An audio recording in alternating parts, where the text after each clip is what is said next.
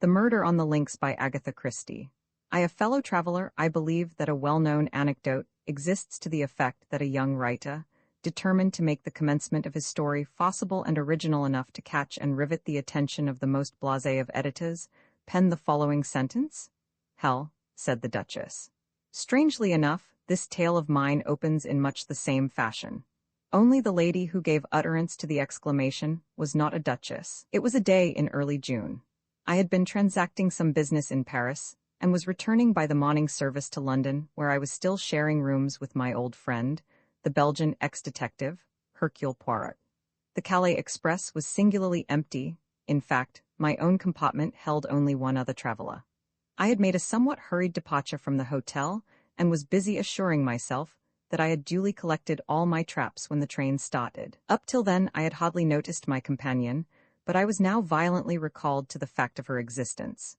Jumping up from her seat, she let down the window and stuck her head out, withdrawing it a moment later with the brief and forcible ejaculation, "Hell? Now I am old-fashioned. A woman, I consider, should be womanly. I have no patience with the modern neurotic girl who jazzes from morning to night, smokes like a chimney, and uses language which would make a Billingsgate fishwoman blush." I looked up now, frowning slightly, into a pretty, impudent face, surmounted by a rakish little red hat. A thick cluster of black curls hid each ear. I judged that she was little more than 17, but her face was covered with powder, and her lips were quite impossibly scarlet. Nothing abashed, she returned my glance and executed an expressive grimace. "Dear me, we've shocked the kind gentleman," she observed to an imaginary audience. "I apologize for my language, most unladylike and all that, but oh Lord, there's reason enough for it. Do you know I've lost my only sister?" "Really?" I said politely. "How unfortunate." "He disapproves?" remarked the lady. "He disapproves utterly of me and my sister, which last is unfair because he hasn't seen her." I opened my mouth, but she forestalled me. "Say no more, nobody loves me. I shall go into the garden and eat worms. Boo-hoo, I am crushed." She buried herself behind a large comic French paper. In a minute or two I saw her eyes stealthily peeping at me over the top.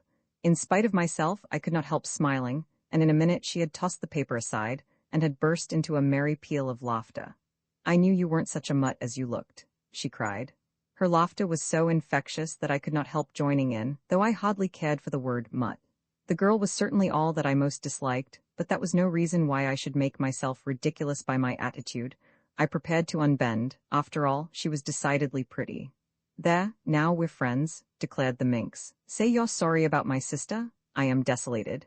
"That's a good boy. Let me finish. I was going to add that, although I am desolated, I can manage to put up with her absence very well." I made a little bow, but this most unaccountable of damsels frowned and shook her head. "Cut it out. I prefer the dignified disapproval stunt." "Oh, your face, not one of us," it said. "And you were right there, though, mind you, it's pretty hard to tell nowadays. It's not everyone who can distinguish between a demi and a duchess. There now, I believe I've shocked you again. You've been dug out of the backwoods, you have. Not that I mind that. We could do with a few more of your sort. I just hate a fellow who gets fresh. It makes me mad." She shook her head vigorously. "What are you like when you're mad?" I inquired with a smile. "A regular little devil. Don't care what I say or what I do either. I nearly did a chap in once. Yes, really, he'd have deserved it too. Italian blood I've got. I shall get into trouble one of these days." "Well," I begged, "don't get mad with me." "I shan't. I like you did the first moment I set eyes on you, but you looked so disapproving that I never thought we should make friends." "Well, we have. Tell me something about yourself." "I'm an actress." "No, not the kind you're thinking of, lunching at the Savoy covered with jewelry, and with their photograph in every paper saying how much they love Madame So-and-so's face cream. I've been on the boards since I was a kid of 6 tumbling." "I beg your pardon?" I said, puzzled. "Haven't you seen Child Acrobats?" "Oh, I understand. I'm American-born, but I've spent most of my life in England. We got a new show now. My sister and I. Sort of song and dance and a bit of patter, and a dash of the old business thrown in. It's quite a new idea, and it hits them every time. There's to be money in it." My new acquaintance leaned forward and discoursed volubly, a great many of her terms being quite unintelligible to me. Yet I found myself evincing an increasing interest in her. She seemed such a curious mixture of child and woman.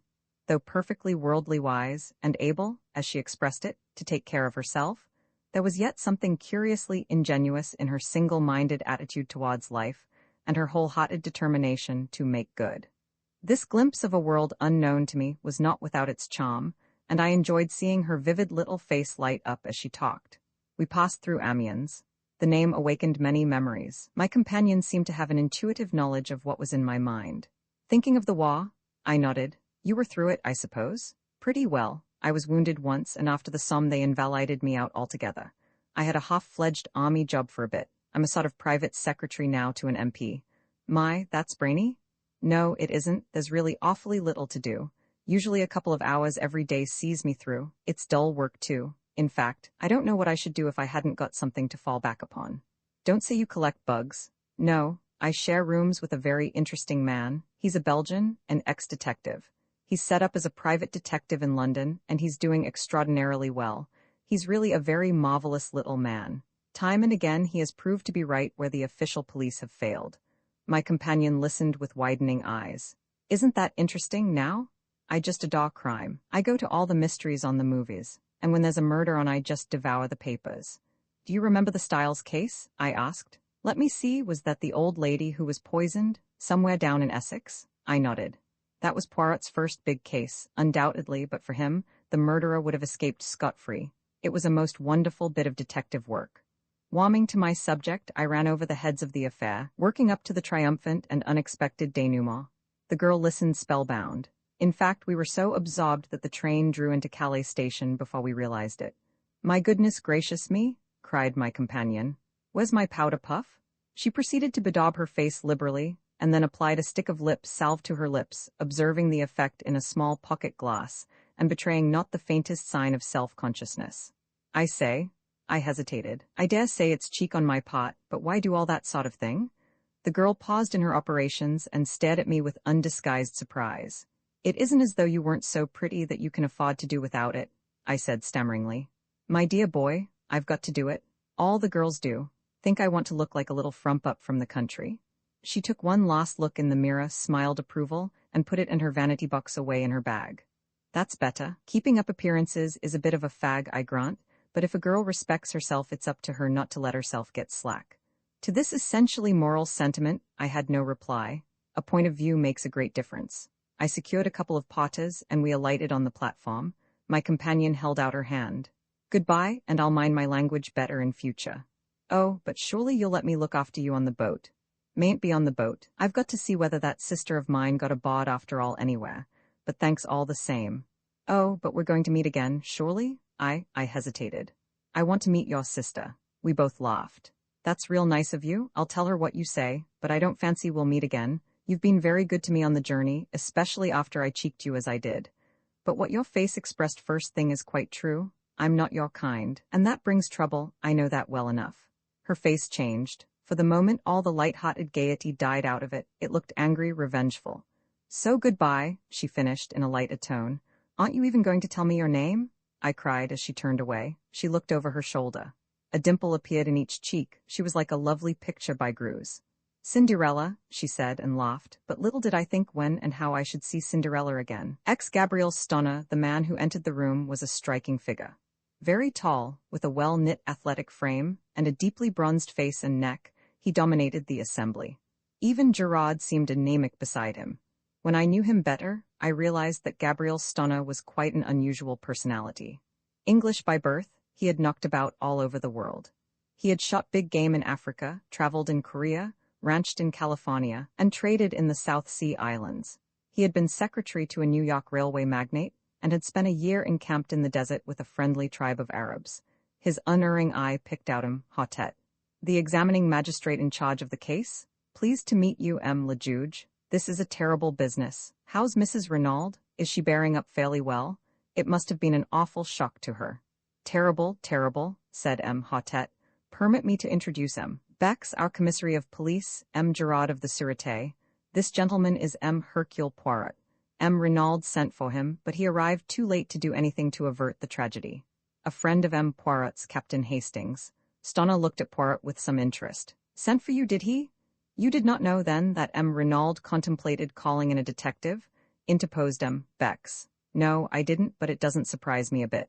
Why? Because the old man was rattled. I don't know what it was all about. He didn't confide in me. We weren't on those terms, but rattled he was, and badly?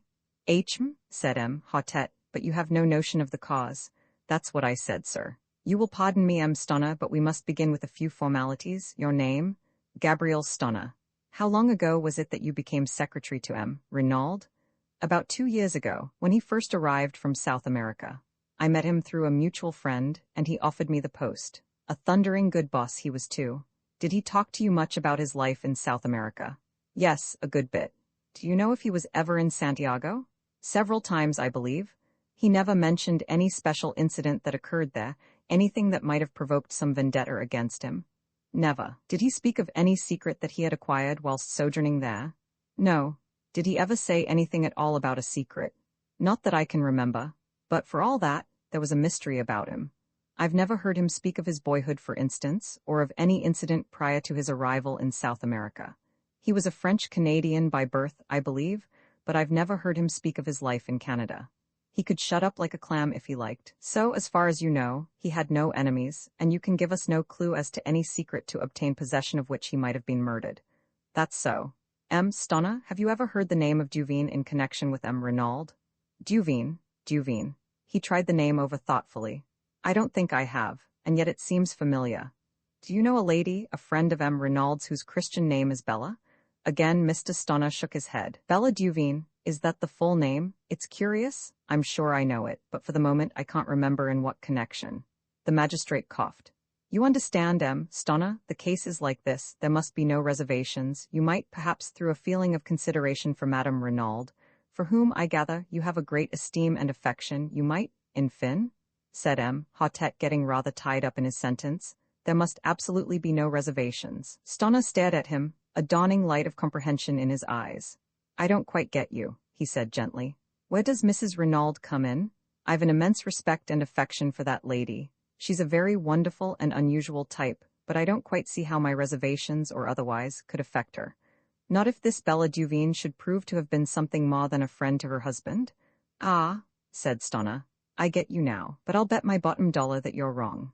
The old man never so much as looked at a petticoat. He just adored his own wife. They were the most devoted couple I know. Hautet shook his head gently. Stonna, we hold absolute proof, a love letter written by this Bella to Renaud, accusing him of having tired of her. Moreover, we have further proof that, at the time of his death, he was carrying on an intrigue with a Frenchwoman, a Madame d'Aubruil, who rents the adjoining villa. And this is the man who, according to you, never looked at a petticoat. The secretary's eyes narrowed. Hold on, le juge, you're barking up the wrong tree. I knew Paul Renaud. What you've just been saying is utterly impossible. There's some other explanation. The magistrate shrugged his shoulders. What other explanation could there be? What leads you to think it was a love affair? Madame d'Aubruil was in the habit of visiting him here in the evenings. Also, since Renaud came to the Villa Genevieve, Madame d'Aubruil has paid large sums of money into the bank in notes. In all, the amount totals 4,000 pounds of your English money. I guess that's right, said Stonna quietly. I transmitted him those sums at his request, but it wasn't an intrigue. Mon Dieu, what else could it be? Blackmail, said Stonna sharply, bringing down his hand with a slam on the table. That's what it was. Ah, voilà une idée, cried the magistrate, shaken in spite of himself. Blackmail, repeated Stonna. The old man was being bled, and at a good rate too. 4,000 in a couple of months. Phew, I told you just now there was a mystery about Renaud. Evidently this Madame d'Aubruil knew enough of it to put the screws on. It is possible, the commissary cried excitedly. Decidedly, it is possible. Possible? Rod Stonna. It's certain, tell me. Have you asked Mrs. Renaud about this love affair stunt of yours? No, monsieur. We did not wish to occasion her any distress if it could reasonably be avoided. Distress? Why, she'd laugh in your face, I tell you. She and Renaud were a couple in 100. Ah, that reminds me of another point, said Hautet. Did Renaud take you into his confidence at all as to the dispositions of his will? I know all about it, took it to the lawyer for him after he'd drawn it out. I can give you the name of his solicitors if you want to see it. They've got it there. Quite simple. Half in trust to his wife for her lifetime, the other half to his son. A few legacies. I rather think he left me 1,000. When was this will drawn up? Oh, about 1.5 years ago. Would it surprise you very much, Stonna, to hear that Renaud had made another will, less than a fortnight ago? Stonna was obviously very much surprised. I'd no idea of it. What's it like? The whole of his vast fortune is left unreservedly to his wife. There is no mention of his son. Mr. Stonna gave vent to a prolonged whistle. I call that rather rough on the lad. His mother adores him, of course, but to the world at large it looks rather like a want of confidence on his father's part. It will be rather galling to his pride. Still, it all goes to prove what I told you, that Renaud and his wife were on first-rate terms. Quite so, said Hotet. It is possible we shall have to revise our ideas on several points. We have of course cabled to Santiago, and are expecting a reply from there any minute. In all possibility, everything will then be perfectly clear and straightforward. On the other hand, if your suggestion of blackmail is true, Madame d'Aubreuil ought to be able to give us valuable information. Poirot interjected a remark. Stoner, the English chauffeur masters, had he been long with Renaud? Over a year. Have you any idea whether he has ever been in South America? I'm quite sure he hasn't. Before coming to Mr. Renaud, he had been for many years with some people in Gloucestershire whom I know well. In fact, you can answer for him as being above suspicion? Absolutely. Poirot seemed somewhat crestfallen. Meanwhile, the magistrate had summoned Machaut. My compliments to Madame Renaud, and I should be glad to speak to her for a few minutes. Beg her not to disturb herself. I will wait upon her upstairs. Machaut saluted and disappeared. We waited some minutes and then, to our surprise, the door opened, and Mrs. Renaud, deathly pale in her heavy mourning, entered the room. Hotet brought forward a chair, uttering vigorous protestations, and she thanked him with a smile. Stoner was holding one hand of hers in his with an eloquent sympathy. Words evidently failed him. Mrs. Renaud turned to Hotet. You wish to ask me something, le juge. With your permission, madam, I understand your husband was a French-Canadian by birth. Can you tell me anything of his youth or upbringing? She shook her head. My husband was always very reticent about himself, monsieur. He came from the northwest, I know, but I fancy that he had an unhappy childhood, for he never cared to speak of that time. Our life was lived entirely in the present and the future. Was there any mystery in his past life? Mrs. Renaud smiled a little and shook her head. Nothing so romantic, I am sure, le juge. Hotet also smiled. True, we must not permit ourselves to get melodramatic. There is one thing more. He hesitated. Stoner broke in impetuously.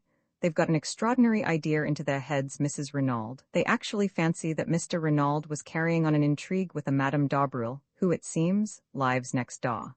The scarlet color flamed into Mrs. Renaud's cheeks. She flung her head up, then bit her lip, her face quivering.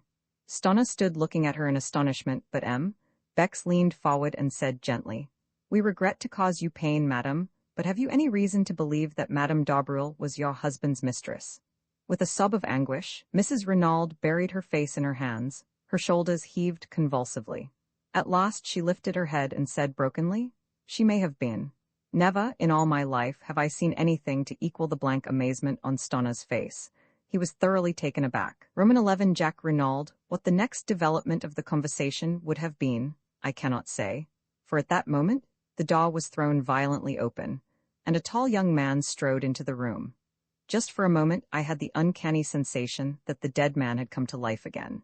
Then I realized that this dark head was untouched with gray, and that, in point of fact, it was a mere boy who now burst in among us with so little ceremony. He went straight to Mrs. Renaud with an impetuosity that took no heed of the presence of others.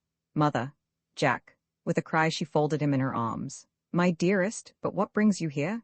You were to sail on the Anzora from Cherbourg 2 days ago. Then, suddenly recalling to herself the presence of others, she turned with a certain dignity, My son, messieurs. Aha, said Hotet, acknowledging the young man's bow. So you did not sail on the Anzora? No, monsieur. As I was about to explain, the Anzora was detained 24 hours through engine trouble. I should have sailed last night instead of the night before, but happening to buy an evening paper, I saw in it an account of the awful tragedy that had befallen us. His voice broke and the tears came into his eyes. My poor father, my poor, poor father. Staring at him like one in a dream, Mrs. Renaud repeated, So you did not sail? And then, with a gesture of infinite weariness, she murmured as though to herself, After all, it does not matter now. Sit down, Renaud, I beg of you, said Hotet, indicating a chair. My sympathy for you is profound. It must have been a terrible shock to you to learn the news as you did. However, it is most fortunate that you were prevented from sailing. I am in hopes that you may be able to give us just the information we need to clear up this mystery. I am at your disposal, le juge. Ask me any questions you please. To begin with, I understand that this journey was being undertaken at your father's request. Quite so, le juge. I received a telegram bidding me to proceed without delay to Buenos Aires, and from thence via the Andes to Valparaiso and on to Santiago. Ah, and the object of this journey? I have no idea, M. Lejuge. What? No, see, here is the telegram. The magistrate took it and read it aloud. Proceed immediately Cherbourg, embark Anzora, sailing tonight Buenos Aires. Ultimate destination Santiago. Further instructions will await you Buenos Aires. Do not fail. Matter is of utmost importance. Renaud. And there had been no previous correspondence on the matter? Jack Renaud shook his head. That is the only intimation of any kind. I knew, of course, that my father, having lived so long out there, had necessarily many interests in South America, but he had never mooted any suggestion of sending me out. You have, of course, been a good deal in South America, M. Renaud? I was there as a child, but I was educated in England and spent most of my holidays in that country, so I really know far less of South America than might be supposed. You see, the war broke out when I was 17. You served in the English flying corps, did you not? Yes, M. Lejuge. M. Hautet nodded his head, and proceeded with his inquiries along the, by now, well-known lines.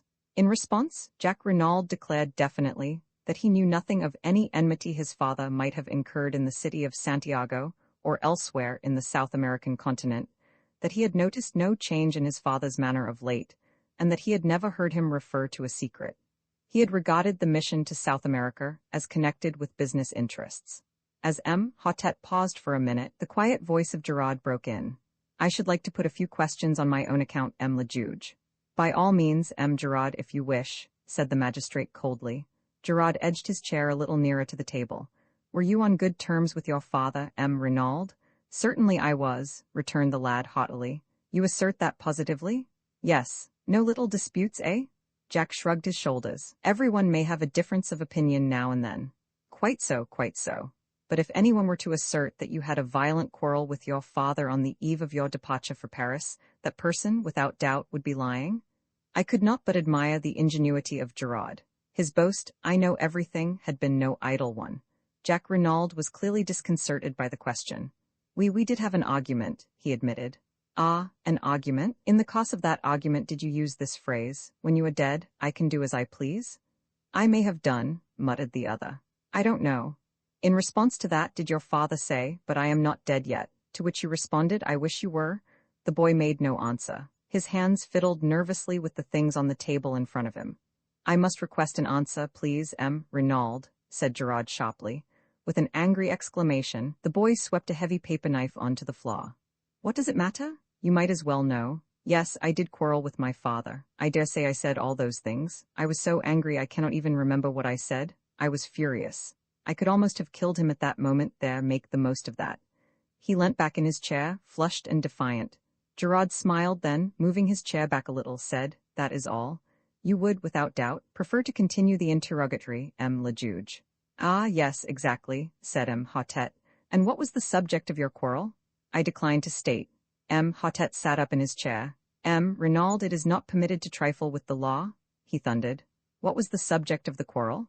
Young Renaud remained silent, his boyish face sullen and overcast. But another voice spoke, imperturbable and calm, the voice of Hercule Poirot. I will inform you if you like. M. Lejuge, you know? Certainly I know. The subject of the quarrel was Mademoiselle Maude d'Aubreuil. Renaud sprang round, startled. The magistrate leaned forward. Is this so, monsieur? Jack Renaud bowed his head. Yes, he admitted. I love Mademoiselle d'Aubreuil, and I wish to marry her. When I informed my father of the fact, he flew at once into a violent rage.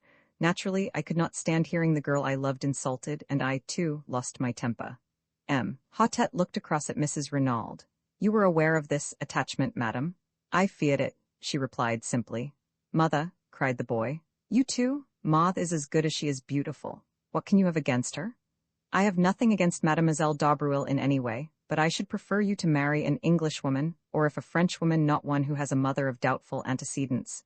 Her rancor against the older woman showed plainly in her voice, and I could well understand that it must have been a bitter blow to her when her only son showed signs of falling in love with the daughter of her rival.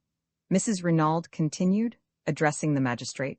I ought, perhaps, to have spoken to my husband on the subject, but I hoped that it was only a boy and girl flirtation which would blow over all the quicker if no notice was taken of it. I blame myself now for my silence, but my husband, as I told you, had seemed so anxious and careworn, different altogether from his normal self, that I was chiefly concerned not to give him any additional worry. Hotet nodded. When you informed your father of your intentions towards Mademoiselle d'Arbreuil, he resumed, he was surprised? He seemed completely taken aback. Then he ordered me peremptorily to dismiss any such idea from my mind. He would never give his consent to such a marriage. Nettled, I demanded what he had against Mademoiselle d'Arbreuil. To that, he could give no satisfactory reply, but spoke in slighting terms of the mystery surrounding the lives of the mother and daughter. I answered that I was marrying Maude, and not her antecedents, but he shouted me down with a peremptory refusal to discuss the matter in any way. The whole thing must be given up. The injustice and high-handedness of it all maddened me, especially since he himself always seemed to go out of his way to be attentive to the d'Arbreuils, and was always suggesting that they should be asked to the house. I lost my head, and we quarreled in earnest. My father reminded me that I was entirely dependent on him, and it must have been in answer to that I made the remark about doing as I pleased after his death. Poirot interrupted with a quick question. You were aware, then, of the terms of your father's will? I knew that he had left half his fortune to me, the other half in trust for my mother to come to me at her death, replied the lad. Proceed with your story, said the magistrate. After that we shouted at each other in sheer rage until I suddenly realized that I was in danger of missing my train to Paris. I had to run for the station, still in a white heat of fury. However, once well away, I calmed down. I wrote to Maude, telling her what had happened, and her reply soothed me still further. She pointed out to me that we had only to be steadfast, and any opposition was bound to give way at last.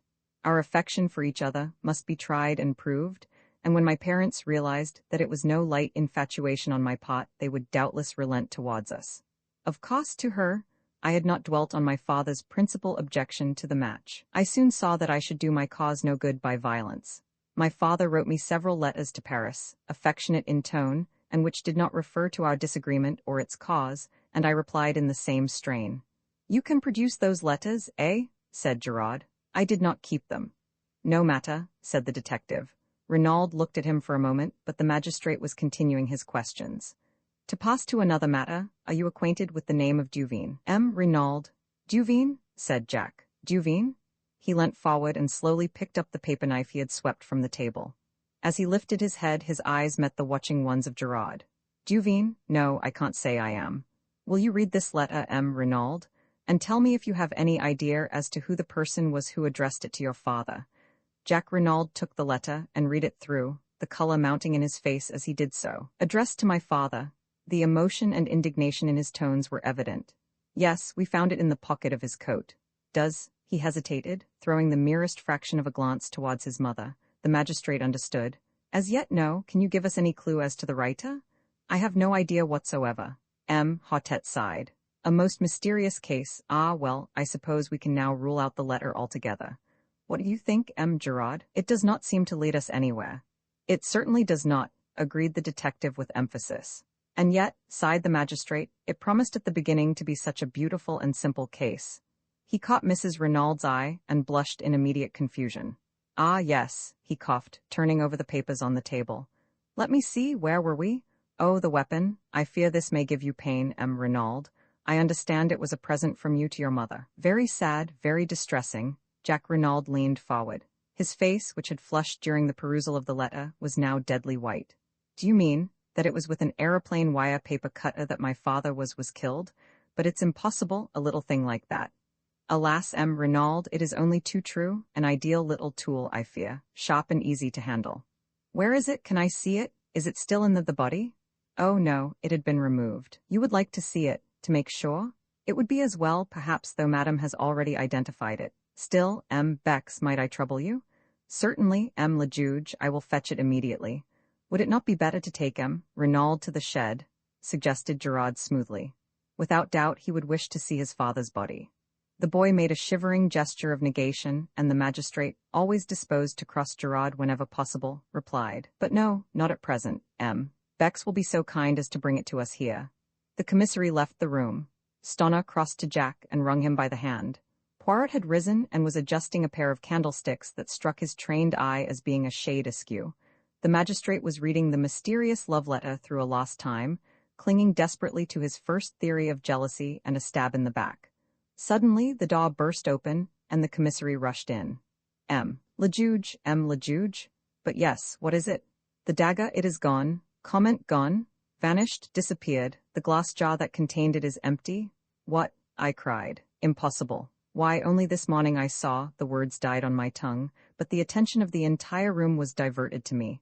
What is that you say? Cried the commissary. This morning? I saw it there this morning, I said slowly. About an hour and a half ago, to be accurate. You went to the shed then. How did you get the key? I asked the Sergeant de Ville for it. And you went there? Why? I hesitated, but in the end I decided that the only thing to do was to make a clean breast of it. Le Juge, I said. I have committed a grave fault for which I must crave your indulgence. Proceed, monsieur. The fact of the matter is, I said, wishing myself anywhere else than where I was, that I met a young lady, an acquaintance of mine. She displayed a great desire to see everything that was to be seen, and well, in short, I took the key to show her the body. Ah, par exemple, cried the magistrate indignantly. But it is a grave fault you have committed there, Captain Hastings. It is altogether most irregular. You should not have permitted yourself this folly. I know, I said meekly. Nothing that you can say could be too severe, Le Juge. You did not invite this lady to come here? Certainly not. I met her quite by accident. She is an English lady who happens to be staying in Merlinville, though I was not aware of that until my unexpected meeting with her. Well, said the magistrate, softening. It was most irregular, but the lady is without doubt young and beautiful, n'est-ce pas? What it is to be young? Oh, Juness? And he sighed sentimentally. But the commissary, less romantic and more practical, took up the tale. But did not you reclose and lock the door when you departed? That's just it, I said slowly. That's what I blame myself for so terribly. My friend was upset at the sight, she nearly fainted. I got her some brandy and water, and afterwards insisted on accompanying her back to town. In the excitement, I forgot to relock the door. I only did so when I got back to the villa. Then for 20 minutes at least, said the commissary slowly. He stopped. Exactly, I said. 20 minutes, mused the commissary. It is deplorable, said Hautet, his sternness of manner returning. Without precedent. Suddenly another voice spoke. You find it deplorable, Le Juge? Asked Gerard. Certainly I do. I find it admirable, said the other imperturbably. This unexpected ally quite bewildered me. Admirable, Gerard? Asked the magistrate, studying him cautiously out of the corner of his eye. Precisely. And why? Because we know now that the assassin, or an accomplice of the assassin, has been near the villa only an hour ago. It will be strange if, with that knowledge, we do not shortly lay hands upon him. There was a note of menace in his voice. He continued. He risked a good deal to gain possession of that dagger. Perhaps he feared that fingerprints might be discovered on it. Poirot turned to Bex. You said there were none? Gerard shrugged his shoulders. Perhaps he could not be sure. Poirot looked at him. You are wrong, Gerard. The assassin wore gloves, so he must have been sure. I do not say it was the assassin himself. It may have been an accomplice who was not aware of that fact.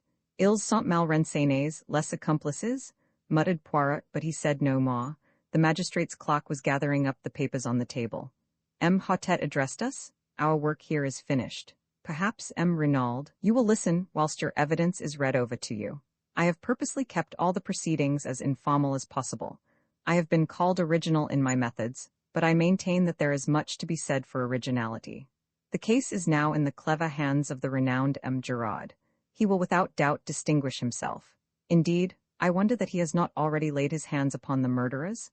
Madam, again let me assure you of my heartfelt sympathy. Messieurs, I wish you all good day. And, accompanied by his clock and the commissary, he took his departure. Poirot tugged out that large turnip of a watch of his and observed the time. Let us return to the hotel for lunch, my friend, he said, and you shall recount to me in full the indiscretions of this morning. No one is observing us. We need make no adieus. We went quietly out of the room. The examining magistrate had just driven off in his car. I was going down the steps when Poirot's voice arrested me. One little moment, my friend. Dexterously, he whipped out his yard measure and proceeded, quite solemnly, to measure an overcoat hanging in the hall from the collar to the hem. I had not seen it hanging there before, and guessed that it belonged to either Mr. Stonner or Jack Renaud.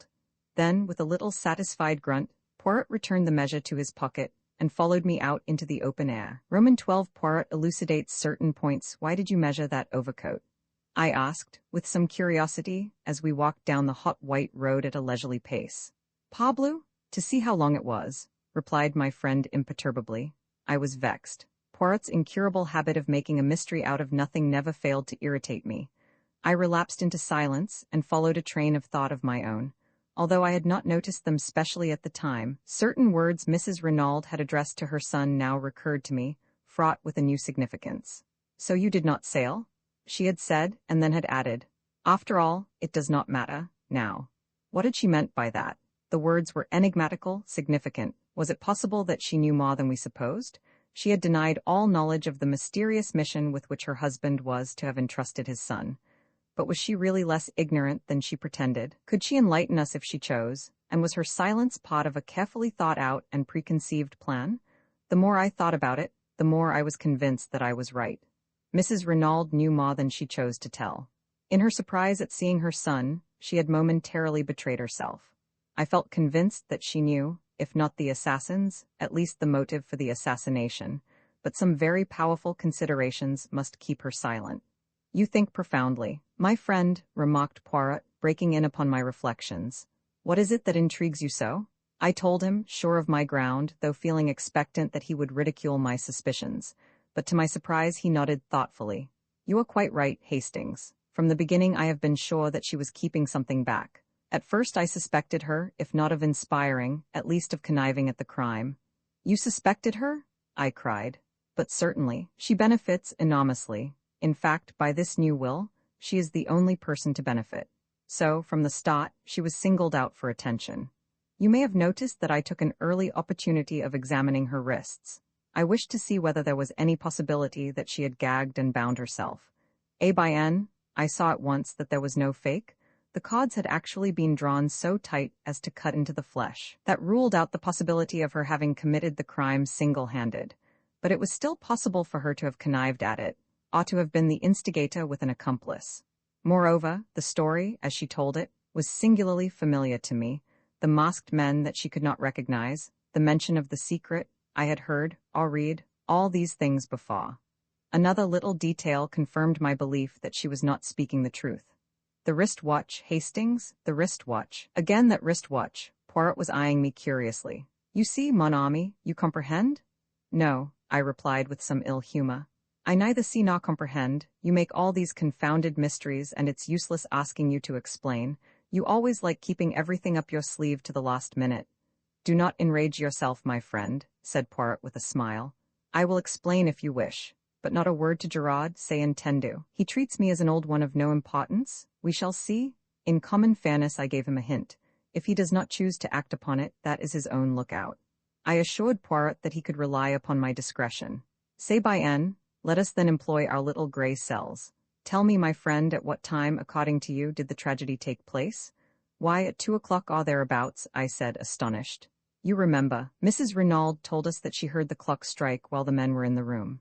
"Exactly, and on the strength of that, you, the examining magistrate, Bex, and everyone else, accept the time without further question. But I, Hercule Poirot, say that Madame Renaud lied. The crime took place at least 2 hours earlier." "But the doctors?" "They declared, after examination of the body, that death had taken place between 10 and 7 hours previously. Mon ami, for some reason, it was imperative that the crime should seem to have taken place later than it actually did. You have read of a smashed watch or clock recording the exact hour of a crime. So that the time should not rest on Mrs. Renaud's testimony alone, someone moved on the hands of that wrist watch to 2 o'clock and then dashed it violently to the ground. But, as is often the case, they defeated their own object. The glass was smashed, but the mechanism of the watch was uninjured. It was a most disastrous maneuver on their part, for it at once drew my attention to 2 points. First, that Madame Renaud was lying. Secondly, that there must be some vital reason for the postponement of the time. But what reason could there be? Ah, that is the question. There we have the whole mystery. As yet, I cannot explain it. There is only one idea that presents itself to me as having a possible connection. And that is, the last train left Merlinville at 17 minutes past 12. I followed it out slowly. So that, the crime apparently taking place some 2 hours later, anyone leaving by that train would have an unimpeachable alibi. "Perfect, Hastings, you have it?" I sprang up. "But we must inquire at the station." Surely they cannot have failed to notice 2 foreigners who left by that train. We must go there at once. You think so, Hastings? Of course. Let us go there now. Poirot restrained my ardor with a light touch upon the arm. Go by all means if you wish, mon ami, but if you go, I should not ask for particulars of 2 foreigners. I stared, and he said rather impatiently, La, you do not believe all that rigmarole, do you? The masked men and all the rest of Set Histwella. His words took me so much aback that I hardly knew how to respond. He went on serenely. You heard me say to Gerard, did you not, that all the details of this crime were familiar to me? That presupposes one of 2 things. Either the brain that planned the first crime also planned this one, or else an account read of a cause célèbre unconsciously remained in our assassin's memory and prompted the details. I shall be able to pronounce definitely on that after. He broke off. I was revolving sundry matters in my mind. But Mr. Renaud's letter? It distinctly mentions a secret in Santiago. Undoubtedly there was a secret in Renaud's life. There can be no doubt of that. On the other hand, the word Santiago, to my mind, is a red herring, dragged continually across the track to put us off the scent. It is possible that it was used in the same way on Renaud, to keep him from directing his suspicions into a quarter nearer at hand. Oh, be assured, Hastings, the danger that threatened him was not in Santiago. It was near at hand in France. He spoke so gravely, and with such assurance that I could not fail to be convinced. But I essayed one final objection, and the match and cigarette end found near the body? What of them? A light of pure enjoyment lit up Poirot's face. Planted? Deliberately planted there for Gerard or one of his tribe to find? Ah, he is smart, Gerard, he can do his tricks. So can a good retriever dog. He comes in so pleased with himself. For hours he has crawled on his stomach. See what I have found, he says. And then again to me, what do you see here? Me, I answer, with profound and deep truth, nothing. And Gerard, the great Gerard, he laughs, he thinks to himself, oh, that he is imbecile, this old one, but we shall see. But my mind had reverted to the main facts. Then all the story of the masked men is false. What really happened? Poirot shrugged his shoulders. One person could tell us, Madame Renaud, but she will not speak. Threats and entreaties would not move her. A remarkable woman that, Hastings, I recognized as soon as I saw her that I had to deal with a woman of unusual character. At first, as I told you, I was inclined to suspect her of being concerned in the crime. Afterwards, I altered my opinion. What made you do that? Her spontaneous and genuine grief at the sight of her husband's body. I could swear that the agony in that cry of hers was genuine. Yes, I said thoughtfully, one cannot mistake these things. I beg your pardon, my friend, one can always be mistaken. Regard a great actress, does not her acting of grief carry you away and impress you with its reality? No, however strong my own impression and belief, I needed other evidence before I allowed myself to be satisfied. The great criminal can be a great actor. I base my certainty in this case, not upon my own impression, but upon the undeniable fact that Mrs. Renaud actually fainted. I turned up her eyelids and felt her pulse. There was no deception. The swoon was genuine. Therefore I was satisfied that her anguish was real and not assumed. Besides, a small additional point not without interest, it was unnecessary for Mrs. Renaud to exhibit unrestrained grief. She had had one paroxysm on learning of her husband's death, and there would be no need for her to simulate another such a violent one on beholding his body. No, Mrs. Renaud was not her husband's murderess. But why has she lied? She lied about the wrist watch, she lied about the masked men, she lied about a third thing. Tell me, Hastings, what is your explanation of the open door? Well, I said, rather embarrassed, I suppose it was an oversight, they forgot to shut it. Poirot shook his head and sighed. That is the explanation of Gerard. It does not satisfy me. There is a meaning behind that open door which for a moment I cannot fathom. I have an idea, I cried suddenly. A la bonne heure, let us hear it. Listen, we are agreed that Mrs. Renaud's story is a fabrication. Is it not possible, then, that Mr. Renaud left the house to keep an appointment, possibly with the murderer, leaving the front door open for his return? But he did not return, and the next morning he is found, stabbed in the back. An admirable theory, Hastings, but for 2 facts which you have characteristically overlooked. In the first place, who gagged and bound Madame Renaud, and why on earth should they return to the house to do so? In the second place, no man on earth would go out to keep an appointment wearing his underclothes and an overcoat. There are circumstances in which a man might wear pajamas and an overcoat, but the other, never. True, I said, rather crestfallen. No, continued Poirot, we must look elsewhere for a solution of the open door mystery. One thing I am fairly sure of, they did not leave through the door, they left by the window. What? Precisely. But there were no footmarks in the flower bed underneath. No, and there ought to have been. Listen, Hastings. The gardener, August, as you heard him say, planted both those beds the preceding afternoon. In the one there are plentiful impressions of his big hobnailed boots, in the other none. You see? Someone had passed that way, someone who, to obliterate their footprints, smoothed over the surface of the bed with a rake. Where did they get a rake? Where they got the spade and the gardening gloves, said Poirot impatiently. There is no difficulty about that. What makes you think that they left that way, though? Surely it is more probable that they entered by the window, and left by the door. That is possible, of course, yet I have a strong idea that they left by the window. I think you are wrong. Perhaps, mon ami. I mused, thinking over the new field of conjecture that Poirot's deductions had opened up to me. I recalled my wonder at his cryptic allusions to the flower bed and the wrist watch. His remarks had seemed so meaningless at the moment, and now, for the first time, I realized how remarkably, from a few slight incidents, he had unraveled much of the mystery that surrounded the case. I paid a belated homage to my friend. As though he read my thoughts, he nodded sagely. Method, you comprehend? Method, arrange your facts, arrange your ideas, and if some little fact will not fit in, do not reject it but consider it closely. Though its significance escapes you, be sure that it is significant. In the meantime, I said, considering, although we know a great deal more than we did, we are no nearer to solving the mystery of who killed Mr. Renaud. No, said Poirot cheerfully. In fact, we are a great deal further off. The fact seemed to afford him such peculiar satisfaction that I gazed at him in wonder. He met my eye and smiled. But yes, it is better so. Before, there was at all events a clear theory as to how and by whose hands he met his death. Now that is all gone, we are in darkness. 100 conflicting points confuse and worry us. That is well, that is excellent. Out of confusion comes forth order. But if you find order to start with, if a crime seems simple and above board, a by n, méfiez vous. It is, how do you say it? Cooked, the great criminal is simple, but very few criminals are great.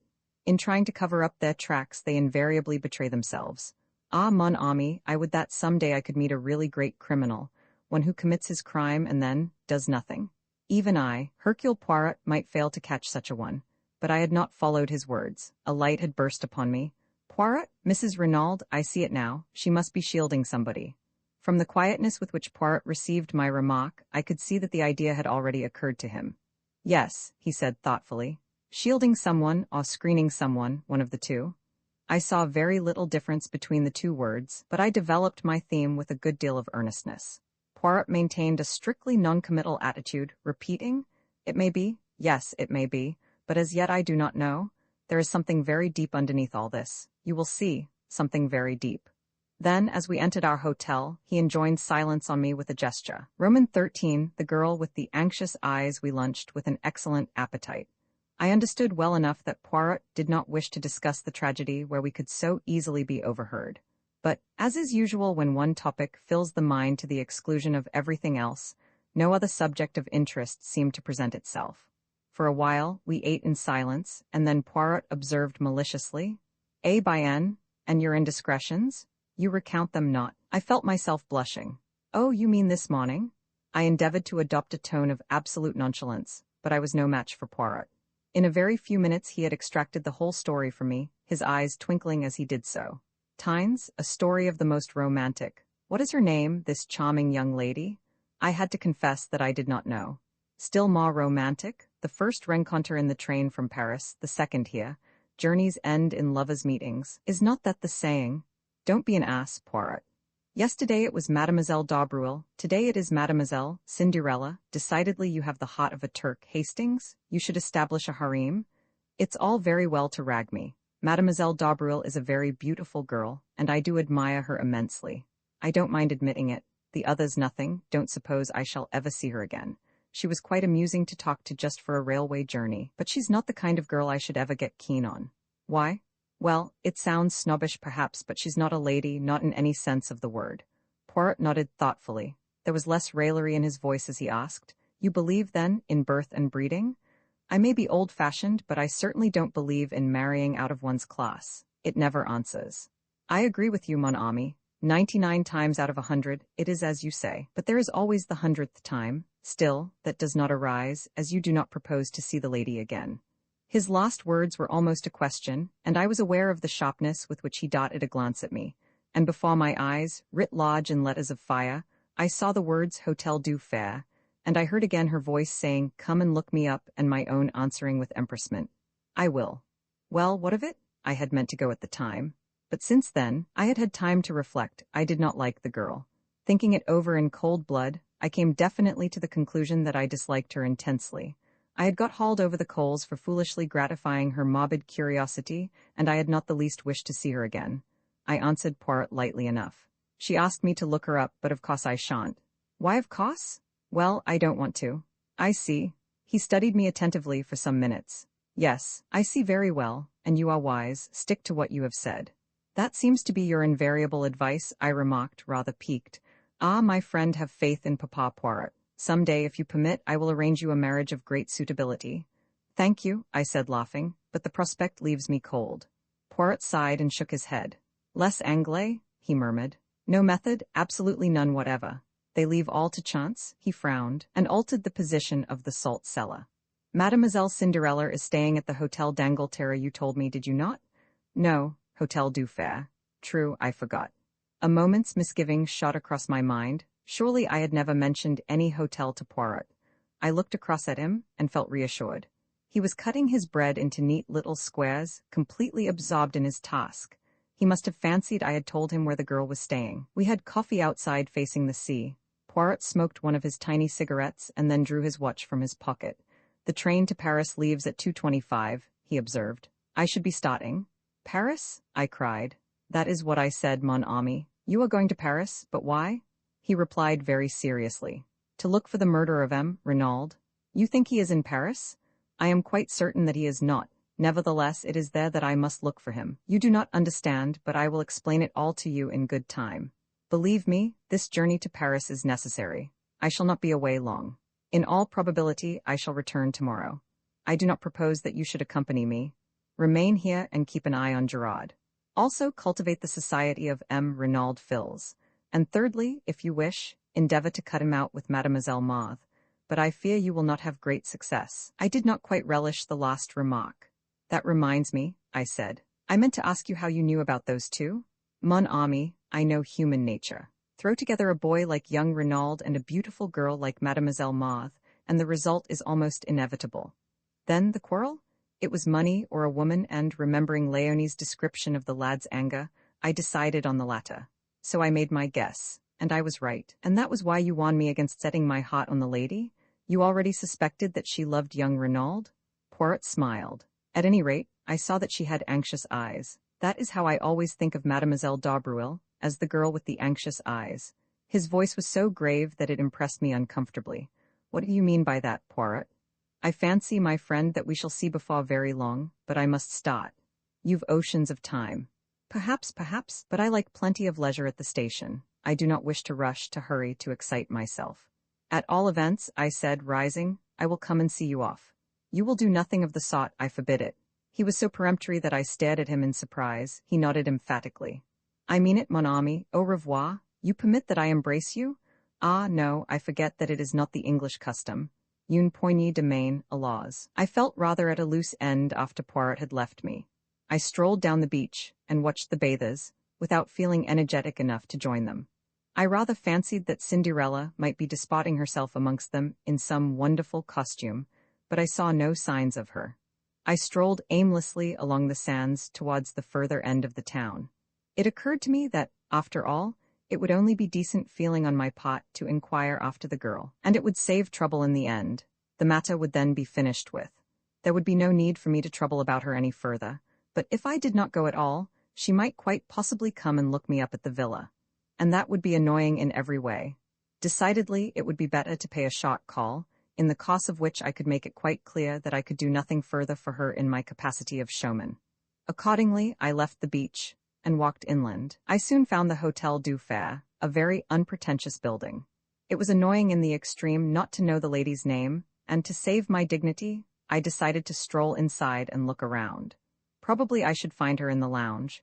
Merlinville was a small place. You left your hotel to go to the beach, and you left the beach to return to the hotel. There were no other attractions. There was a casino being built, but it was not yet completed. I had walked the length of the beach without seeing her, therefore she must be in the hotel. I went in. Several people were sitting in the tiny lounge, but my quarry was not amongst them. I looked into some other rooms, but there was no sign of her. I waited for some time, till my impatience got the better of me. I took the concierge aside and slipped 5 francs into his hand. I wish to see a lady who is staying here. A young English lady, small and dark. I am not sure of her name. The man shook his head and seemed to be suppressing a grin. There is no such lady as you describe staying here. She is American possibly, I suggested. These fellows are so stupid, but the man continued to shake his head. No, monsieur, there are only 6 or 7 English and American ladies altogether, and they are all much older than the lady you are seeking. It is not here that you will find her, monsieur. He was so positive that I felt doubts. But the lady told me she was staying here. Monsieur must have made a mistake, or it is more likely the lady did, since there has been another gentleman here inquiring for her. What is that you say? I cried, surprised. But yes, monsieur, a gentleman who described her just as you have done. What was he like? He was a small gentleman, well-dressed, very neat, very spotless, the moustache very stiff, the head of a peculiar shape, and the eyes green. Poirot? So that was why he refused to let me accompany him to the station. The impertinence of it? I would thank him not to meddle in my concerns. Did he fancy I needed a nurse to look after me? Thanking the man, I departed, somewhat at a loss and still much incensed with my meddlesome friend. I regretted that he was, for the moment, out of reach. I should have enjoyed telling him what I thought of his unwarranted interference, had I not distinctly told him that I had no intention of seeing the girl. Decidedly, one's friends can be too zealous. But where was the lady? I set aside my wrath and tried to puzzle it out. Evidently, through inadvertence, she had named the wrong hotel. Then another thought struck me. Was it inadvertence? Or had she deliberately withheld her name and given me the wrong address? The more I thought about it, the more I felt convinced that this lost surmise of mine was right. For some reason or other, she did not wish to let the acquaintance ripen into friendship. And though half an hour earlier, this had been precisely my own view, I did not enjoy having the tables turned upon me. The whole affair was profoundly unsatisfactory, and I went up to the Villa Genevieve in a condition of distinct ill humor. I did not go to the house, but went up the path to the little bench by the shed, and sat there moodily enough. I was distracted from my thoughts by the sound of voices close at hand. In a second or two I realized that they came, not from the garden I was in, but from the adjoining garden of the Villa Marguerite, and that they were approaching rapidly. A girl's voice was speaking, a voice that I recognized as that of the beautiful Maude. "Chérie," she was saying, "is it really true? Are all our troubles over?" "You know it, Maude," Jack Renaud replied. "Nothing can part us now, beloved. The last obstacle to our union is removed. Nothing can take you from me." "Nothing?" the girl murmured. "Oh, Jack, I am afraid." I had moved to depart, realizing that I was quite unintentionally eavesdropping. As I rose to my feet, I caught sight of them through a gap in the hedge. They stood together facing me, the man's arm round the girl, his eyes looking into hers. They were a splendid-looking couple, the dark, well-knit boy, and the fair young goddess. They seemed made for each other as they stood there, happy in spite of the terrible tragedy that overshadowed their young lives. But the girl's face was troubled, and Jack Renaud seemed to recognize it, as he held her closer to him and asked, "But what are you afraid of, darling? What is there to fear, now?" And then I saw the look in her eyes, the look Poirot had spoken of as she murmured, so that I almost guessed at the words. "I am afraid for you?" I did not hear young Renaud's answer, for my attention was distracted by an unusual appearance a little further down the hedge. There appeared to be a brown bush there, which seemed odd, to say the least of it, so early in the summer. I stepped along to investigate, but at my advance, the brown bush withdrew itself precipitately and faced me with a finger to its lips. It was Gerard. Enjoining caution, he led the way round the shed until we were out of earshot. "What were you doing there?" I asked. "Exactly what you were doing, listening. But I was not there on purpose." "Ah," said Gerard, "I was." As always, I admired the man whilst disliking him. He looked me up and down with a sort of contemptuous disfavor. "You didn't help matters by butting in. I might have heard something useful in a minute. What have you done with your old fossil?" Poirot has gone to Paris," I replied coldly. "And I can tell you, Gerard, that he is anything but an old fossil. He has solved many cases that have completely baffled the English police." "Bah, the English police?" Gerard snapped his fingers disdainfully. "They must be on a level with our examining magistrates. So he has gone to Paris, has he? Well, a good thing. The longer he stays there, the better. But what does he think he will find there?" I thought I read in the question a tinge of uneasiness. I drew myself up. That I am not at liberty to say, I said quietly. Gerard subjected me to a piercing stare. He has probably enough sense not to tell you, he remarked rudely. Good afternoon, I'm busy. And with that, he turned on his heel and left me without ceremony. Matters seemed at a standstill at the Villa Genevieve. Gerard evidently did not desire my company, and from what I had seen, it seemed fairly certain that Jack Renaud did not either. I went back to the town, had an enjoyable bath, and returned to the hotel. I turned in early, wondering whether the following day would bring forth anything of interest. I was wholly unprepared for what it did bring forth. I was eating my petit déjeuner in the dining room, when the waiter, who had been talking to someone outside, came back in obvious excitement. He hesitated for a minute, fidgeting with his napkin, and then burst out. Monsieur will pardon me, but he is connected, is he not, with the affair at the Villa Genevieve? Yes, I said eagerly. Why, Monsieur has not heard the news, though. What news? That there has been another murder there last night. What? Leaving my breakfast, I caught up my hat and ran as fast as I could. Another murder, and Poirot away, what fatality. But who had been murdered? I dashed in at the gate. A group of the servants was in the drive, talking and gesticulating. I caught hold of François. What has happened? Oh, monsieur, another death. It is terrible. There is a curse upon the house. But yes, I say it a curse, they should send for him. Le curé to bring some holy water. Never will I sleep another night under that roof. It might be my turn, who knows? She crossed herself. Yes, I cried, but who has been killed? Do I know me, a man, a stranger? They found him up there in the shed, not 100 yards from where they found poor monsieur. And that is not all. He is stabbed to the heart with the same dagger. Roman 14, the second body waiting for no more. I turned and ran up the path to the shed. The two men on guard there stood aside to let me pass, and filled with excitement, I entered. The light was dim. The place was a mere rough wooden erection to keep old pots and tools in. I had entered impetuously, but on the threshold I checked myself, fascinated by the spectacle before me. Gerard was on his hands and knees, a pocket torch in his hand with which he was examining every inch of the ground. He looked up with a frown at my entrance, then his face relaxed a little in a sort of good-humored contempt. Ah, c'est l'anglais. Enter then. Let us see what you can make of this affair. Rather stung by his tone, I stooped my head and passed in. There he is, said Gerard, flashing his torch to the far corner. I stepped across. The dead man lay straight upon his back. He was of medium height, swarthy of complexion, and possibly about 50 years of age. He was neatly dressed in a dark blue suit, well cut and probably made by an expensive tailor, but not new. His face was terribly convulsed, and on his left side, just over the heart, the hilt of a dagger stood up, black and shining. I recognized it. It was the same dagger I had seen reposing in the glass jar the preceding morning. I'm expecting the doctor any minute, explained Gerard, although we hardly need him. There's no doubt what the man died of. He was stabbed to the heart, and death must have been pretty well instantaneous. When was it done? Last night? Gerard shook his head. Hardly. I don't lay down the law on medical evidence, but the man's been dead well over 12 hours. When do you say you last saw that dagger? About 10 o'clock yesterday morning. Then I should be inclined to fix the crime as being done not long after that. But people were passing and repassing this shed continually. Gerard laughed disagreeably. You progress to a marvel. Who told you he was killed in this shed? Well, I felt flustered. I assumed it. Oh, what a fine detective. Look at him, mon petit. Does a man stabbed to the heart fall like that, neatly with his feet together and his arms to his side? No. Again, does a man lie down on his back and permit himself to be stabbed without raising a hand to defend himself? It is absurd, is it not? But see here, and here? He flashed the torch along the ground. I saw curious irregular marks in the soft dirt.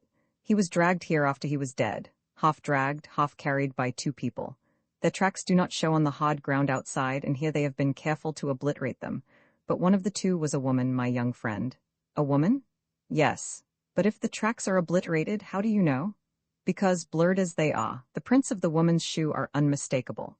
Also, by this, and leaning forward, he drew something from the handle of the dagger and held it up for me to see. It was a woman's long black hair, similar to the one Poirot had taken from the armchair in the library. With a slightly ironic smile, he wound it round the dagger again. We will leave things as they are as much as possible, he explained. It pleases the examining magistrate. By N, do you notice anything else? I was forced to shake my head. Look at his hands. I did. The nails were broken and discolored, and the skin was hard. It hardly enlightened me as much as I should have liked it to have done. I looked up at Gerard. They are not the hands of a gentleman, he said, answering my look. On the contrary, his clothes are those of a well-to-do man. That is curious, is it not? Very curious, I agreed.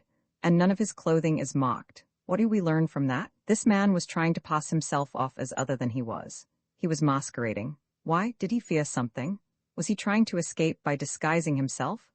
As yet we do not know, but one thing we do know, he was as anxious to conceal his identity as we are to discover it. He looked down at the body again. As before, there are no fingerprints on the handle of the dagger. The murderer again wore gloves. You think, then, that the murderer was the same in both cases? I asked eagerly. Gerard became inscrutable. Never mind what I think, we shall see. Marchot, the Sergeant de Ville appeared at the doorway. Monsieur? Why is Madame Renaud not here? I sent for her a quarter of an hour ago. She is coming up the path now, monsieur, and her son with her. Good, I only want one at a time, though. Marchot saluted and disappeared again. A moment later he reappeared with Mrs. Renaud. Here is Madame. Gerard came forward with a curt bow. This way, Madame. He led her across and then, standing suddenly aside. Here is the man, do you know him? And as he spoke, his eyes, gimlet-like, bored into her face, seeking to read her mind, noting every indication of her manner. But Mrs. Renaud remained perfectly calm, too calm, I felt. She looked down at the corpse almost without interest, certainly without any sign of agitation or recognition. No, she said. I have never seen him in my life. He is quite a stranger to me. You are sure? Quite sure. You do not recognize in him one of your assailants, for instance? No, she seemed to hesitate as though struck by the idea. No, I do not think so. Of course they wore beards, false ones the examining magistrate thought, but still no. Now she seemed to make her mind up definitely. I am sure neither of the two was this man.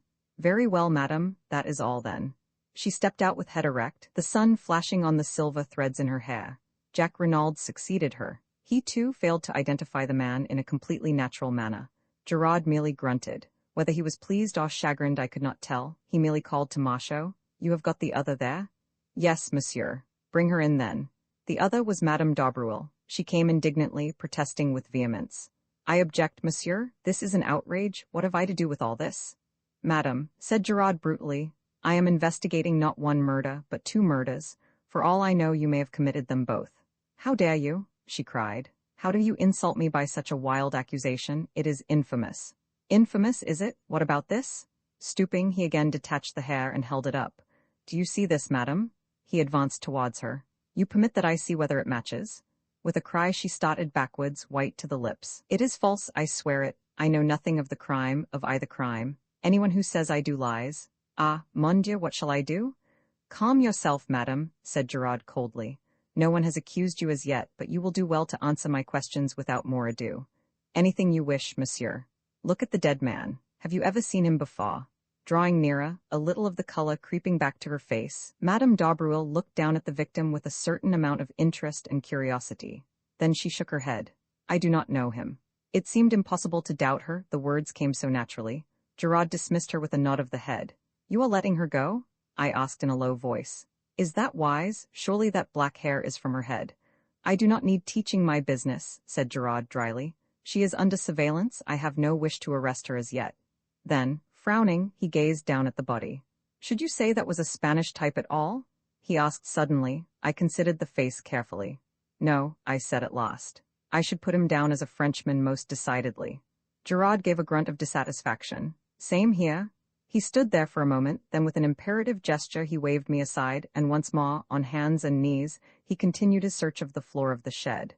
He was marvelous. Nothing escaped him. Inch by inch he went over the floor, turning over pots, examining old sacks. He pounced on a bundle by the door, but it proved to be only a ragged coat and trousers, and he flung it down again with a snarl. 2 pairs of old gloves interested him, but in the end he shook his head and laid them aside. Then he went back to the pots, methodically turning them over one by one. In the end, he rose to his feet and shook his head thoughtfully. He seemed baffled and perplexed. I think he had forgotten my presence. But at that moment, a stir and bustle was heard outside, and our old friend, the examining magistrate, accompanied by his clerk and M. Bex, with the doctor behind him, came bustling in. But this is extraordinary, Mr. Gerard, cried M. Hautet. Another crime? Ah, we have not got to the bottom of this case. There is some deep mystery here. But who is the victim this time? That is just what nobody can tell us, le juge. He has not been identified. Where is the body? Asked the doctor. Gerard moved aside a little, there in the corner. He has been stabbed to the heart, as you see, and with the dagger that was stolen yesterday morning. I fancy that the murder followed hard upon the theft, but that is for you to say. You can handle the dagger freely, there are no fingerprints on it. The doctor knelt down by the dead man, and Gerard turned to the examining magistrate. A pretty little problem, is it not? But I shall solve it. And so no one can identify him, mused the magistrate. Could it possibly be one of the assassins? They may have fallen out among themselves. Gerard shook his head. The man is a Frenchman, I would take my oath of that. But at that moment they were interrupted by the doctor, who was sitting back on his heels with a perplexed expression. You say he was killed yesterday morning? I fix it by the theft of the dagger, explained Gerard. He may, of course, have been killed later in the day. Later in the day? Fiddlesticks, this man has been dead at least 48 hours and probably longer. We stared at each other in blank amazement. Roman 15, a photograph. The doctor's words were so surprising that we were all momentarily taken aback. Here was a man stabbed with a dagger which we knew to have been stolen only 24 hours previously, and yet Dr. Durand asserted positively that he had been dead at least 48 hours. The whole thing was fantastic to the last extreme. We were still recovering from the surprise of the doctor's announcement when a telegram was brought to me. It had been sent up from the hotel to the villa. I tore it open. It was from Poirot, and announced his return by the train arriving at Merlinville at 12:28. I looked at my watch and saw that I had just time to get comfortably to the station and meet him there. I felt that it was of the utmost importance that he should know at once of the new and startling developments in the case. Evidently, I reflected, Poirot had had no difficulty in finding what he wanted in Paris. The quickness of his return proved that. Very few hours had sufficed. I wondered how he would take the exciting news I had to impart. The train was some minutes late, and I strolled aimlessly up and down the platform until it occurred to me that I might pass the time by asking a few questions as to who had left Merlinville by the lost train on the evening of the tragedy. I approached the chief porter, an intelligent-looking man, and had little difficulty in persuading him to enter upon the subject. It was a disgrace to the police, he hotly affirmed, that such brigands of assassins should be allowed to go about unpunished. I hinted that there was some possibility they might have left by the midnight train, but he negatived the idea decidedly. He would have noticed 2 foreigners, he was sure of it. Only about 20 people had left by the train, and he could not have failed to observe them. I do not know what put the idea into my head. Possibly it was the deep anxiety underlying Maude Dobrul's tones, but I asked suddenly, Young M. Renaud, he did not leave by that train, did he? Ah, no, monsieur. To arrive and start off again within half an hour, it would not be amusing, that. I stared at the man, the significance of his words almost escaping me. Then I saw. You mean, I said, my heart beating a little, that M. Jacques Renaud arrived at Merlinville that evening. But yes, monsieur, by the last train arriving the other way, the 11:40. My brain whirled. That, then, was the reason of Maude's poignant anxiety. Jacques Renaud had been in Merlinville on the night of the crime, but why had he not said so? Why, on the contrary, had he led us to believe that he had remained in Cherbourg? Remembering his frank, boyish countenance, I could hardly bring myself to believe that he had any connection with the crime. Yet why this silence on his part about so vital a matter? One thing was certain, Maude had known all along. Hence her anxiety, and her eager questioning of Poirot to know whether anyone were suspected. My cogitations were interrupted by the arrival of the train, and in another moment I was greeting Poirot. The little man was radiant. He beamed and vociferated and, forgetting my English reluctance, embraced me warmly on the platform. Mon cher ami, I have succeeded, but succeeded to a marvel.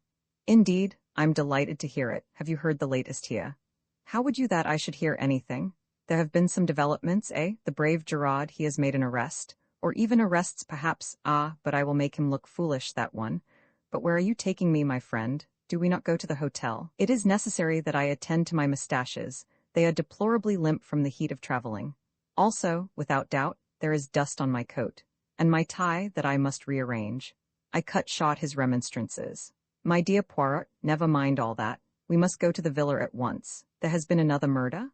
I have frequently been disappointed when fancying that I was giving news of importance to my friend.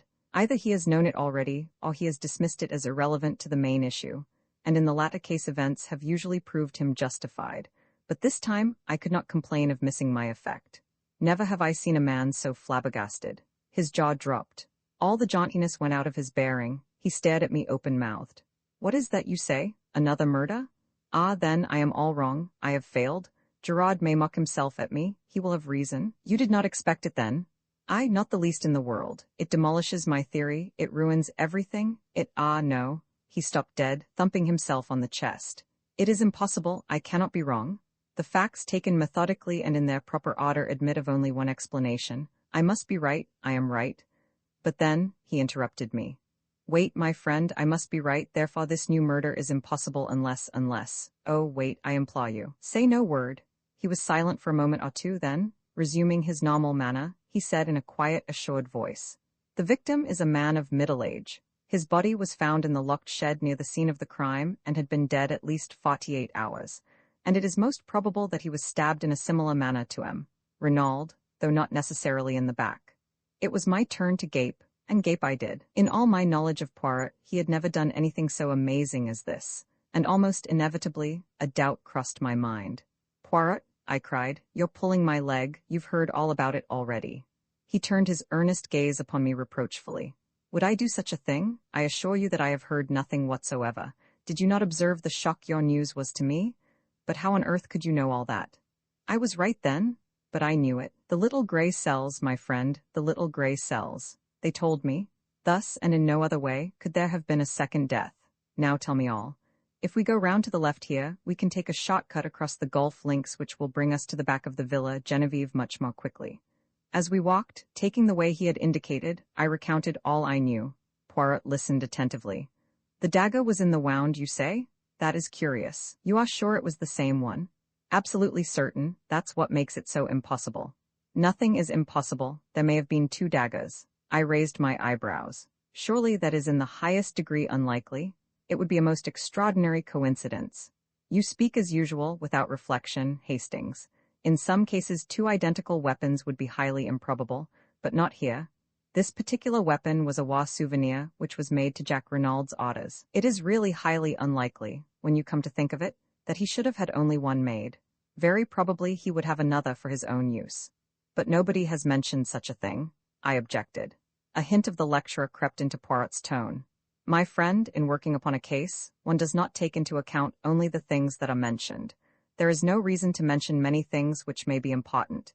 Equally, there is often an excellent reason for not mentioning them. You can take your choice of the two motives. I was silent, impressed in spite of myself.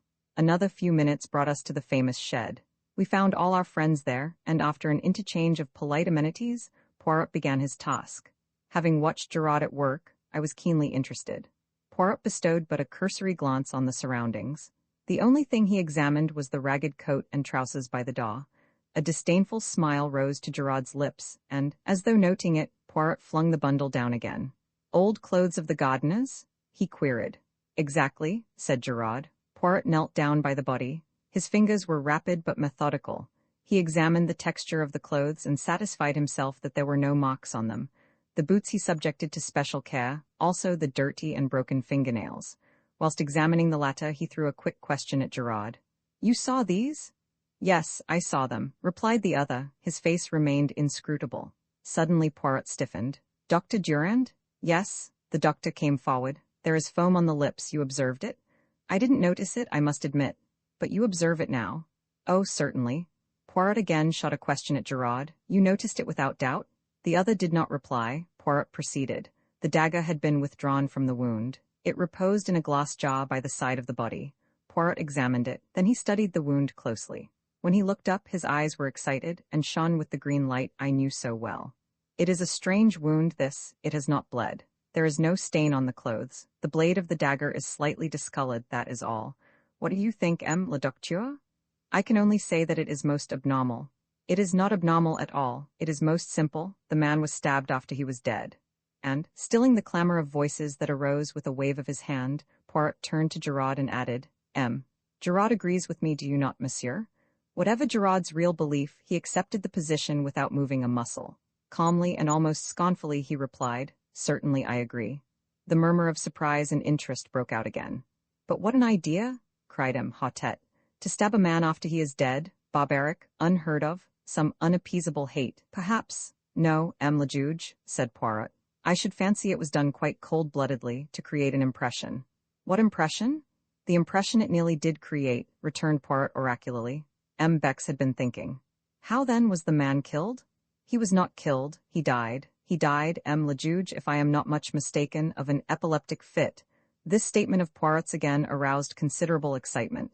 Dr. Duran knelt down again, and made a searching examination. At last he rose to his feet. Well, M. le Docteur? M. Poirot, I am inclined to believe that you are correct in your assertion. I was misled to begin with. The incontrovertible fact that the man had been stabbed distracted my attention from any other indications. Poirot was the hero of the hour. The examining magistrate was profuse in compliments. Poirot responded gracefully, and then excused himself on the pretext that neither he nor I had yet lunched, and that he wished to repair the ravages of the journey. As we were about to leave the shed, Gerard approached us. One more thing, M. Poirot, he said in his suave, mocking voice. We found this coiled round the handle of the dagger, a woman's hair. Ah, said Poirot, a woman's hair? What woman's, I wonder? I wonder also, said Gerard. Then, with a bow, he left us. He was insistent. The good Gerard, said Poirot thoughtfully, as we walked towards the hotel. I wonder in what direction he hopes to mislead me. A woman's hair, H.M. We lunched heartily, but I found Poirot somewhat distrait and inattentive. Afterwards we went up to our sitting room, and there I begged him to tell me something of his mysterious journey to Paris. Willingly, my friend, I went to Paris to find this. He took from his pocket a small faded newspaper cutting. It was the reproduction of a woman's photograph. He handed it to me. I uttered an exclamation. You recognize it, my friend? I nodded. Although the photo obviously dated from very many years back, and the hair was dressed in a different style, the likeness was unmistakable. Madame d'Arbreuil? I exclaimed. Poirot shook his head with a smile. Not quite correct, my friend. She did not call herself by that name in those days. That is a picture of the notorious Madame Biroldi. Madame Biroldi? In a flash the whole thing came back to me. The murder trial that had evoked such worldwide interest. The Biroldi case. Roman 16, the Biroldi case, some 20 years or so before the opening of the present story. Monsieur Arnold Biroldi, a native of Lyons, arrived in Paris accompanied by his pretty wife and their little daughter, a mere babe. Monsieur Biroldi was a junior partner in a firm of wine merchants, a stout middle-aged man, fond of the good things of life, devoted to his charming wife, and altogether unremarkable in every way. The firm in which Monsieur Biroldi was a partner was a small one, and although doing well, it did not yield a large income to the junior partner.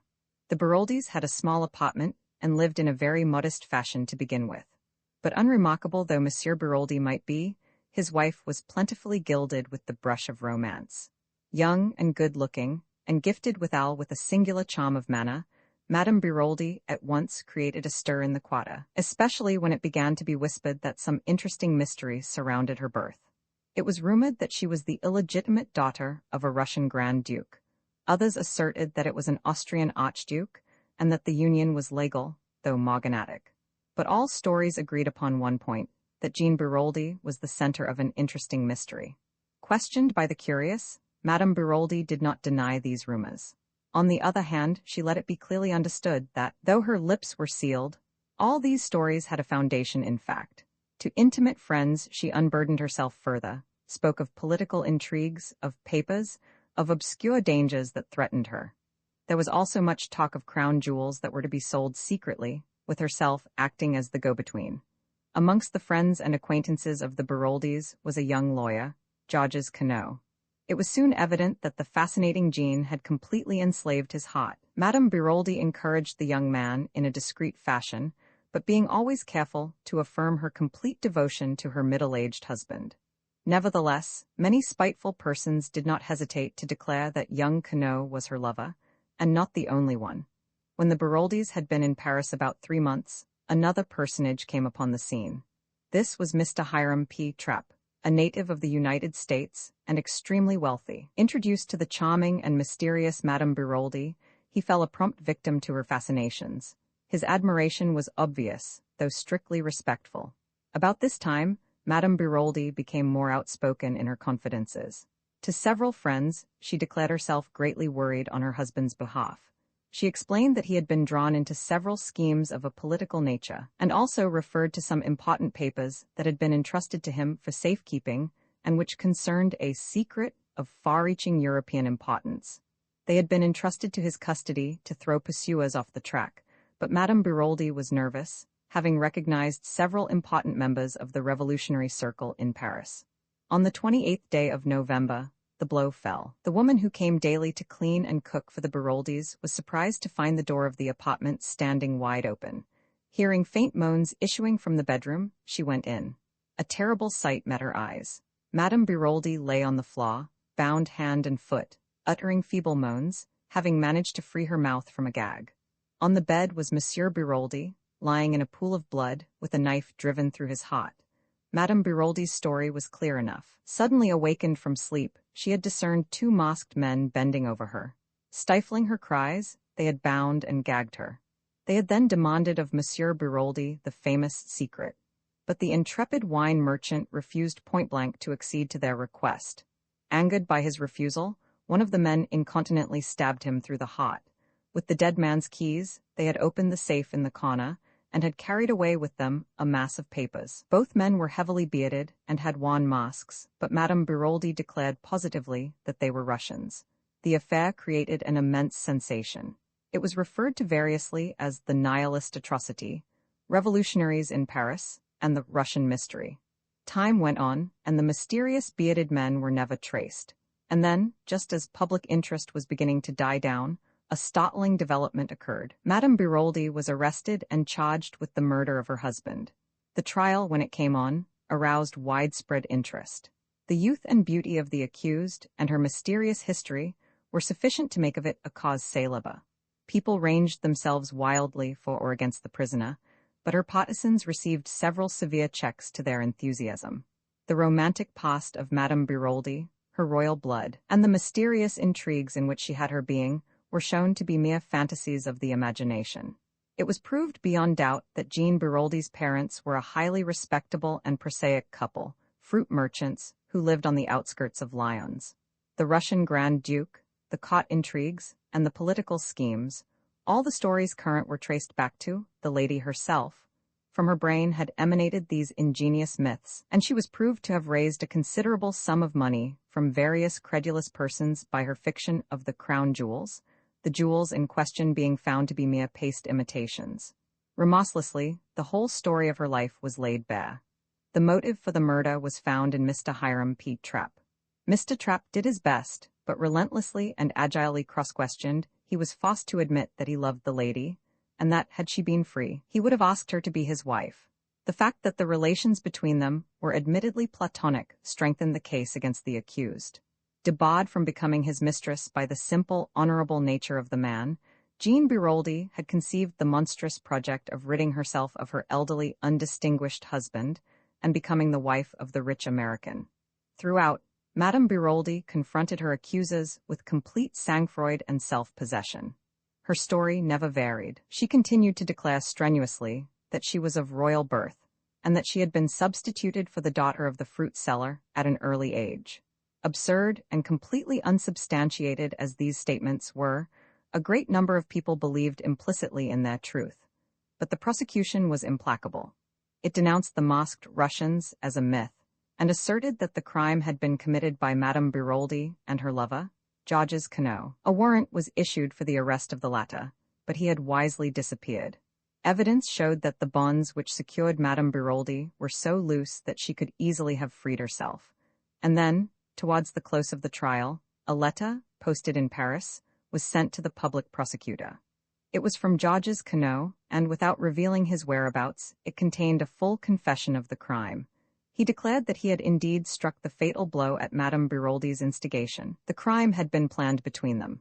Believing that her husband ill-treated her, and maddened by his own passion for her, a passion which he believed her to return, he had planned the crime and struck the fatal blow that should free the woman he loved from a hateful bondage.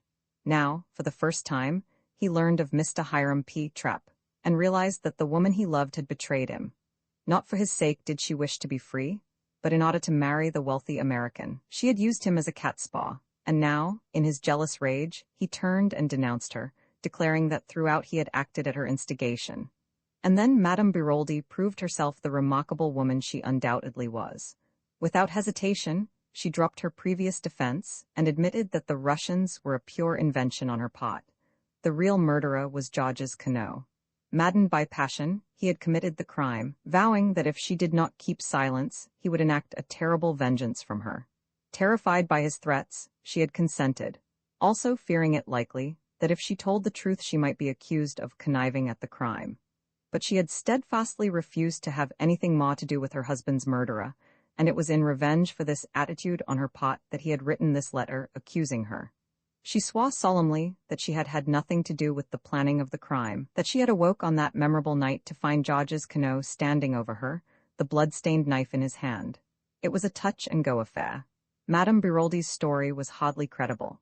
But this woman, whose fairy tales of royal intrigues had been so easily accepted, had the supreme art of making herself believed. Her address to the jury was a masterpiece. The tears streaming down her face, she spoke of her child, of her woman's honor, of her desire to keep her reputation untarnished for the child's sake. She admitted that, Georges Cano having been her lover, she might perhaps be held morally responsible for the crime, but before God, nothing more. She knew that she had committed a grave fault in not denouncing Cano to the law, but she declared in a broken voice that that was a thing no woman could have done. She had loved him. Could she let her hand be the one to send him to the guillotine? She had been guilty of much, but she was innocent of the terrible crime imputed to her. However that may have been, her eloquence and personality won the day. Madame Biroldi, amidst a scene of unparalleled excitement, was acquitted. Despite the utmost endeavors of the police, Georges Cano was never traced. As for Madame Biroldi, nothing more was heard of her. Taking the child with her, she left Paris to begin a new life. Romans 17, we make further investigations. I have set down the Biroldi case in full. Of course all the details did not present themselves to my memory, as I have recounted them here. Nevertheless, I recalled the case fairly accurately. It had attracted a great deal of interest at the time, and had been fully reported by the English papers, so that it did not need much effort of memory on my part to recollect the salient details. Just for the moment, in my excitement, it seemed to clear up the whole matter. I admit that I am impulsive, and Poirot deplores my custom of jumping to conclusions, but I think I had some excuse in this instance. The remarkable way in which this discovery justified Poirot's point of view struck me at once. Poirot, I said, I congratulate you, I see everything now. If that is indeed the truth, I congratulate you, mon ami, for as a rule you are not famous for seeing, is it not so? I felt a little annoyed. Come now, don't rub it in. You've been so confoundedly mysterious all along with your hints and your insignificant details that anyone might fail to see what you were driving at. Poirot lit one of his little cigarettes with his usual precision. Then he looked up. And since you see everything now, mon ami, what exactly is it that you see? Why, that it was Madame Biroldi, who murdered Mr. Renaud. The similarity of the two cases proves that beyond a doubt. Then you consider that Madame Biroldi was wrongly acquitted, that in actual fact she was guilty of connivance in her husband's murder. I opened my eyes wide. But of course, don't you? Poirot walked to the end of the room, absent-mindedly straightened a chair, and then said thoughtfully, Yes, that is my opinion, but there is no of course about it, my friend. Technically speaking, Madame Biroldi is innocent. Of that crime, perhaps, but not of this. Poirot sat down again and regarded me, his thoughtful air more mocked than ever. So it is definitely your opinion, Hastings, that Madame d'Aubervilliers murdered him. Renaud? Yes. Why? He shot the question at me with such suddenness that I was taken aback. Why? I stammered. Why? Oh, because... I came to a stop. Poirot nodded his head at me. You see, you come to a stumbling block at once. Why should Madame d'Aubervilliers, I shall call her that for clearness' sake, murder him? Renaud? We can find no shadow of a motive. She does not benefit by his death. Considered as either mistress or blackmailer, she stands to lose. You cannot have a murder without a motive. The first crime was different. There we had a rich lover waiting to step into her husband's shoes. Money is not the only motive for murder, I objected. True, agreed Poirot placidly. There are two others. The crime passional is one. And there is the third rare motive, murder for an idea, which implies some form of mental derangement on the part of the murderer. Homicidal mania and religious fanaticism belong to that class. We can rule it out here. But what about the crime passional? Can you rule that out? If Madame d'Aubervilliers was Renaud's mistress, if she found that his affection was cooling, or if her jealousy was aroused in any way, might she not have struck him down in a moment of anger? Poirot shook his head. If you note, Madame d'Aubervilliers was Renaud's mistress, he had not had time to tire of her, and in any case you mistake her character. She is a woman who can simulate great emotional stress. She is a magnificent actress. but looked at dispassionately, her life disproves her appearance. Throughout, if we examine it, she had been cold-blooded and calculating in her motives and actions. It was not to link her life with that of her young lover that she connived at her husband's murder. The rich American, for whom she probably did not care a button, was her objective. If she committed a crime, she would always do so for gain. Here there was no gain. Besides, how do you account for the digging of the grave? That was a man's work. She might have had an accomplice, I suggested, unwilling to relinquish my belief. I passed to another objection. You have spoken of the similarity between the two crimes. Wherein does that lie, my friend? I stared at him in astonishment. Why, Poirot, it was you who remarked on that. The story of the masked men, the secret, the papers? Poirot smiled a little. Do not be so indignant, I beg of you. I repudiate nothing. The similarity of the two stories links the two cases together inevitably. But reflect now on something very curious. It is not Madame d'Aubruil who tells us this tale. If it were all would indeed be plain sailing. It is Madame Renaud. Is she then in league with the other? I can't believe that, I said slowly. If it is so, she must be the most consummate actress the world has ever known. Ta ta ta, said Poirot impatiently. Again you have the sentiment and not the logic? If it is necessary for a criminal to be a consummate actress, then by all means assume her to be one. But is it necessary? I do not believe Madame Renaud to be in league with Madame d'Aubruil for several reasons, some of which I have already enumerated to you. The others are self-evident. Therefore, that possibility eliminated, we draw very near to the truth which is, as always, very curious and interesting. Poirot, I cried, what more do you know?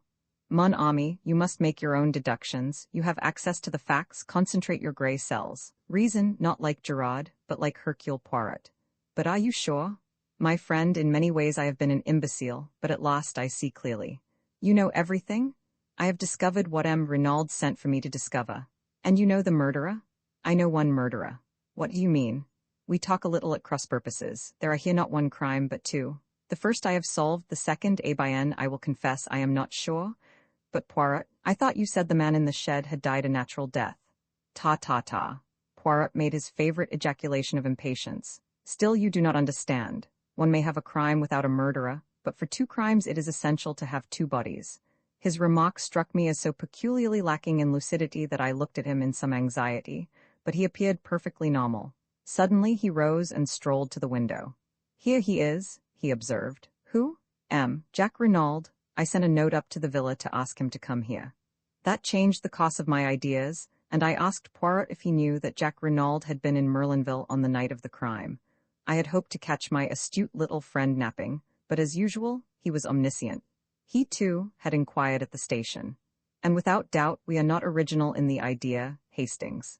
The excellent Gerard, he also has probably made his inquiries. You don't think, I said, and then stopped. Ah, no, it would be too horrible.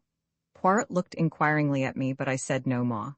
It had just occurred to me that though there were 7 women directly or indirectly connected with the case Mrs. Renaud, Madame d'Aubruil and her daughter, the mysterious visitor, and the 3 servants, there was, with the exception of old Auguste who could hardly count, only one man, Jack Renaud. And a man must have dug a grave. I had no time to develop further the appalling idea that had occurred to me, for Jack Renaud was ushered into the room. Poirot greeted him in a businesslike manner. Take a seat, monsieur. I regret infinitely to derange you, but you will perhaps understand that the atmosphere of the villa is not too congenial to me. M. Gerard and I do not see eye to eye about everything. His politeness to me has not been striking, and you will comprehend that I do not intend any little discoveries I may make to benefit him in any way. Exactly, M. Poirot, said the lad. That fellow Gerard is an ill-conditioned brute, and I'd be delighted to see someone score at his expense. Then I may ask a little favor of you? Certainly. I will ask you to go to the railway station and take a train to the next station along the line, Abilac. Ask there at the cloakroom whether 2 foreigners deposited a valise there on the night of the murder. It is a small station, and they are almost certain to remember. Will you do this? Of course I will, said the boy, mystified though ready for the task. I and my friend, you comprehend, have business elsewhere, explained Poirot. There is a train in a quarter of an hour, and I will ask you not to return to the villa, as I have no wish for Gerard to get an inkling of your errand. Very well, I will go straight to the station. He rose to his feet. Poirot's voice stopped him. One moment, M. Renaud, there is one little matter that puzzles me. Why did you not mention to M. Hautet this morning that you were in Merlinville on the night of the crime? Jack Renaud's face went crimson. With an effort he controlled himself. You have made a mistake. I was in Cherbourg, as I told the examining magistrate this morning. Poirot looked at him, his eyes narrowed, cat-like, until they only showed a gleam of green. Then it is a singular mistake that I have made there, for it is shared by the station staff. They say you arrived by the 11:40 train. For a moment, Jack Renaud hesitated, then he made up his mind. And if I did? I suppose you do not mean to accuse me of participating in my father's murder?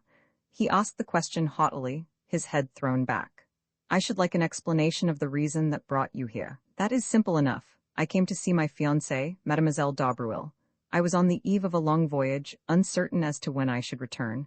I wished to see her before I went, to assure her of my unchanging devotion. And you did see her? Poirot's eyes never left the other's face. There was an appreciable pause before Renaud replied. Then he said, yes. And afterwards? I found I had missed the last train. I walked to Saint-Beauvais, where I knocked up a garage and got a car to take me back to Cherbourg. Saint-Beauvais? That is 15 kilometers. A long walk, Renaud. I felt like walking. Poirot bowed his head as a sign that he accepted the explanation. Jack Renaud took up his hat and cane and departed. In a trice Poirot jumped to his feet. Quick, Hastings, we will go after him. Keeping a discreet distance behind our quarry, we followed him through the streets of Merlinville, but when Poirot saw that he took the turning to the station, he checked himself. All is well. He has taken the bait. He will go to Abilac and will inquire for the mythical valise left by the mythical foreigners. Yes, mon ami, all that was a little invention of my own. You wanted him out of the way? I exclaimed. Your penetration is amazing, Hastings. Now, if you please, we will go up to the Villa Genevieve. Roman 18 Gerard acts by the way, Poirot. I said, as we walked along the hot white road. I've got a bone to pick with you. I dare say you meant well, but really it was no business of yours to go mouching round to the Hotel du Fer without letting me know. Poirot shot a quick sidelong glance at me. And how did you know I had been there? He inquired. Much to my annoyance, I felt the color rising in my cheeks. I happened to look in passing. I explained with as much dignity as I could muster. I rather feared Poirot's banter, but to my relief, and somewhat to my surprise, he only shook his head with a rather unusual gravity. If I have offended your susceptibilities in any way, I demand pardon of you. You will understand better soon. But believe me, I have striven to concentrate all my energies on the case. Oh, it's all right, I said, mollified by the apology. I know it's only that you have my interests at heart, but I can take care of myself all right. Poirot seemed to be about to say something further, but checked himself. Arrived at the villa, Poirot led the way up to the shed where the second body had been discovered. He did not, however, go in, but paused by the bench which I have mentioned before as being set some few yards away from it. After contemplating it for a moment or two, he paced carefully from it to the hedge which marked the boundary between the Villa Genevieve and the Villa Marguerite. Then he paced back again, nodding his head as he did so. Returning again to the hedge, he potted the bushes with his hands. With good fortune, he remarked to me over his shoulder, Mademoiselle Mauve may find herself in the garden. I desire to speak to her and would prefer not to call formally at the Villa Marguerite. Ah, all is well, there she is. PSD, Mademoiselle, PSD? Un moment, s'il vous plaît. I joined him at the moment that Mauve d'Aubruil, looking slightly startled, came running up to the hedge at his call. A little word with you, mademoiselle, if it is permitted? Certainly, Monsieur Poirot. Despite her acquiescence, her eyes looked troubled and afraid. Mademoiselle, do you remember running after me on the road the day that I came to your house with the examining magistrate? You asked me if anyone were suspected of the crime, and you told me 2 Chileans. Her voice sounded rather breathless, and her left hand stole to her breast. Will you ask me the same question again, mademoiselle? What do you mean? This, if you were to ask me that question again, I should give you a different answer. Someone is suspected, but not a Chilean. Who? The word came faintly between her potted lips. Jack Renaud. What? It was a cry.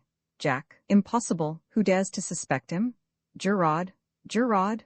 The girl's face was ashy. I am afraid of that man. He is cruel. He will. She broke off. There was courage gathering in her face and determination. I realized in that moment that she was a fighter. Poirot, too, watched her intently. You know, of course, that he was here on the night of the murder? He asked. Yes, she replied mechanically. He told me. It was unwise to have tried to conceal the fact, ventured Poirot. Yes, she replied impatiently. But we cannot waste time on regrets. We must find something to save him. He is innocent, of course, but that will not help him with a man like Gerard who has his reputation to think of. He must arrest someone, and that someone will be Jack. The facts will tell against him, said Poirot. You realize that? She faced him squarely, and used the words I had heard her say in her mother's drawing room. I am not a child, monsieur. I can be brave and look facts in the face. He is innocent, and we must save him. She spoke with a kind of desperate energy, then was silent, frowning as she thought. Mademoiselle, said Poirot, observing her keenly, is there not something that you are keeping back that you could tell us? She nodded perplexedly. Yes, there is something, but I hardly know whether you will believe it. It seems so absurd. At any rate, tell us, mademoiselle. It is this, Gerard sent for me as an afterthought to see if I could identify the man in there. She signed with her head towards the shed. I could not. At least I could not at the moment, but since I have been thinking, well, it seems so queer, and yet I am almost sure, I will tell you. On the morning of the day Renaud was murdered, I was walking in the garden here, when I heard a sound of men's voices quarreling. I pushed aside the bushes and looked through. One of the men was Renaud and the other was a tramp, a dreadful-looking creature in filthy rags. He was alternately whining and threatening. I gathered he was asking for money, but at that moment, Mammon called me from the house, and I had to go. That is all only. I am almost sure that the tramp and the dead man in the shed are one and the same. Poirot uttered an exclamation. But why did you not say so at the time, mademoiselle? Because at first it only struck me that the face was vaguely familiar in some way. The man was differently dressed, and apparently belonged to a superior station in life. But tell me, Monsieur Poirot, is it not possible that this tramp might have attacked and killed him, Renaud, and taken his clothes and money? It is an idea, mademoiselle, said Poirot slowly. It leaves a lot unexplained, but it is certainly an idea. I will think of it. A voice called from the house. Mammon, whispered Maude, I must go. And she slipped away through the trees. Come, said Poirot, and taking my arm, turned in the direction of the villa. What do you really think? I asked in some curiosity. Was that story true, or did the girl make it up in order to divert suspicion from her lover? It is a curious tale, said Poirot, but I believe it to be the absolute truth. Unwittingly, Mademoiselle Maude told us the truth on another point, and incidentally gave Jack Renaud the lie. Did you notice his hesitation when I asked him if he saw Maude d'Aubreuil on the night of the crime? He paused, and then said yes. I suspected that he was lying. It was necessary for me to see Mademoiselle Maude before he could put her on her guard. 3 little words gave me the information I wanted. When I asked her if she knew that Jack Renaud was here that night, she answered he told me. Now, Hastings, what was Jack Renaud doing here on that eventful evening, and if he did not see Mademoiselle Maude, whom did he see? Surely, Poirot, I cried, aghast, you cannot believe that a boy like that would murder his own father. Mon ami, said Poirot, you continue to be of a sentimentality unbelievable. I have seen mothers who murdered their little children for the sake of the insurance money. After that, one can believe anything. And the motive? Money, of course. Remember that Jack Renaud thought that he would come in to half his father's fortune at the latter's death. But the tramp, where does he come in? Poirot shrugged his shoulders. Gerard would say that he was an accomplice, an Apache who helped young Renaud to commit the crime, and who was conveniently put out of the way afterwards. But the hair round the dagger, the woman's hair? Ah, said Poirot, smiling broadly, that is the cream of Gerard's little jest. According to him, it is not a woman's hair at all. Remember that the youths of today wear their hair brushed straight back from the forehead with pomade or hair wash to make it lie flat. Consequently, some of the hairs are of considerable length. And you believe that too? No, said Poirot with a curious smile, for I know it to be the hair of a woman, and which woman? Madame d'Aubreuil, I announced positively.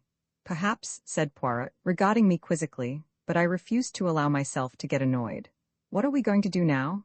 I asked as we entered the hall of the Villa Genevieve. I wish to make a search amongst the effects of Jack Renaud. That is why I had to get him out of the way for a few hours. But will not Gerard have searched already? I asked doubtfully. Of course.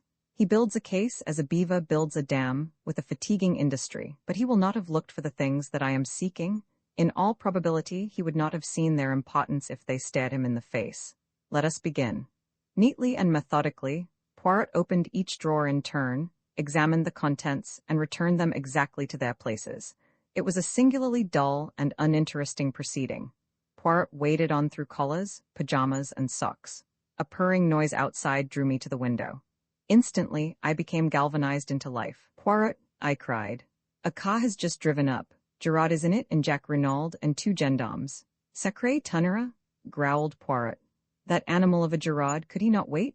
I shall not be able to replace the things in this last drawer with the proper method. Let us be quick. Unceremoniously, he tumbled out the things on the floor, mostly ties and handkerchiefs. Suddenly, with a cry of triumph, Poirot pounced on something, a small square cardboard, evidently a photograph. Thrusting it into his pocket, he returned the things pell-mell to the drawer, and seizing me by the arm, dragged me out of the room and down the stairs. In the hall stood Gerard, contemplating his prisoner. "Good afternoon, M. Gerard," said Poirot. "What have we here?" Gerard nodded his head towards Jack. "He was trying to make a getaway, but I was too sharp for him. He is under arrest for the murder of his father, M. Paul Renaud." Poirot wheeled to confront the boy who leaned limply against the door, his face ashy pale. "What do you say to that, June Hom?" Jack Renaud stared at him stonily. "Nothing," he said. Roman 19, I use my grey cells. I was dumbfounded. Up to the last, I had not been able to bring myself to believe Jack Renaud guilty. I had expected a ringing proclamation of his innocence when Poirot challenged him. But now, watching him as he stood, white and limp against the wall, and hearing the damning admission fall from his lips, I doubted no longer. But Poirot had turned to Gerard. "What are your grounds for arresting him? Do you expect me to give them to you?" "As a matter of courtesy, yes." Gerard looked at him doubtfully. He was torn between a desire to refuse rudely and the pleasure of triumphing over his adversary. "You think I have made a mistake, I suppose?" He sneered. "It would not surprise me," replied Poirot with a soupçon of malice. Gerard's face took on a deeper tinge of red. "Eh bien, come in here, you shall judge for yourself." He flung open the door of the salon, and we passed in, leaving Jack Renaud in the care of the two other men. "Now, M. Poirot," said Gerard, laying his hat on the table, and speaking with the utmost sarcasm, "I will treat you to a little lecture on detective work. I will show you how we moderns work." "Bien," said Poirot, composing himself to listen. "I will show you how admirably the old god can listen," and he leaned back and closed his eyes, opening them for a moment to remark, "Do not fear that I shall sleep, I will attend most carefully." "Of course," began Gerard, "I soon saw through all that Chilean tomfoolery. 2 men were in it, but they were not mysterious foreigners. All that was a blind." "Very creditable so far, my dear Gerard," murmured Poirot. "Especially after that clever trick of theirs with the match and cigarette end." Gerard glared, but continued, "A man must have been connected with the case in order to dig the grave. There is no man who actually benefits by the crime, but there was a man who thought he would benefit. I heard of Jack Renaud's quarrel with his father, and of the threats that he had used. The motive was established. Now as to means. Jack Renaud was in Merlinville that night. He concealed the fact, which turned suspicion into certainty. Then we found a second victim, stabbed with the same dagger. We know when that dagger was stolen. Captain Hastings here can fix the time. Jack Renaud, arriving from Cherbourg, was the only person who could have taken it. I have accounted for all the other members of the household." Poirot interrupted. "You are wrong. There is one other person who could have taken the dagger." "You refer to M. Stonner? He arrived at the front door, in an automobile which had brought him straight from Calais." "Ah, believe me, I have looked into everything. M. Jack Renaud arrived by train. An hour elapsed between his arrival and the moment he presented himself at the house. Without doubt, he saw Captain Hastings and his companion leave the shed, slipped in himself and took the dagger, stabbed his accomplice in the shed, who was already dead." Gerard shrugged his shoulders. "Possibly he did not observe that. He may have judged him to be sleeping. Without doubt they had a rendezvous. In any case, he knew this apparent second murder would greatly complicate the case. It did. But it could not deceive M. Gerard," murmured Poirot. "You mock yourself at me, but I will give you one last irrefutable proof. Madame Renaud's story was false, a fabrication from beginning to end. We believe Madame Renaud to have loved her husband, yet she lied to shield his murderer. For whom will a woman lie? Sometimes for herself, usually for the man she loves, always for her children. That is the last, the irrefutable proof. You cannot get round it." Gerard paused, flushed and triumphant. Poirot regarded him steadily. "That is my case," said Gerard. "What have you to say to it?" "Only that there is one thing you have failed to take into account." "What is that?" Jack Renaud was presumably acquainted with the planning out of the Gulf course. He knew that the body would be discovered almost at once when they started to dig the bunker. Gerard laughed out loud. "But it is idiotic what you say there. He wanted the body to be found. Until it was found, he could not presume death and would have been unable to enter into his inheritance." I saw a quick flash of green in Poirot's eyes as he rose to his feet. "Then why bury it?" he asked softly. "Reflect, Gerard," Since it was to Jack Renaud's advantage that the body should be found without delay, why dig a grave at all? Gerard did not reply. The question found him unprepared. He shrugged his shoulders as though to intimate that it was of no importance. Poirot moved towards the door. I followed him. "There is one more thing that you have failed to take into account," he said over his shoulder. "What is that?" "The piece of lead piping," said Poirot, and left the room. Jack Renaud still stood in the hall with a white, dumb face, but as we came out of the salon, he looked up sharply. At the same moment, there was the sound of a footfall on the staircase. Mrs. Renaud was descending it. At the sight of her son, standing between the two myrmidons of the law, she stopped as though petrified. "Jack," she faltered. "Jack, what is this?" He looked up at her, his face set. "They have arrested me, mother." "What?" She uttered a piercing cry, and before anyone could get to her swayed and fell heavily. We both ran to her and lifted her up. In a minute Poirot stood up again. "She has cut her head badly on the corner of the stairs. I fancy there is a slight concussion also. If Gerard wants a statement from her, he will have to wait. She will probably be unconscious for at least a week." Denise and François had run to their mistress, and leaving her in their charge, Poirot left the house. He walked with his head bent down, frowning thoughtfully at the ground. For some time I did not speak, but at last I ventured to put a question to him. "Do you believe, then, in spite of all appearances to the contrary, that Jack Renaud may not be guilty?" Poirot did not answer at once, but after a long wait he said gravely, "I do not know, Hastings. There is just a chance of it. Of course Gerard is all wrong, wrong from beginning to end. If Jack Renaud is guilty, it is in spite of Gerard's arguments, not because of them. And the gravest indictment against him is known only to me." "What is that?" I asked, impressed. "If you would use your gray cells and see the whole case clearly as I do, you too would perceive it, my friend." This was what I called one of Poirot's irritating answers. He went on, without waiting for me to speak. "Let us walk this way to the sea. We will sit on that little mound there, overlooking the beach, and review the case. You shall know all that I know, but I would prefer that you should come at the truth by your own efforts, not by my leading you by the hand." We established ourselves on the grassy knoll as Poirot had suggested, looking out to sea. From farther along the sand, the cries of the bathers reached us faintly. The sea was of the palest blue, and the halcyon calm reminded me of the day we had arrived at Merlinville, my own good spirits, and Poirot's suggestion that I was fey. What a long time seemed to have elapsed since then, and in reality it was only 3 days. "Think, my friend," said Poirot's voice encouragingly. "Arrange your ideas, be methodical, be orderly. There is the secret of success." I endeavored to obey him, casting my mind back over all the details of the case. And reluctantly, it seemed to me that the only clear and possible solution was that of Gerard, which Poirot despised. I reflected anew. If there was daylight anywhere, it was in the direction of Madame d'Aubruel. Gerard was ignorant of her connection with the Biroldi case. Poirot had declared the Biroldi case to be all-important. It was there I must seek. I was on the right track now, and suddenly I started as an idea of bewildering luminosity shot into my brain. Trembling, I built up my hypothesis. "You have a little idea, I see, mon ami, capital. We progress." I sat up and lit a pipe. "Poirot," I said, "it seems to me we have been strangely remiss. I say we, although I dare say I would be near the mark, but you must pay the penalty of your determined secrecy. So I say again, we have been strangely remiss. There is someone we have forgotten." "And who is that?" inquired Poirot with twinkling eyes. "Georges Quinault." II, an appeal for help. It was 5 minutes past 9 when I entered our joint sitting room for breakfast on the following morning. My friend Poirot, exact to the minute as usual, was just tapping the shell of his second egg. He beamed upon me as I entered.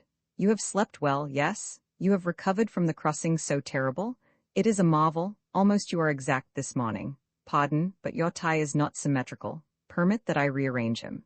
Elsewhere, I have described Hercule Poirot. An extraordinary little man, height 5 feet 4 inches, egg-shaped head carried a little to one side, eyes that shone green when he was excited, stiff military mustache, air of dignity immense. He was neat and dandified in appearance. For neatness of any kind he had an absolute passion. To see an ornament set crooked, or a speck of dust, or a slight disarray in one's attire, was torture to the little man until he could ease his feelings by remedying the matter. Order and method were his gods. He had a certain disdain for tangible evidence, such as footprints and cigarette ash, and would maintain that, taken by themselves, they would never enable a detective to solve a problem. Then he would tap his egg-shaped head with absurd complacency, and remark with great satisfaction, "The true work It is done from within. The little gray cells. Remember always the little gray cells, mon ami. I slipped into my seat and remarked idly, in answer to Poirot's greeting, that an hour's sea passage from Calais to Dover could hardly be dignified by the epithet terrible. Poirot waved his egg spoon in vigorous refutation of my remark. Do tout. If for an hour one experiences sensations and emotions of the most terrible, one has lived many hours. Does not one of your English poets say that time is counted, not by hours, but by heartbeats? I fancy Browning was referring to something more romantic than seasickness, though, because he was an Englishman, an islander to whom La Manche was nothing. Oh, you English? With news aught as it is different. Figure to yourself that a lady of my acquaintance at the beginning of the war fled to Ostend. There she had a terrible crisis of the nerves. Impossible to escape further, except by crossing the sea. And she had a horror, mais une horreur, of the sea. What was she to do? Daily less botches were drawing nearer. Imagine to yourself the terrible situation. What did she do? I inquired curiously. Fortunately her husband was homme pratique. He was also very calm. The crises of the nerves, they affected him not. Il ella impate simplement. Naturally when she reached England she was prostrate, but she still breathed. Poirot shook his head seriously. I composed my face as best I could. Suddenly he stiffened and pointed a dramatic finger at the toast rack. Ah, par exemple, c'est trop fort, he cried. What is it?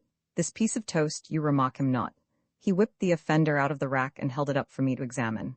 Is it square? No. Is it a triangle? Again, no. Is it even round? No. Is it of any shape remotely pleasing to the eye? What symmetry have we here? None. It's cut from a cottage loaf. I explained soothingly. Poirot threw me a withering glance. What an intelligence has my friend Hastings!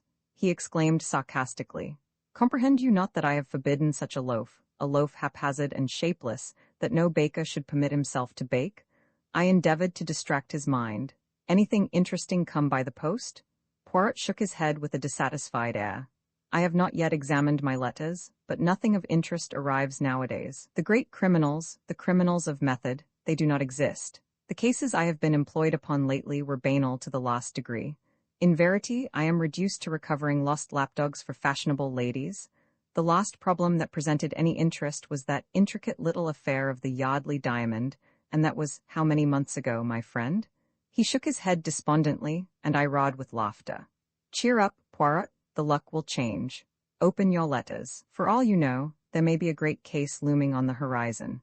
Poirot smiled, and taking up the neat little letter opener with which he opened his correspondence, he slit the tops of the several envelopes that lay by his plate. A bill, another bill. It is that I grow extravagant in my old age. Aha, a note from Jap. Yes. I pricked up my ears. The Scotland Yard inspector had more than once introduced us to an interesting case. He merely thanks me, in his fashion, for a little point in the Aberystwyth case on which I was able to set him right. I am delighted to have been of service to him. How does he thank you? I asked curiously, for I knew my Jap.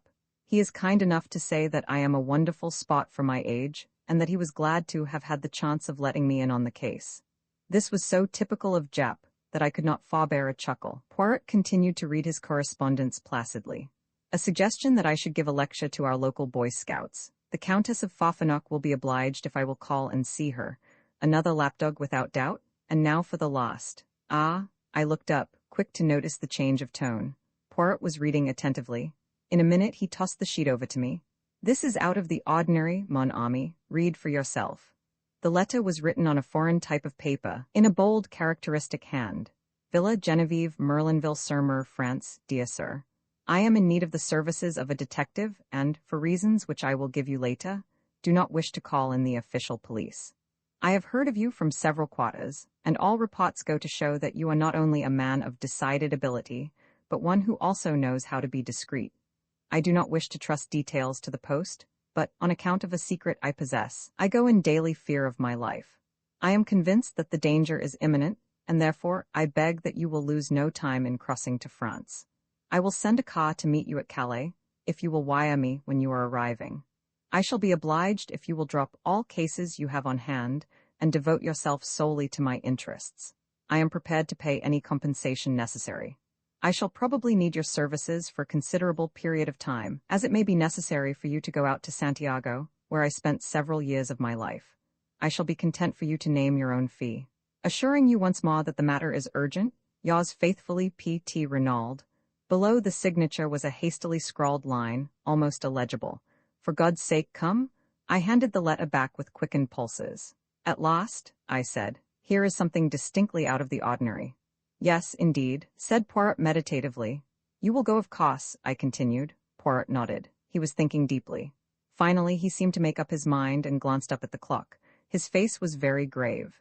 See you, my friend, there is no time to lose. The Continental Express leaves Victoria at 11 o'clock. Do not agitate yourself. There is plenty of time. We can allow 10 minutes for discussion.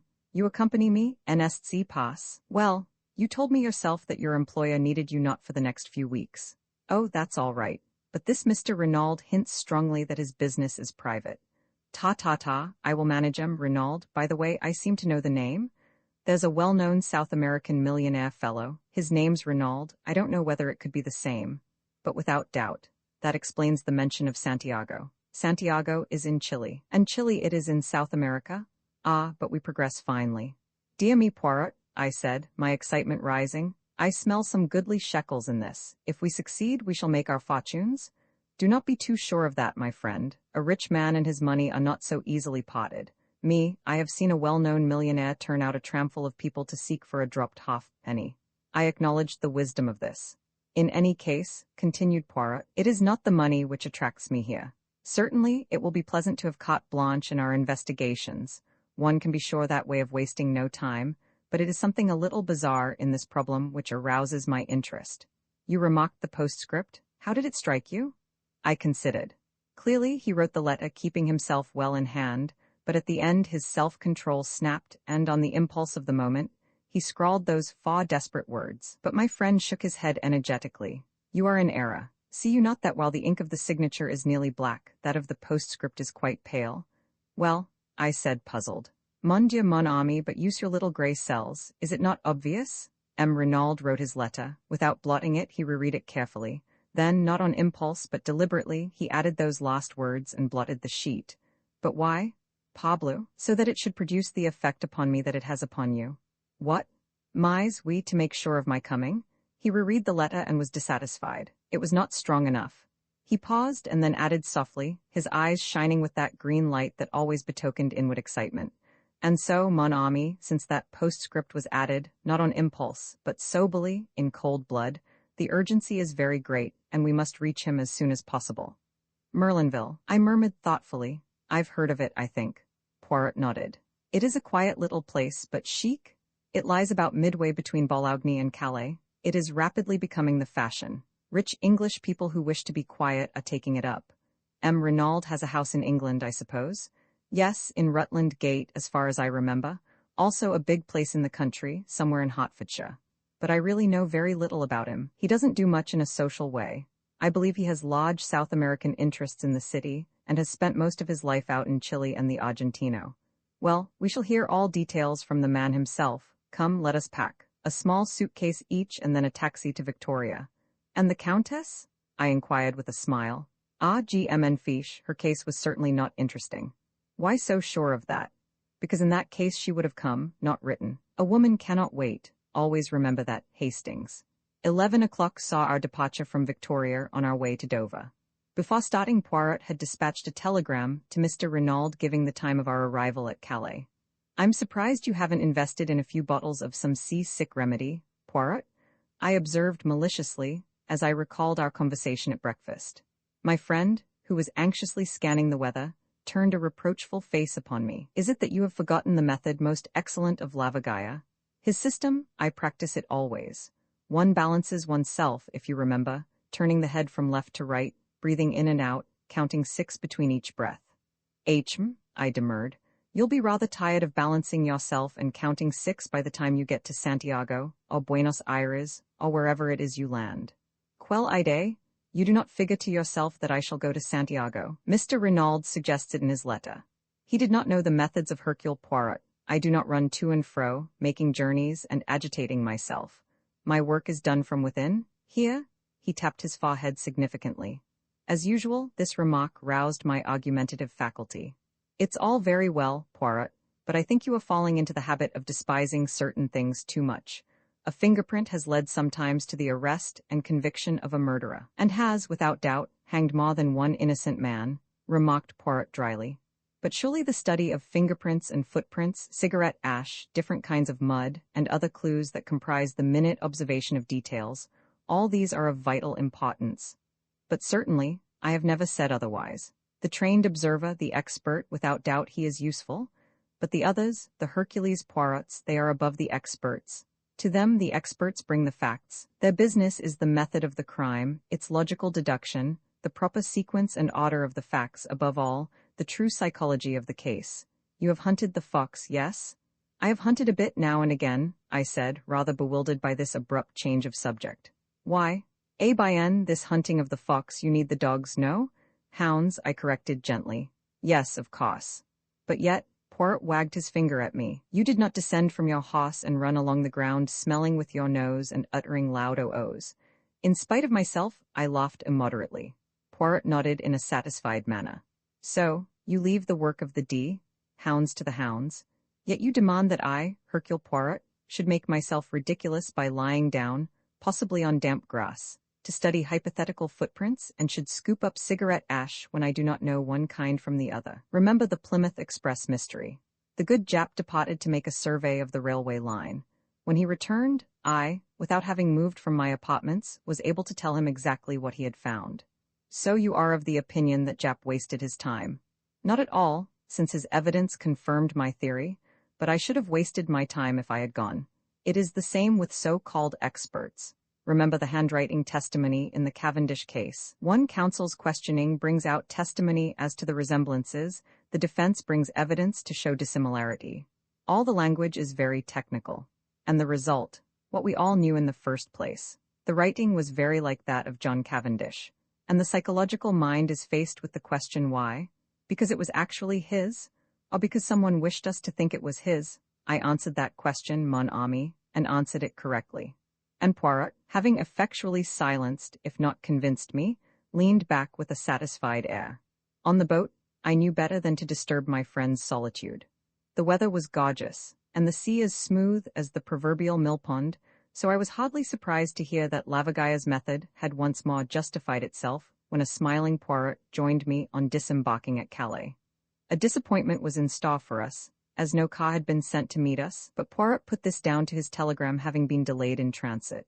Since it is carte blanche, we will hire a car, he said cheerfully, and a few minutes later saw us creaking and jolting along, in the most ramshackle of automobiles that ever plied for hire, in the direction of Merlinville. My spirits were at their highest. What gorgeous air!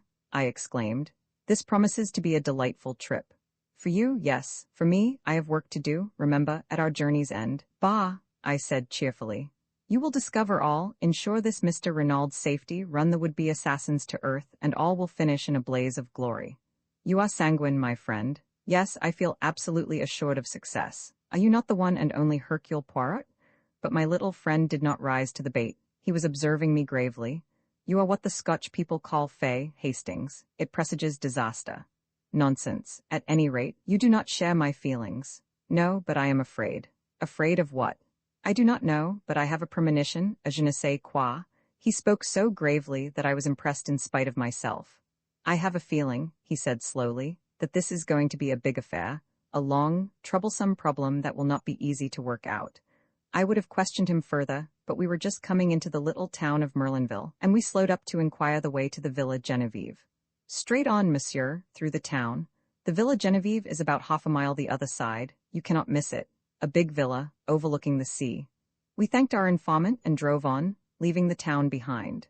A fork in the road brought us to a second halt. A peasant was trudging towards us, and we waited for him to come up to us in order to ask the way again. There was a tiny villa standing right by the road, but it was too small and dilapidated to be the one we wanted. As we waited, the gate of it swung open and a girl came out. The peasant was passing us now, and the driver leaned forward from his seat and asked for direction. The Villa Genevieve?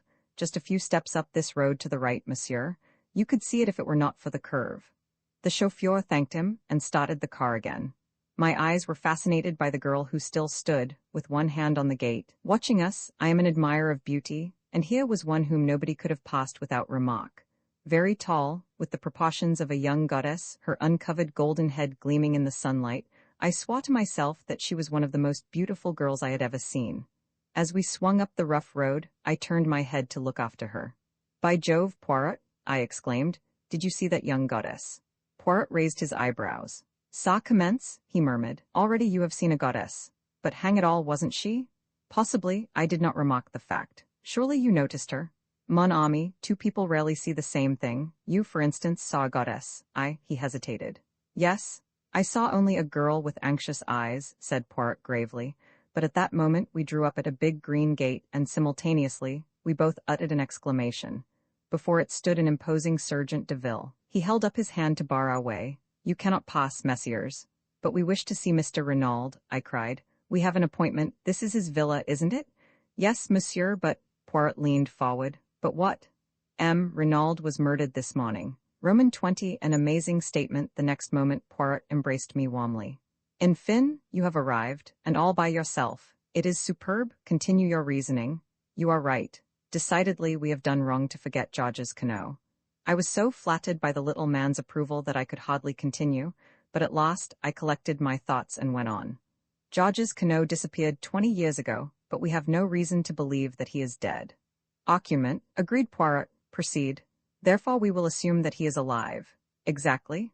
"Or that he was alive until recently." "De mia and mia." "We will presume," I continued, my enthusiasm rising, "that he has fallen on evil days. He has become a criminal, an Apache, a tramp, a what you will. He chances to come to Merlinville. There he finds the woman he has never ceased to love." The sentimentality," warned Poirot. "Where one hates one also loves." I quoted or misquoted. "At any rate he finds her there, living under an assumed name. But she has a new lover, the Englishman, Renaud. Georges Queneau, the memory of old wrongs rising in him, quarrels with this Renaud. He lies in wait for him as he comes to visit his mistress and stabs him in the back. Then, terrified at what he has done, he starts to dig a grave. I imagine it likely that Madame d'Aubreuil comes out to look for her lover. She and Queneau have a terrible scene. He drags her into the shed, and there suddenly falls down in an epileptic fit. Now supposing Jacques Renaud to appear. Madame d'Aubreuil tells him all, points out to him the dreadful consequences to her daughter if this scandal of the past is revived. His father's murderer is dead. Let them do their best to hush it up. Jacques Renaud consents, goes to the house, and has an interview with his mother, winning her over to his point of view. Primed with the story that Madame d'Aubreuil has suggested to him, she permits herself to be gagged and bound. There, Poirot, what do you think of that? I leaned back, flushed with the pride of successful reconstruction. Poirot looked at me thoughtfully. "I think that you should write for the Kinema, mon ami," he remarked at last. "You mean?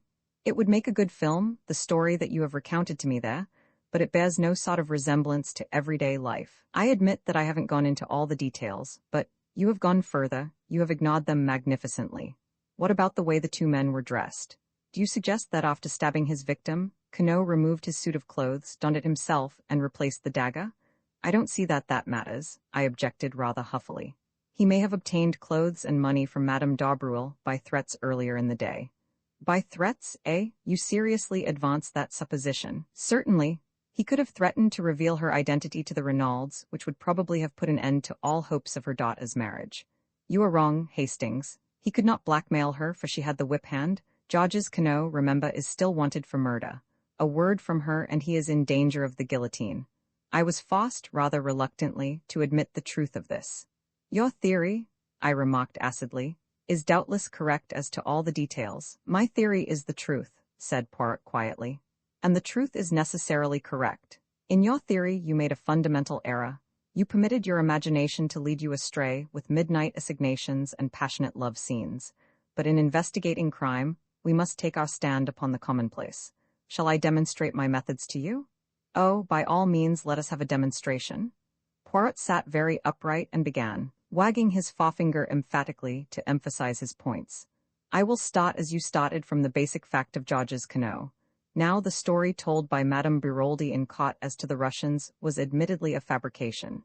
If she was innocent of connivance in the crime, it was concocted by her, and by her only as she stated. If, on the other hand, she was not innocent, it might have been invented by either her or Georges Queneau. Now, is this case we are investigating, we meet the same tale.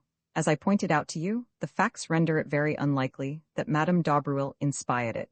So we turn to the hypothesis that the story had its origin in the brain of Georges Queneau. Very good.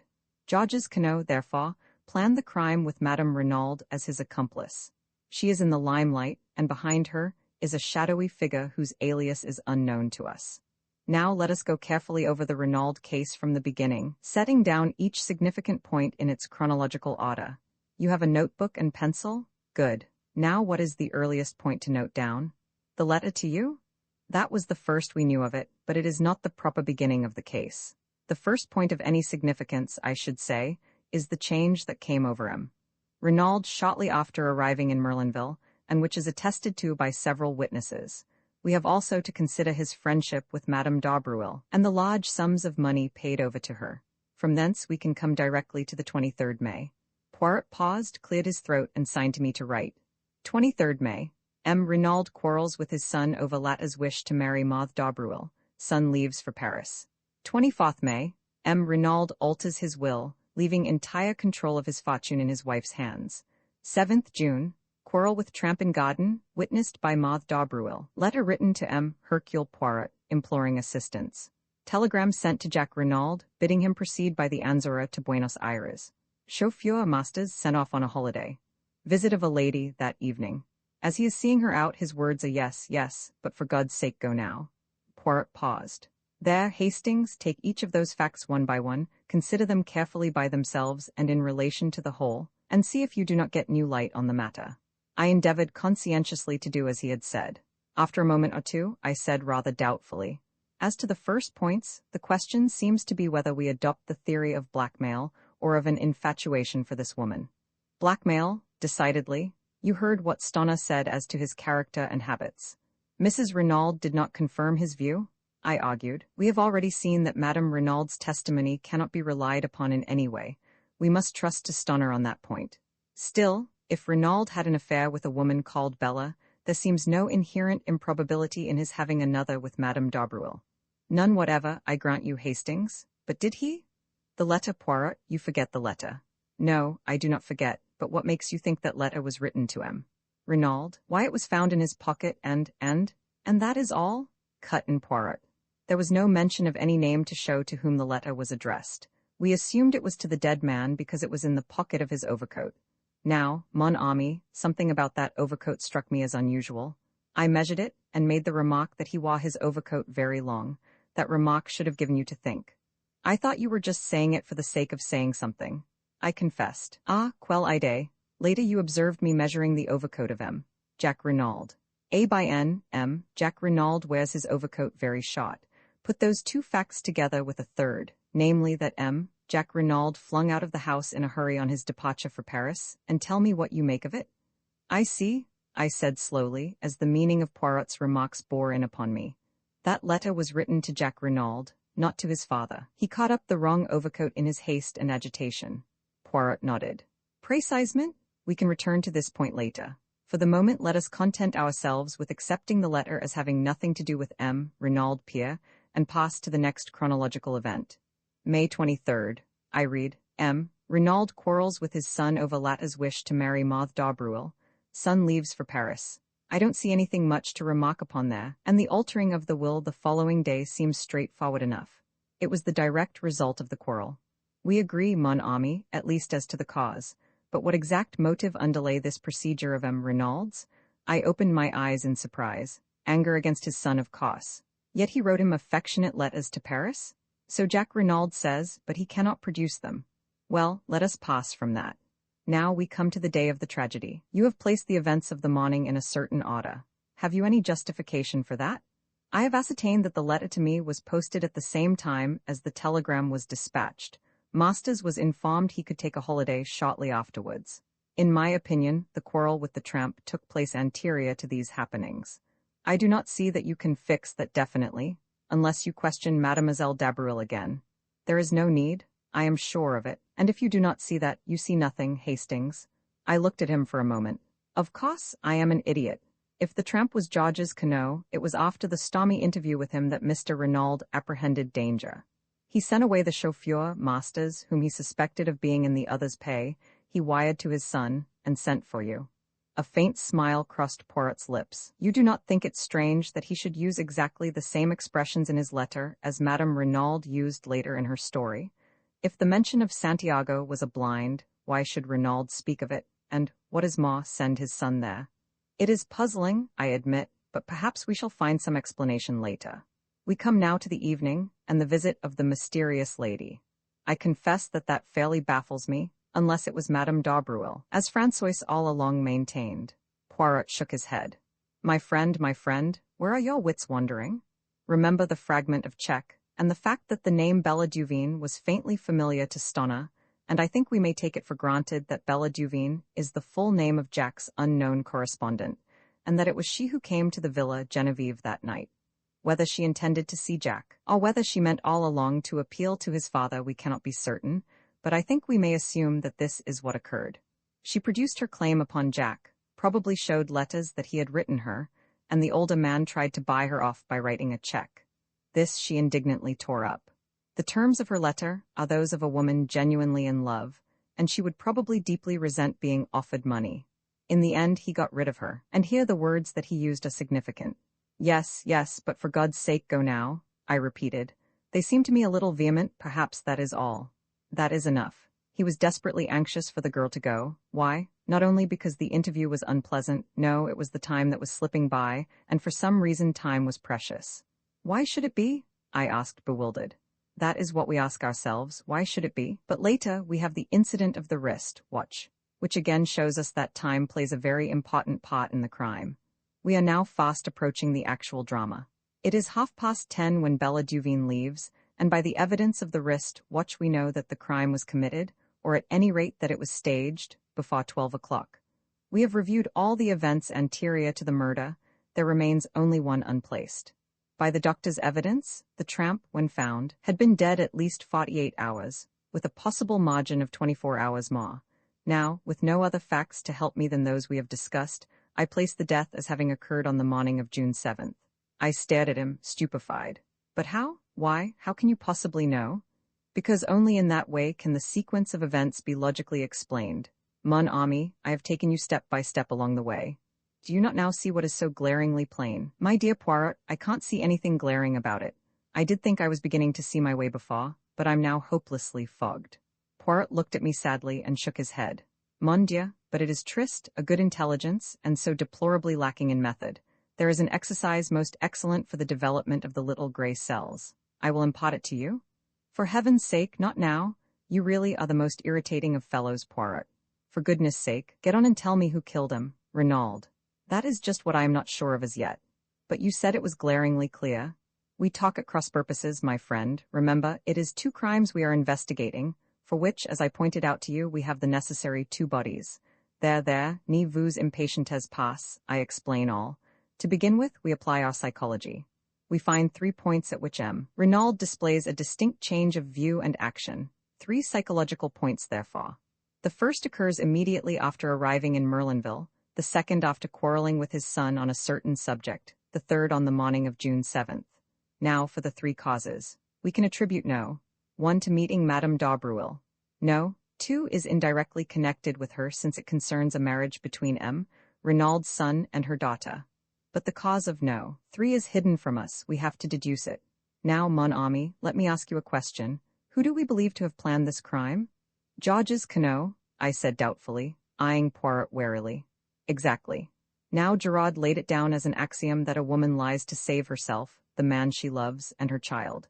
Since we are satisfied that it was Georges Queneau who dictated the lie to her, and as Georges Queneau is not Jacques Renaud, follows that the 3rd case is put out of court. And still attributing the crime to Georges Queneau, the first is equally so. So we are forced to the second, that Madame Renaud lied for the sake of the man she loved, or in other words, for the sake of Georges Queneau. You agree to that?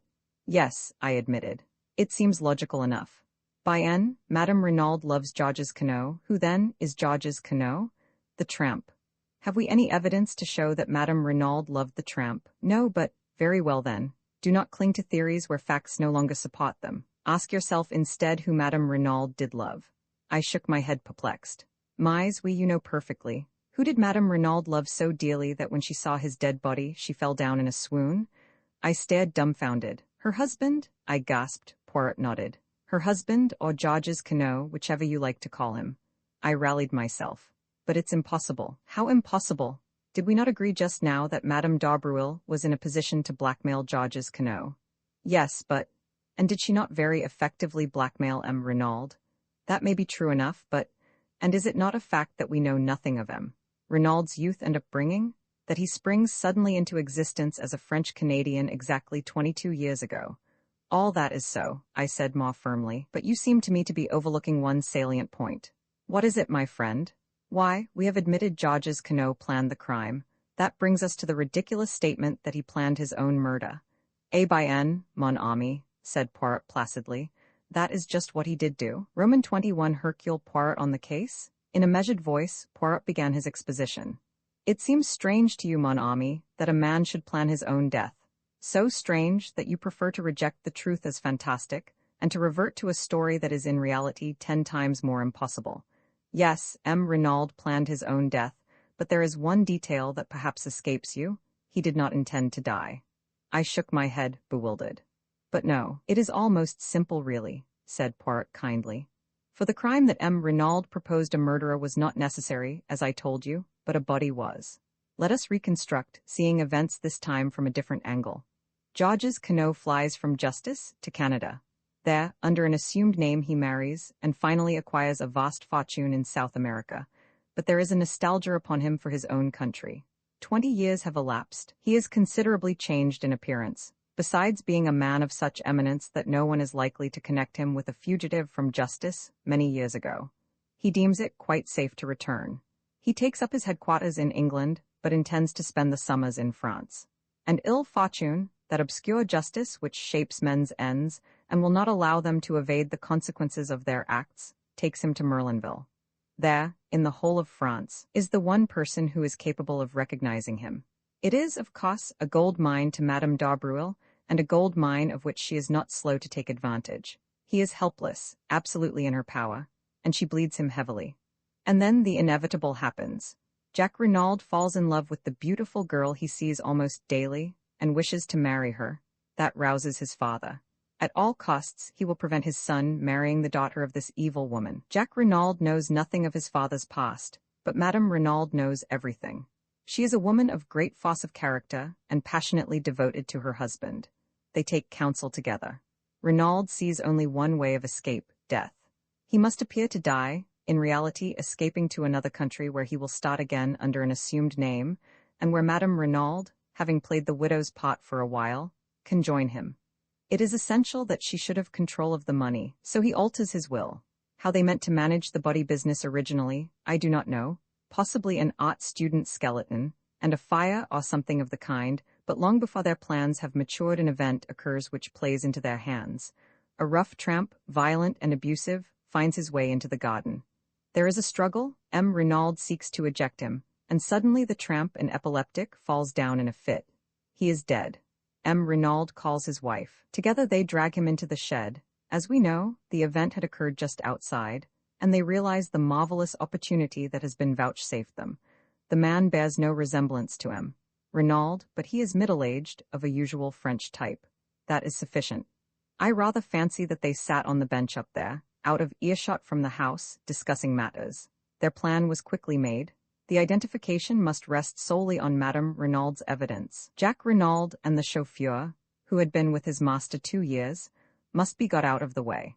It was unlikely that the French women servants would go near the body, and in any case, Renaud intended to take measures to deceive anyone not likely to appreciate details. Masters was sent off. A telegram dispatched to Jacques, Buenos Aires being selected to give credence to the story that Renaud had decided upon. Having heard of me, as a rather obscure elderly detective, he wrote his appeal for help, knowing that, when I arrived, the production of the letter would have a profound effect upon the examining magistrate, which, of course, it did. They dressed the body of the tramp in a suit of M. Renaud's and left his ragged coat and trousers by the door of the shed, not daring to take them into the house. And then, to give credence to the tale Madame Renaud was to tell, they drove the aeroplane dagger through his heart.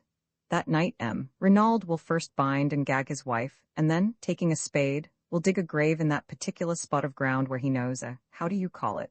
Bunker? is to be made. It is essential that the body should be found. Madame d'Arbreuil must have no suspicions. On the other hand, if a little time elapses, any dangers as to identity will be greatly lessened. Then, Renaud will don the tramp's rags and shuffle off to the station, where he will leave, unnoticed, by the 12:10 train. Since the crime will be supposed to have taken place 2 hours later, no suspicion can possibly attach to him. You see now his annoyance at the inopportune visit of the girl Bella. Every moment of delay is fatal to his plans. He gets rid of her as soon as he can, however. Then, to work? He leaves the front door slightly ajar to create the impression that the assassins left that way. He binds and gags Madame Renaud, correcting his mistake of 22 years ago, when the looseness of the bonds caused suspicion to fall upon his accomplice, but leaving her primed with essentially the same story as he had invented before, proving the unconscious recoil of the mind against originality. The night is chilly, and he slips on an overcoat over his underclothing, intending to cast it into the grave with the dead man. He goes out by the window, smoothing over the flower bed carefully, and thereby furnishing the most positive evidence against himself.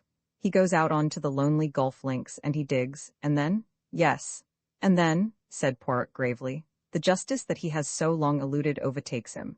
An unknown hand stabs him in the back. Now, Hastings, you understand what I mean when I talk of 2 crimes. The first crime, the crime that Renaud, in his arrogance, asked us to investigate, but he made a famous mistake there. He misjudged Hercule Poirot, is solved, but behind it lies a deeper riddle. And to solve that will be difficult, since the criminal in his wisdom has been content to avail himself of the devices prepared by Renaud. It has been a particularly perplexing and baffling mystery to solve. A young hand like Gerard, who does not place any reliance on the psychology, is almost certain to fail. You're marvelous, Poirot, I said with admiration. Absolutely marvelous. No one on earth but you could have done it. I think my praise pleased him. For once in his life he looked almost embarrassed. Ah, then you no longer despise poor old Papa Poirot? You shift your allegiance back from the human foxhound? His term for Gerard never failed to make me smile. Rather, you've scawed over him handsomely. That poor Gerard, said Poirot, trying unsuccessfully to look modest. Without doubt it is not all stupidity. He has had la mauvaise chance once or twice. That dark hair coiled round the dagger, for instance, to say the least, it was misleading. To tell you the truth, Poirot, I said slowly, even now I don't quite see whose hair was it. Madame Renaud's, of course, that is where la mauvaise chance came in. Her hair, dark originally, is almost completely silvered. It might just as easily have been a grey hair. And then, by no conceivable effort could Gerard have persuaded himself it came from the head of Jack Renaud. But it is all of a piece. Always the facts must be twisted to fit the theory. Did not Gerard find the traces of 2 persons, a man and a woman, in the shed? And how does that fit in with his reconstruction of the case? I will tell you, it does not fit in, and so we shall hear no more of them. I ask you, is that a methodical way of working? The great Gerard is nothing but a toy balloon, swollen with its own importance.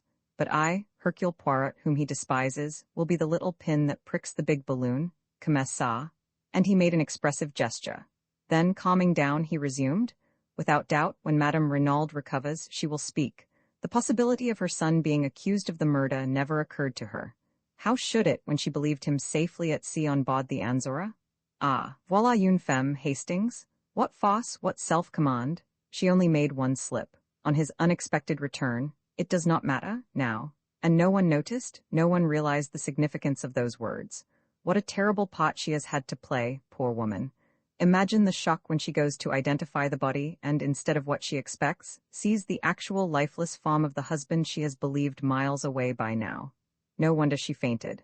But since then, despite her grief and her despair, how resolutely she has played her part, and how the anguish of it must wring her.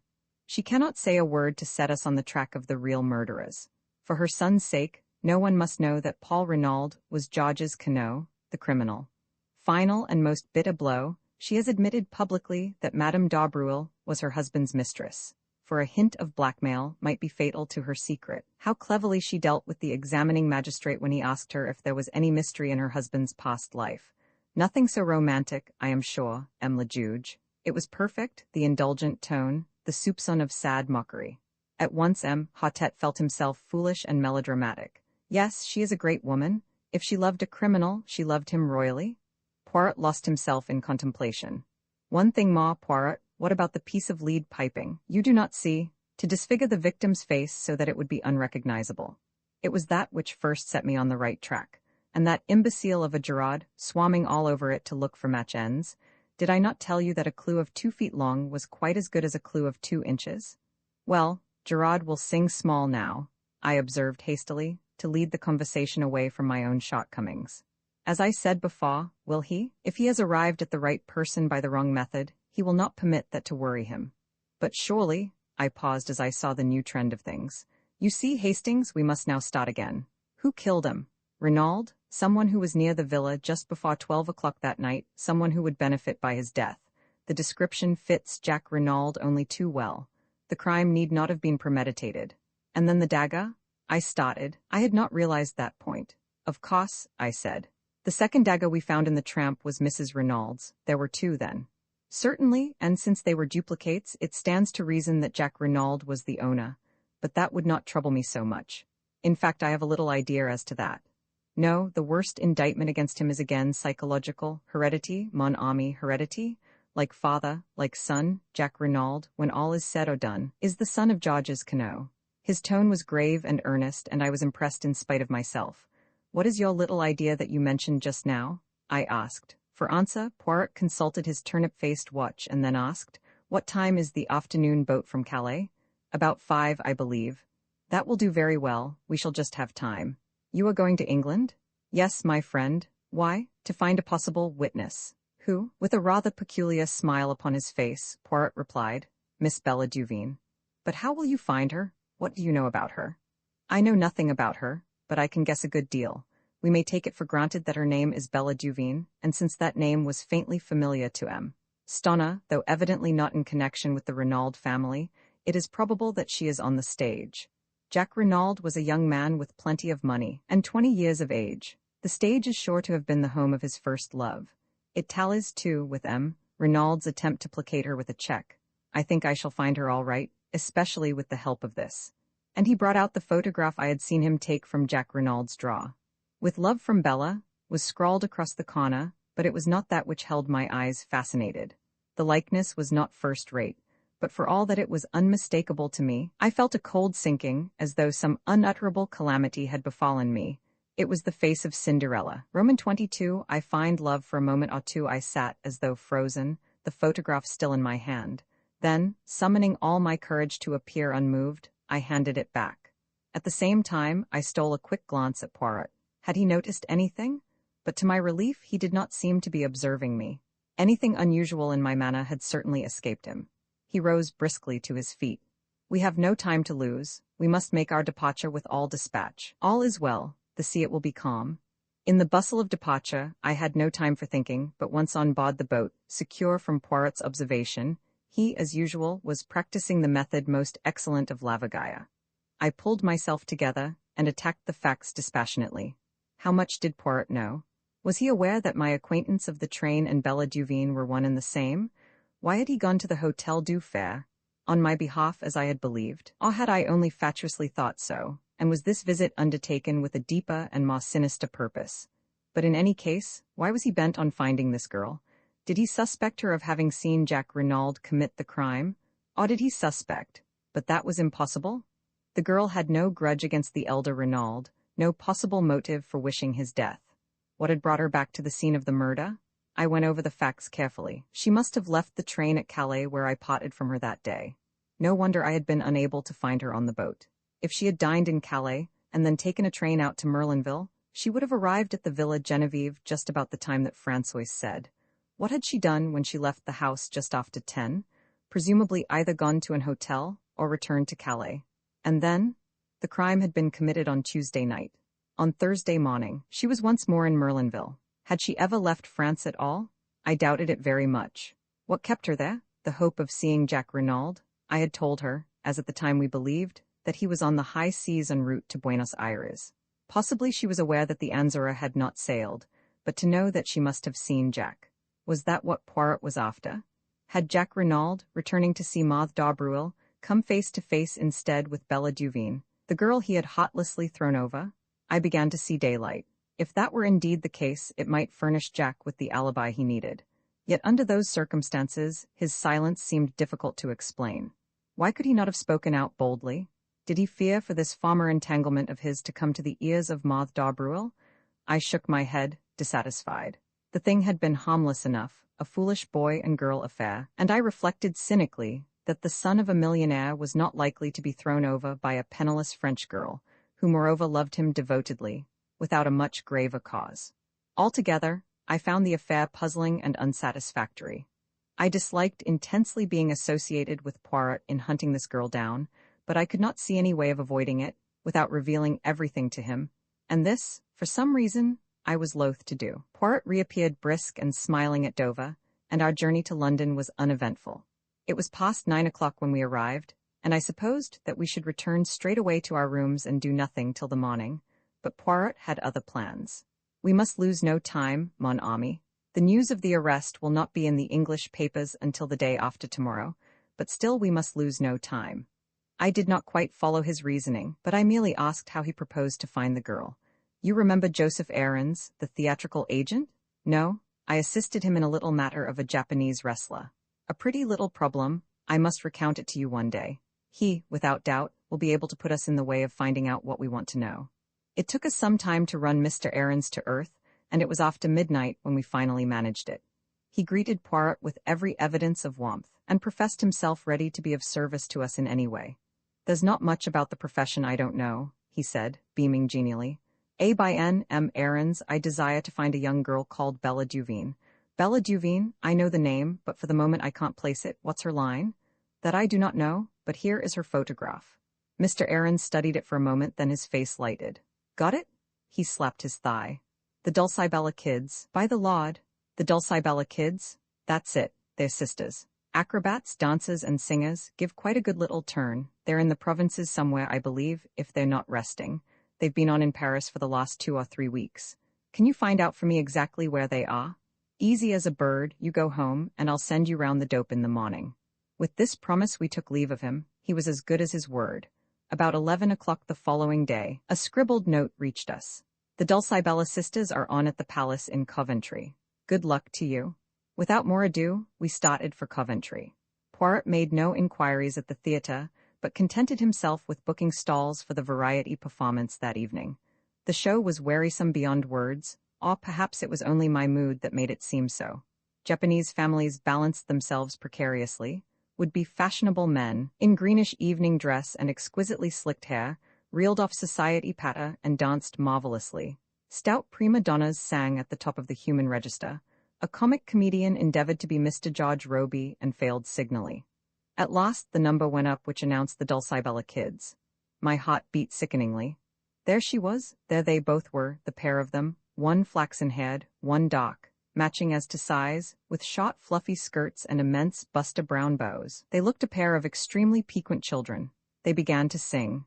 Their voices were fresh and true, rather thin and musically, but attractive. It was quite a pretty little turn. They danced neatly, and did some clever little acrobatic feats. The words of their songs were crisp and catchy. When the curtain fell, there was a full meed of applause. Evidently, the Dulcibella kids were a success. Suddenly, I felt that I could remain no longer. I must get out into the air. I suggested leaving to Poirot. Go by all means, mon ami. I amuse myself and will stay to the end. I will rejoin you later. It was only a few steps from the theatre to the hotel. I went up to the sitting room, ordered a whiskey and soda, and sat drinking it, staring meditatively into the empty grate. I heard the door open and turned my head, thinking it was Poirot. Then I jumped to my feet. It was Cinderella who stood in the doorway. She spoke haltingly, her breath coming in little gasps. I saw you in front, you and your friend. When you got up to go, I was waiting outside and followed you. Why are you here, in Coventry? What were you doing there tonight? Is the man who was with you the detective? She stood there, the cloak she had wrapped round her stage dress slipping from her shoulders. I saw the whiteness of her cheeks under the rouge and heard the terror in her voice. And in that moment, I understood everything, understood why Poirot was seeking her and what she feared, and understood at last my own heart. Yes, I said gently. Is he looking for me? She half-whispered. Then, as I did not answer for a moment, she slipped down by the big chair and burst into violent, bitter weeping.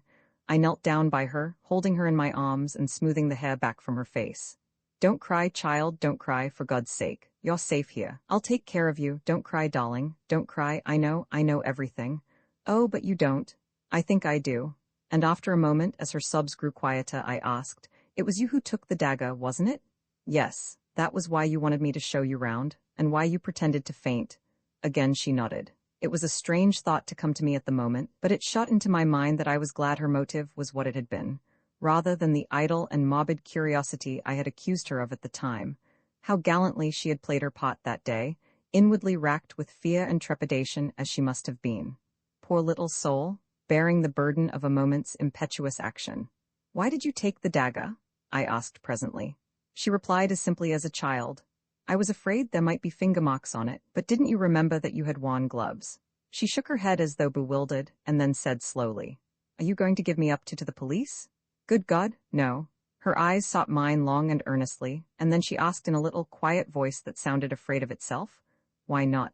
It seemed a strange place and a strange time for a declaration of love, and God knows, in all my imagining, I had never pictured love coming to me in such a guise. But I answered simply and naturally enough, Because I love you, Cinderella. She bent her head down as though ashamed and muttered in a broken voice, You can't, not if you knew? And then, as though rallying herself, she faced me squarely and asked, What do you know then? I know that you came to see Mr. Renaud that night. He offered you a check and you tore it up indignantly. Then you left the house? I paused. Go on, what next? I don't know whether you knew that Jack Renaud would be coming that night, or whether you just waited about on the chance of seeing him, but you did wait about. Perhaps you were just miserable and walked aimlessly. But at any rate, just before 12 you were still near there, and you saw a man on the golf links. Again I paused. I had leapt to the truth in a flash as she entered the room, but now the picture rose before me even more convincingly. I saw vividly the peculiar pattern of the overcoat on the dead body of Mr. Renaud, and I remembered the amazing likeness that had startled me into believing for one instant that the dead man had risen from the dead when his son burst into our conclave in the salon. Go on, repeated the girl steadily. I fancy his back was to you, but you recognized him, or thought you recognized him. The gait and the carriage were familiar to you, and the pattern of his overcoat. I paused. You told me in the train on the way from Paris that you had Italian blood in your veins, and that you had nearly got into trouble once with it. You used a threat in one of your letters to Jack Renaud. When you saw him there, your anger and jealousy drove you mad, and you struck? I don't believe for a minute that you meant to kill him, but you did kill him, Cinderella. She had flung up her hands to cover her face, and in a choked voice she said, You're right, I can see it all as you tell it. Then she turned on me almost savagely. And you love me? Knowing what you do, how can you love me? I don't know, I said a little wearily. I think love is like that, a thing one cannot help. I have tried, I know, ever since the first day I met you, and love has been too strong for me. And then suddenly, when I least expected it, she broke down again, casting herself down on the floor and sobbing wildly. Oh, I can't, she cried. I don't know what to do, I don't know which way to turn. Oh, pity me, someone, and tell me what to do? Again I knelt by her, soothing her as best I could. Don't be afraid of me, Bella. For God's sake, don't be afraid of me. I love you, that's true, but I don't want anything in return. Only let me help you. Love him still if you have to, but let me help you as he can't. It was as though she had been turned to stone by my words. She raised her head from her hands and stared at me. You think that? She whispered. You think that I love Jack Renaud? Then, half laughing, half crying, she flung her arms passionately round my neck and pressed her sweet wet face to mine. Not as I love you, she whispered. Never as I love you? Her lips brushed my cheek and then, seeking my mouth, kissed me again and again with a sweetness and fire beyond belief. The wildness of it, and the wonder, I shall not forget, no, not as long as I live. It was a sound in the doorway that made us look up. Poirot was standing there looking at us. I did not hesitate. With a bound I reached him and pinioned his arms to his sides. Quick, I said to the girl. Get out of here, as fast as you can, I'll hold him. With one look at me, she fled out of the room past us. I held Poirot in a grip of iron. Mon ami, observed the latter mildly, you do this sort of thing very well. The strong man holds me in his grasp and I am helpless as a child. But all this is uncomfortable and slightly ridiculous. Let us sit down and be calm. You won't pursue her? Mon Dieu, no, am I Gerard? Release me, my friend. Keeping a suspicious eye upon him, for I paid Poirot the compliment of knowing that I was no match for him in astuteness, I relaxed my grip and he sank into an armchair, feeling his arms tenderly. It is that you have the strength of a bull when you are roused, Hastings? Eh bien, and do you think you have behaved well to your old friend? I show you the girl's photograph and you recognize it, but you never say a word. There was no need if you knew that I recognized it, I said rather bitterly. So Poirot had known all along. I had not deceived him for an instant. Ta-ta, you did not know that I knew that. And tonight you helped the girl to escape when we have found her with so much trouble? A by N, it comes to this. Are you going to work with me or against me, Hastings? For a moment or two I did not answer. To break with my old friend gave me great pain, yet I must definitely range myself against him. Would he ever forgive me, I wondered? He had been strangely calm so far, but I knew him to possess marvelous self-command. Poirot, I said, I'm sorry, I admit I've behaved badly to you over this, but sometimes one has no choice, and in future I must take my own line. Poirot nodded his head several times. I understand, he said. The mocking light had quite died out of his eyes, and he spoke with a sincerity and kindness that surprised me. It is that, my friend, is it not? It is love that has come, not as you imagined it, all cock-a-hoop with fine feathers, but sadly, with bleeding feet. Well, I warned you. When I realized that this girl must have taken the dagger, I warned you. Perhaps you remember. But already it was too late. But tell me, how much do you know? I met his eyes squarely. Nothing that you could tell me would be any surprise to me, Poirot. Understand that. But in case you think of resuming your search for Miss Duveen, I should like you to know one thing clearly. If you have any idea that she was concerned in the crime, or was the mysterious lady who called upon Mr. Renaud that night, you are wrong. I traveled home from France with her that day, and parted from her at Victoria that evening, so that it is clearly impossible for her to have been in Merlinville. Ah? Poirot looked at me thoughtfully. And you would swear to that in a court of law? Most certainly I would. Poirot rose and bowed. Mon ami, vive l'âme, it can perform miracles. It is decidedly ingenious what you have thought of there. It defeats even Hercule Poirot. Roman 23 difficulties ahead after a moment of stress, such as I have just described. Reaction is bound to set in. I retired to rest that night on a note of triumph, but I awoke to realize that I was by no means out of the wood. True, I could see no flaw in the alibi I had so suddenly conceived. I had but to stick to my story, and I failed to see how Bella could be convicted in face of it. It was not as though there was any old friendship between us that could be raked up, and which might lead them to suspect that I was committing perjury. It could be proved that in actual fact I had only seen the girl on 3 occasions. No, I was still satisfied with my idea, had not even Poirot admitted that it defeated him. But there, I felt the need of treading warily. All very well for my little friend to admit himself momentarily nonplussed. I had far too much respect for his abilities to conceive of him as being content to remain in that position. I had a very humble opinion of my wits when it came to matching them against his. Poirot would not take defeat lying down. Somehow or other, he would endeavor to turn the tables on me, and that in the way, and at the moment, when I least expected it. We met at breakfast the following morning as though nothing had happened. Poirot's good temper was imperturbable, yet I thought I detected a film of reserve in his manner which was new.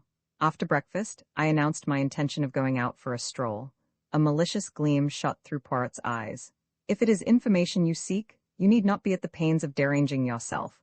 I can tell you all you wish to know. The Dulcibella sisters have cancelled their contract, and have left Coventry for an unknown destination. Is that really so, Poirot? You can take it from me, Hastings. I made inquiries the first thing this morning. After all, what else did you expect? True enough, nothing else could be expected under the circumstances. Cinderella had profited by the slight start I had been able to assure her, and would certainly not lose a moment in removing herself from the reach of the pursuer. It was what I had intended and planned. Nevertheless, I was aware of being plunged into a network of fresh difficulties. I had absolutely no means of communicating with the girl, and it was vital that she should know the line of defense that had occurred to me, and which I was prepared to carry out. Of course it was possible that she might try to send word to me in some way or another, but I hardly thought it likely. She would know the risk she ran of a message being intercepted by Poirot, thus setting him on her track once more. Clearly, her only course was to disappear utterly for the time being. But, in the meantime, what was Poirot doing? I studied him attentively. He was wearing his most innocent air and staring meditatively into the far distance. He looked altogether too placid and supine to give me reassurance. I had learned with Poirot that the less dangerous he looked, the more dangerous he was. His quiescence alarmed me. Observing a troubled quality in my glance, he smiled benignantly. You are puzzled, Hastings. You ask yourself why I do not launch myself in pursuit? Well, something of the kind. It is what you would do, were you in my place, I understand that. but I am not of those who enjoy rushing up and down a country seeking a needle in a haystack, as you English say. No, let Mademoiselle Bella Duveen go. Without doubt, I shall be able to find her when the time comes. Until then, I am content to wait. I stared at him doubtfully. Was he seeking to mislead me? I had an irritating feeling that, even now, he was master of the situation. My sense of superiority was gradually waning. I had contrived the girl's escape, and evolved a brilliant scheme for saving her from the consequences of her rash act, but I could not rest easy in my mind. Poirot's perfect calm awakened 1,000 apprehensions. I suppose, Poirot? I said rather diffidently. I mustn't ask what your plans are? I've forfeited the right. But not at all. There is no secret about them. We return to France without delay. We? Precisely, we. You know very well that you cannot afford to let Papa Poirot out of your sight. Is it not so, my friend? But remain in England by all means if you wish. I shook my head. He had hit the nail on the head. I could not afford to let him out of my sight. Although I could not expect his confidence after what had happened, I could still check his actions. The only danger to Bella lay with him. Gerard and the French police were indifferent to her existence. At all costs, I must keep near Poirot. Poirot observed me attentively as these reflections passed through my mind, and gave a nod of satisfaction. I am right, am I not? And as you are quite capable of trying to follow me, disguised with some absurdity such as a false beard, which everyone would perceive, by an intendu, I much prefer that we should voyage together. It would annoy me greatly that anyone should mock themselves at you. Very well then, but it's only fair to warn you. I know all. You are my enemy, be my enemy then. It does not worry me at all. So long as it's all fair and above board, I don't mind. You have to the full the English passion for fair play. Now your scruples are satisfied, let us depart immediately. There is no time to be lost. Our stay in England has been short but sufficient. I know what I wanted to know. The tone was light, but I read a veiled menace into the words. Still, I began and stopped. Still, as you say, without doubt you are satisfied with the part you are playing. Me, I preoccupy myself with Jack Renaud. Jack Renaud? The words gave me a start. I had completely forgotten that aspect of the case. Jack Renaud in prison, with the shadow of the guillotine looming over him? I saw the part I was playing in a more sinister light. I could save Bella, yes, but in doing so I ran the risk of sending an innocent man to his death. I pushed the thought from me with horror. It could not be. He would be acquitted. Certainly he would be acquitted, but the cold fear came back. Suppose he were not, what then? Could I have it on my conscience? Horrible thought. Would it come to that in the end? A decision. Bella or Jack Renaud? The promptings of my heart were to save the girl I loved at any cost to myself, but if the cost were to another, the problem was altered. What would the girl herself say? I remembered that no word of Jack Renaud's arrest had passed my lips. As yet she was in total ignorance of the fact that her former lover was in prison charged with a hideous crime which he had not committed. When she knew, how would she act? Would she permit her life to be saved at the expense of his? Certainly she must do nothing rash. Jack Renaud might, and probably would, be acquitted without any intervention on her part. If so, good. But if he was not? That was the terrible, the unanswerable problem. I fancied that she ran no risk of the extreme penalty. The circumstances of the crime were quite different in her case. She could plead jealousy and extreme provocation, and her youth and beauty would go for much. The fact that by a tragic mistake it was old Mr. Renaud, and not his son, who paid the penalty would not alter the motive of the crime. But in any case, however lenient the sentence of the court, it must mean a long term of imprisonment. No, Bella must be protected. And at the same time, Jack Renaud must be saved. How this was to be accomplished I did not see clearly. But I pinned my faith to Poirot. He knew. Come what might, he would manage to save an innocent man. He must find some pretext other than the real one. It might be difficult, but he would manage it somehow. And with Bella unsuspected and Jack Renaud acquitted, all would end satisfactorily. So I told myself repeatedly, but at the bottom of my heart, there still remained a cold fear. Roman 24 save him. We crossed from England by the evening boat, and the following morning saw us in Saint-Thomas, whither Jack Renaud had been taken. Poirot lost no time in visiting M. Hotet. As he did not seem disposed to make any objections to my accompanying him, I bore him company. After various formalities and preliminaries, we were conducted to the examining magistrate's room. He greeted us cordially. I was told that you had returned to England, M. Poirot. I am glad to find that such is not the case. It is true that I went there, M. le Juge, but it was only for a flying visit, a side issue, but one that I fancied might repay investigation. And it did, eh? Poirot shrugged his shoulders. Hotet nodded, sighing. We must resign ourselves, I fear. That animal Gerard, his manners are abominable, but he is undoubtedly clever. Not much chance of that one making a mistake. You think not, le juge? It was the examining magistrate's turn to shrug his shoulders. Bien, speaking frankly, in confidence, say entendu, can you come to any other conclusion? Frankly, le juge, there seem to me to be many points that are obscure. Such as? But Poirot was not to be drawn. I have not yet tabulated them, he remarked. It was a general reflection that I was making. I liked the young man, and should be sorry to believe him guilty of such a hideous crime. By the way, what has he to say for himself on the matter? The magistrate frowned. I cannot understand him. He seems incapable of putting up any sort of defense. It has been most difficult to get him to answer questions. He contents himself with a general denial, and beyond that takes refuge in a most obstinate silence. I am interrogating him again tomorrow. Perhaps you would like to be present? We accepted the invitation with empressement. A distressing case, said the magistrate with a sigh. My sympathy for Madame Renaud is profound. How is Madame Renaud? She has not yet recovered consciousness. It is merciful in a way, poor woman, she is being spared much. The doctors say that there is no danger, but that when she comes to herself, she must be kept as quiet as possible. It was, I understand, quite as much the shock as the fall which caused her present state. It would be terrible if her brain became unhinged, but I should not wonder at all. No, really, not at all. Hotet leaned back, shaking his head with a sort of mournful enjoyment as he envisaged the gloomy prospect.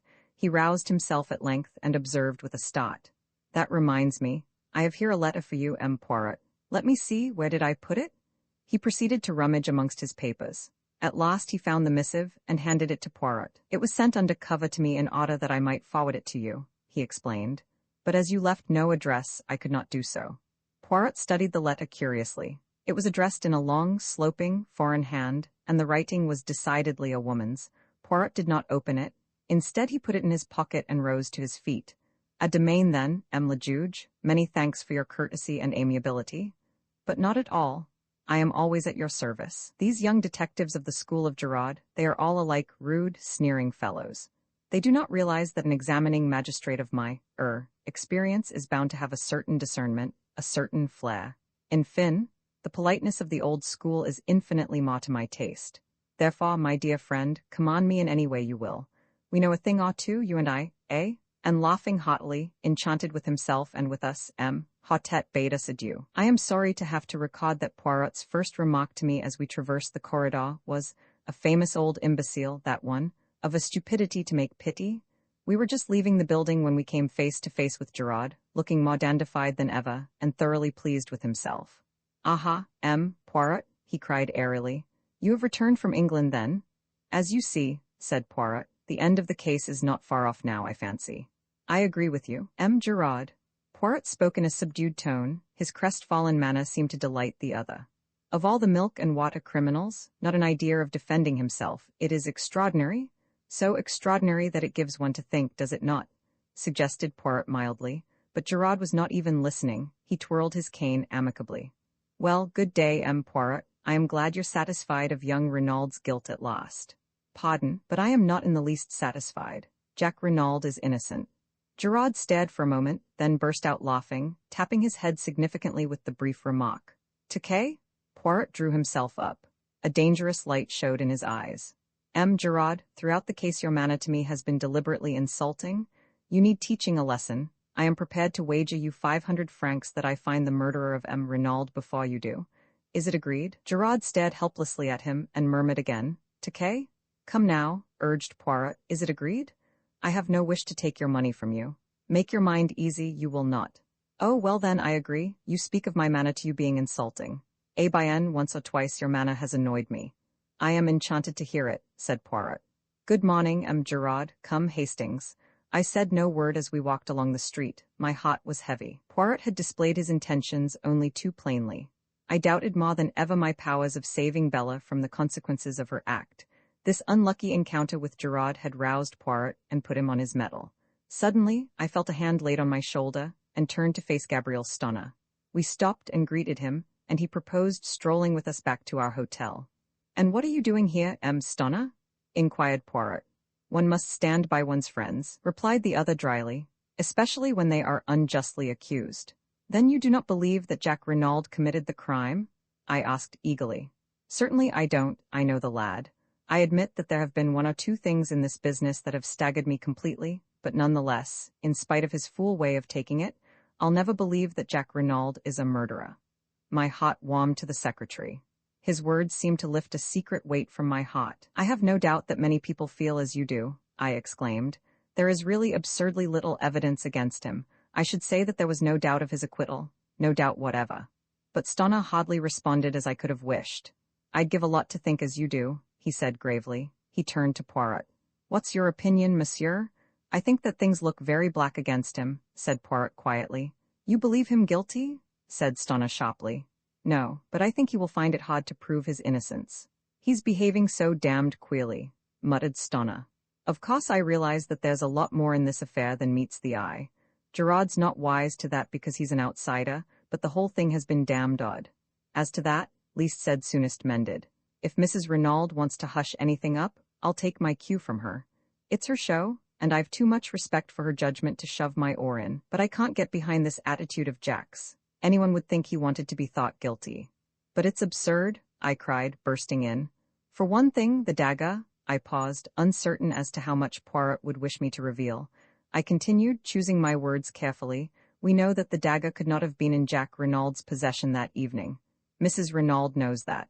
True, said Stonna. When she recovers, she will doubtless say all this and more. Well, I must be leaving you. One moment. Poirot's hand arrested his departure. Can you arrange for word to be sent to me at once should Madame Renaud recover consciousness? Certainly, that's easily done. That point about the dagger is good, Poirot, I urged as we went upstairs. I couldn't speak very plainly before Stonna. That was quite right of you. We might as well keep the knowledge to ourselves as long as we can. As to the dagger, your point hardly helps Jack Renaud. You remember that I was absent for an hour this morning, before we started from London? Yes. Well, I was employed in trying to find the firm Jack Renaud employed to convert his souvenirs. It was not very difficult. A. Hastings, they made to his order not 2 paper knives, but 3.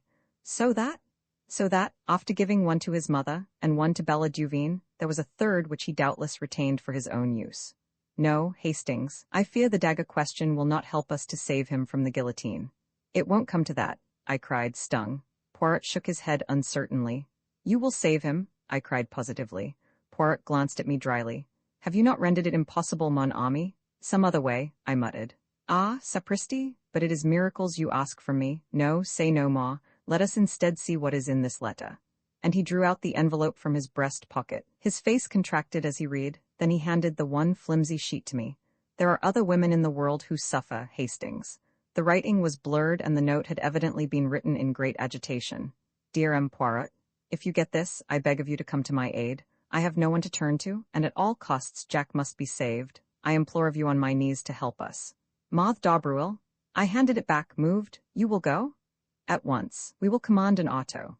Half an hour later saw us at the Villa Marguerite. Maud was at the door to meet us and led Poirot in, clinging with both hands to one of his. Ah, you have come. It is good of you. I have been in despair, not knowing what to do. They will not let me go to see him in prison even. I suffer horribly. I am nearly mad. Is it true what they say, that he does not deny the crime?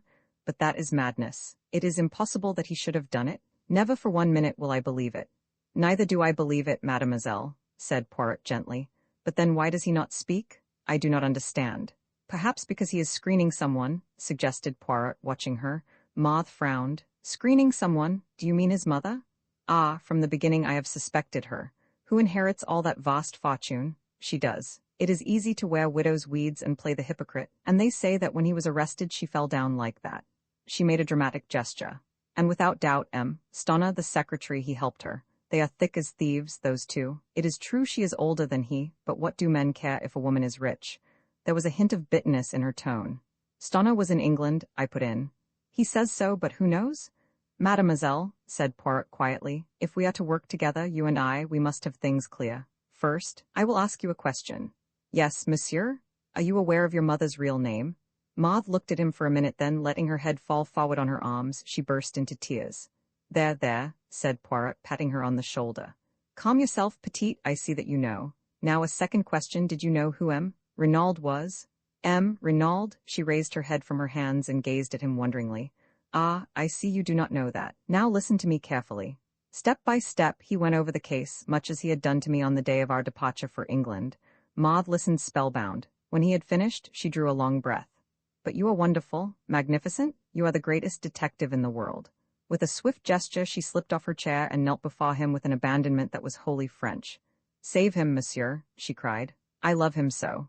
Oh, save him, save him, save him. Roman 25, an unexpected denouement. We were present the following morning at the examination of Jacques Renaud. Short as the time had been, I was shocked at the change that had taken place in the young prisoner. His cheeks had fallen in, there were deep black circles round his eyes, and he looked haggard and distraught, as one who had wooed sleep in vain for several nights. He betrayed no emotion at seeing us. The prisoner and his counsel, Maître Grossier, were accommodated with chairs. A formidable guard with resplendent sabre stood before the door. The patient greffier sat at his desk. The examination began. Renaud, began the magistrate, do you deny that you were in Merlinville on the night of the crime? Jack did not reply at once, then he said with a hesitancy of manner which was piteous, I told you that I was in Cherbourg. Maître Grossier frowned and sighed. I realized at once that Jacques Renaud was obstinately bent on conducting his own case as he wished, to the despair of his legal representative. The magistrate turned sharply. Send in the station witnesses. In a moment or two the door opened to admit a man whom I recognized as being a porter at Merlinville station. You were on duty on the night of June 7th? Yes, monsieur. You witnessed the arrival of the 11:40 train? Yes, monsieur. Look at the prisoner. Do you recognize him as having been one of the passengers to alight? Yes, monsieur le juge. There is no possibility of your being mistaken? No, monsieur, I knew him, Jacques Renaud, well. Nor of your being mistaken as to the date. No, monsieur, because it was the following morning, June 8th, that we heard of the murder. Another railway official was brought in and confirmed the first one's evidence. The magistrate looked at Jacques Renaud. These men have identified you positively. What have you to say? Jack shrugged his shoulders. Nothing. Hotet exchanged a glance with the greffier as the scratching of the latter's pen recorded the answer. Renaud, continued the magistrate, do you recognize this? He took something from the table by his side and held it out to the prisoner. I shuddered as I recognized the aeroplane dagger. Pardon, cried Maître Grossier. I demand to speak to my client before he answers that question. But Jacques Renaud had no consideration for the feelings of the wretched Grossier. He waved him aside and replied quietly, Certainly I recognize it. It is a present given by me to my mother, as a souvenir of the war. Is there, as far as you know, any duplicate of that dagger in existence? Again Maître Grossier burst out, and again Jack overrode him. Not that I know of. The setting was my own design. Even the magistrate almost gasped at the boldness of the reply. It did, in very truth, seem as though Jack was rushing on his fate. I realized, of course, the vital necessity he was under of concealing, for Bella's sake, the fact that there was a duplicate dagger in the case. So long as there was supposed to be only one weapon, no suspicion was likely to attach to the girl who had had the second paper knife in her possession. He was valiantly shielding the woman he had once loved. But at what a cost to himself? I began to realize the magnitude of the task I had so lightly set Poirot. It would not be easy to secure the acquittal of Jacques Renaud by anything short of the truth. Hotet spoke again, with a peculiarly biting inflection. Madame Renaud told us that this dagger was on her dressing table on the night of the crime, but Madame Renaud is a mother. It will doubtless astonish you, Renaud, but I consider it highly likely that Madame Renaud was mistaken, and that, by inadvertence perhaps, you had taken it with you to Paris. Doubtless you will contradict me. I saw the lad's handcuffed hands clench themselves. The perspiration stood out in beads upon his brow, as with a supreme effort he interrupted him. Hotet, in a hoarse voice, I shall not contradict you. It is possible. It was a stupefying moment. Maître Grossier rose to his feet, protesting, My client has undergone a considerable nervous strain. I should wish it put on record that I do not consider him answerable for what he says. The magistrate quelled him angrily. For a moment, a doubt seemed to arise in his own mind. Jacques Renaud had almost overdone his part. He leaned forward and gazed at the prisoner searchingly. Do you fully understand, Renaud, that on the answers you have given me I shall have no alternative but to commit you for trial? Jack's pale face flushed. He looked steadily back. Hotet, I swear that I did not kill my father. But the magistrate's brief moment of doubt was over. He laughed a short, unpleasant laugh. Without doubt, they are always innocent, our prisoners. By your own mouth you are condemned. You can offer no defense, no alibi. only a mere assertion which would not deceive a babe, that you are not guilty?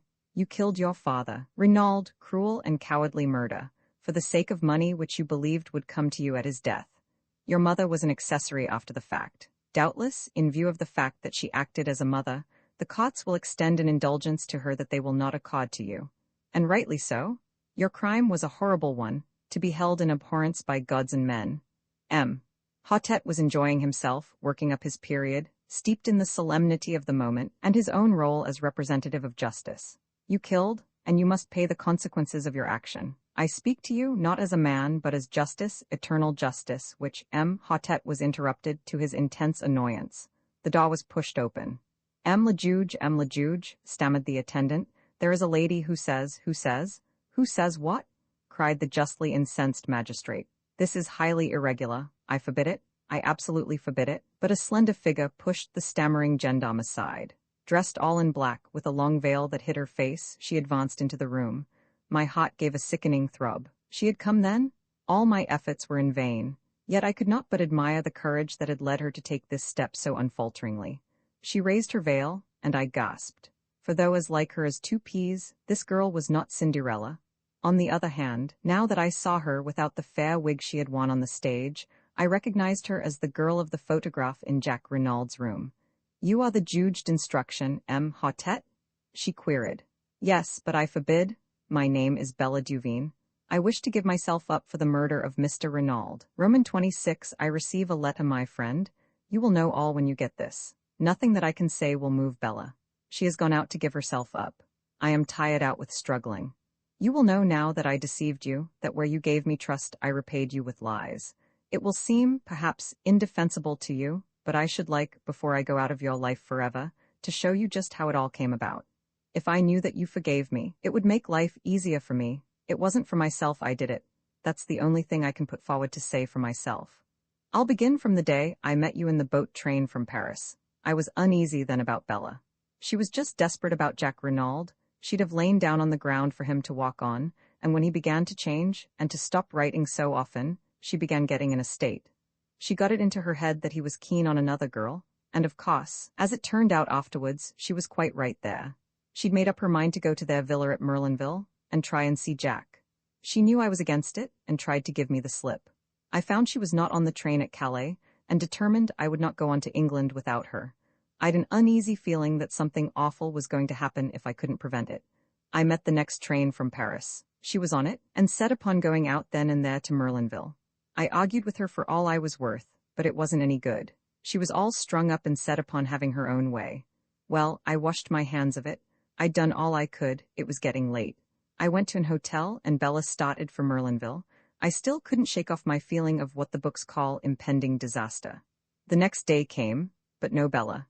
She'd made a date with me to meet at the hotel, but she didn't keep it. No sign of her all day. I got more and more anxious. Then came an evening paper with the news. It was awful. I couldn't be sure, of course, but I was terribly afraid. I figured it out that Bella had met Papa Renaud and told him about her and Jack, and that he'd insulted her or something like that. We've both got terribly quick tempers. Then all the masked foreigner business came out, and I began to feel more at ease, but it still worried me that Bella hadn't kept her date with me. By the next morning, I was so rattled that I'd just got to go and see what I could. First thing, I ran up against you. You know all that, when I saw the dead man, looking so like Jack, and wearing Jack's fancy overcoat, I knew, and there was the identical paper knife, wicked little thing, that Jack had given Bella. 10 to 1 it had her finger marks on it. I can't hope to explain to you the sort of helpless horror of that moment. I only saw one thing clearly. I must get hold of that dagger, and get right away with it before they found out it was gone.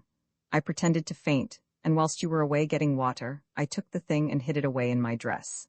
I told you that I was staying at the Hotel du Fer, but of course really, I made a beeline back to Calais, and then on to England by the first boat. When we were in mid-channel, I dropped that little devil of a dagger into the sea. Then I felt I could breathe again. Bella was at our digs in London. She looked like nothing on God's earth. I told her what I'd done, and that she was pretty safe for the time being. She stared at me and then began laughing. It was horrible to hear her. I felt that the best thing to do was to keep busy. She'd go mad if she had time to brood on what she'd done. Luckily, we got an engagement at once. And then, I saw you and your friend watching us that night. I was frantic. You must suspect, or you wouldn't have tracked us down. I had to know the worst, so I followed you. I was desperate. And then, before I'd had time to say anything, I tumbled to it that it was me you suspected, not Bella. Or at least that you thought I was Bella since I'd stolen the dagger. I wish, honey, that you could see back into my mind at that moment. You'd forgive me. Perhaps I was so frightened and muddled and desperate. All I could get clearly was that you would try and save me. I didn't know whether you'd be willing to save her. I thought very likely not. It wasn't the same thing. And I couldn't risk it. Bella's my twin. I'd got to do the best for her. So I went on lying. I felt mean. I feel mean still. That's all. Enough too, you'll say, I expect. I ought to have trusted you. If I had, as soon as the news was in the paper that Jack Renaud had been arrested, it was all up. Bella wouldn't even wait to see how things went. I'm very tired. I can't write any more. She had begun to sign herself Cinderella, but had crossed that out and written instead Dulcie Duveen. It was an ill-written, blurred epistle, but I have kept it to this day. Poirot was with me when I read it. The sheets fell from my hand, and I looked across at him. Did you know all the time that it was the other? Yes, my friend. Why did you not tell me? To begin with, I could hardly believe it conceivable that you could make such a mistake. You had seen the photograph. The sisters are very alike, but by no means incapable of distinguishment. But the fair hair?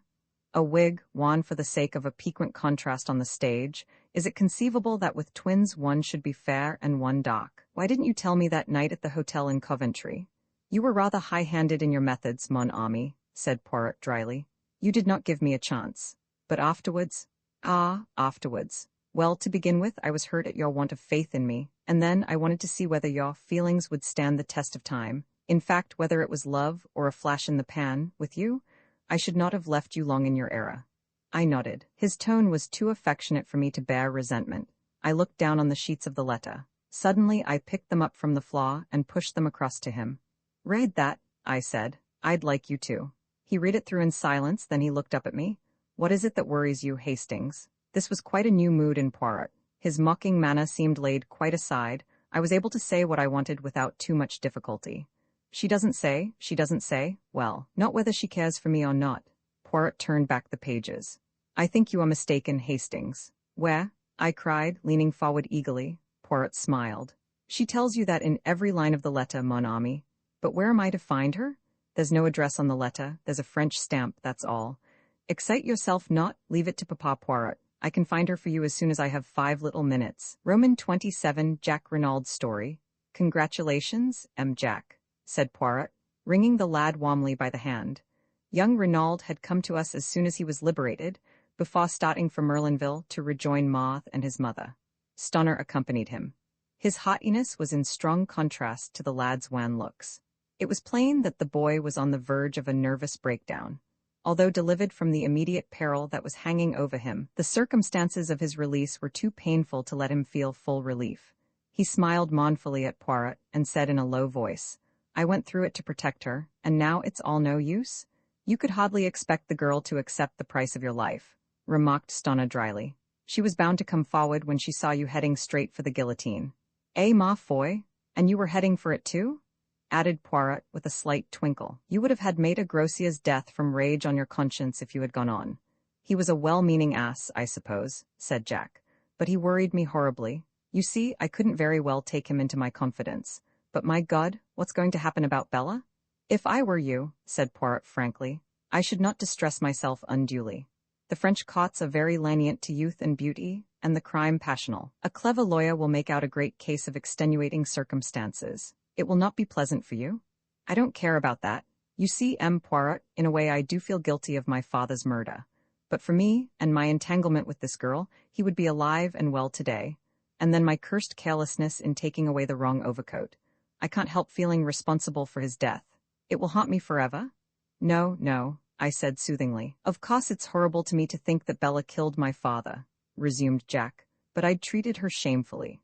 After I met Marthe and realized I'd made a mistake, I ought to have written and told her so honestly. But I was so terrified of a row, and of its coming to Marthe's ears, and her thinking there was more in it than there ever had been, that, well, I was a coward, and went on hoping the thing would die down of itself.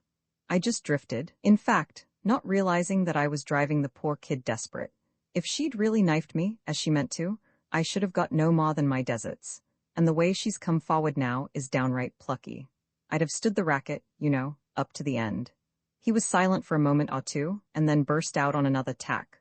What gets me is why the governor should be wandering about in underclothes and my overcoat at that time of night. I suppose he'd just given the foreign Johnnies the slip, and my mother must have made a mistake about its being 2 o'clock when they came. It wasn't all a frame-up, was it? I mean, my mother couldn't think that it was me? Poirot reassured him quickly. No, Jack, have no fears on that score. As for the rest, I will explain it to you one of these days. It is rather curious, but will you recount to us exactly what did occur on that terrible evening? There's very little to tell. I came from Cherbourg, as I told you, in order to see Maude before going to the other end of the world. The train was late, and I decided to take the shortcut across the golf links. I could easily get into the grounds of the Villa Marguerite from there. I had nearly reached the place when he paused and swallowed. Yes, I heard a terrible cry. It wasn't loud, a sort of choke and gasp, but it frightened me. For a moment I stood rooted to the spot. Then I came round the corner of a bush. There was moonlight. I saw the grave and a figure lying face downwards with a dagger sticking in the back. And then I looked up and saw her. She was looking at me as though she saw a ghost. It's what she must have thought me at first. All expression seemed frozen out of her face by horror. And then she gave a cry and turned and ran. He stopped, trying to master his emotion. And afterwards? Asked Poirot gently. I really don't know. I stayed there for a time, dazed. And then I realized I'd better get away as fast as I could. It didn't occur to me that they would suspect me, but I was afraid of being called upon to give evidence against her. I walked to St. Beauvais, as I told you, and got a car from there back to Cherbourg. A knock came at the door, and a page entered with a telegram which he delivered to Stonna. He tore it open. Then he got up from his seat. Mrs. Renaud has regained consciousness, he said. Ah! Poirot sprang to his feet. Let us all go to Merlinville at once. A hurried departure was made forthwith. Stonna, at Jack's instance, agreed to stay behind and do all that could be done for Bella Duveen.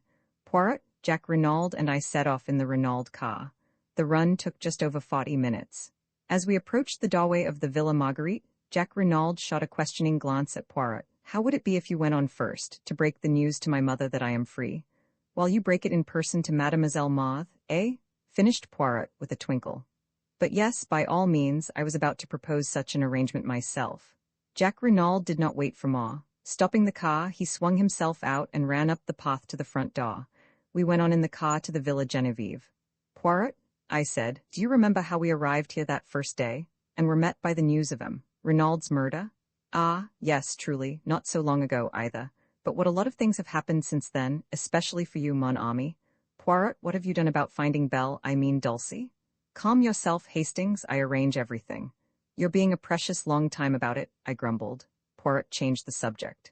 Then the beginning, now the end, he moralized, as we rang the bell. And, considered as a case, the end is profoundly unsatisfactory. Yes, indeed, I sighed. You are regarding it from the sentimental standpoint, Hastings. That was not my meaning. We will hope that Mademoiselle Bella will be dealt with leniently, and after all, Jack Renaud cannot marry both the girls. I spoke from a professional standpoint. This is not a crime well ordered and regular, such as a detective delights in. The mise-en scene, designed by Georges Cano. That indeed is perfect, but the denouement? Ah, no. A man killed by accident in a girl's fit of anger. Ah, indeed, what order or method is there in that? And in the midst of a fit of laughter on my part at Poirot's peculiarities, the door was opened by François. Poirot explained that he must see Mrs. Renaud at once, and the old woman conducted him upstairs.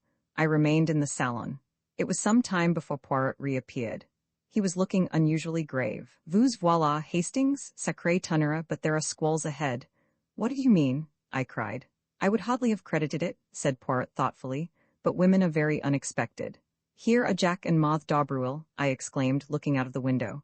Poirot bounded out of the room and met the young couple on the steps outside. Do not enter, it is better not, your mother is very upset. I know, said Jack Renaud. I must go up to her at once. But no, I tell you, it is better not. But Maude and I, in any case, do not take Mademoiselle with you. Mount if you must, but you would be wise to be guided by me. A voice on the stairs behind made us all start. I thank you for your good offices, M. Poirot, but I will make my own wishes clear. We stared in astonishment. Descending the stairs, leaning upon Léonie's arm, was Mrs. Renaud, her head still bandaged. The French girl was weeping, and imploring her mistress to return to bed. Madame will kill herself, it is contrary to all the doctor's orders. But Mrs. Renaud came on. Mother, cried Jack, starting forward, but with a gesture she drove him back.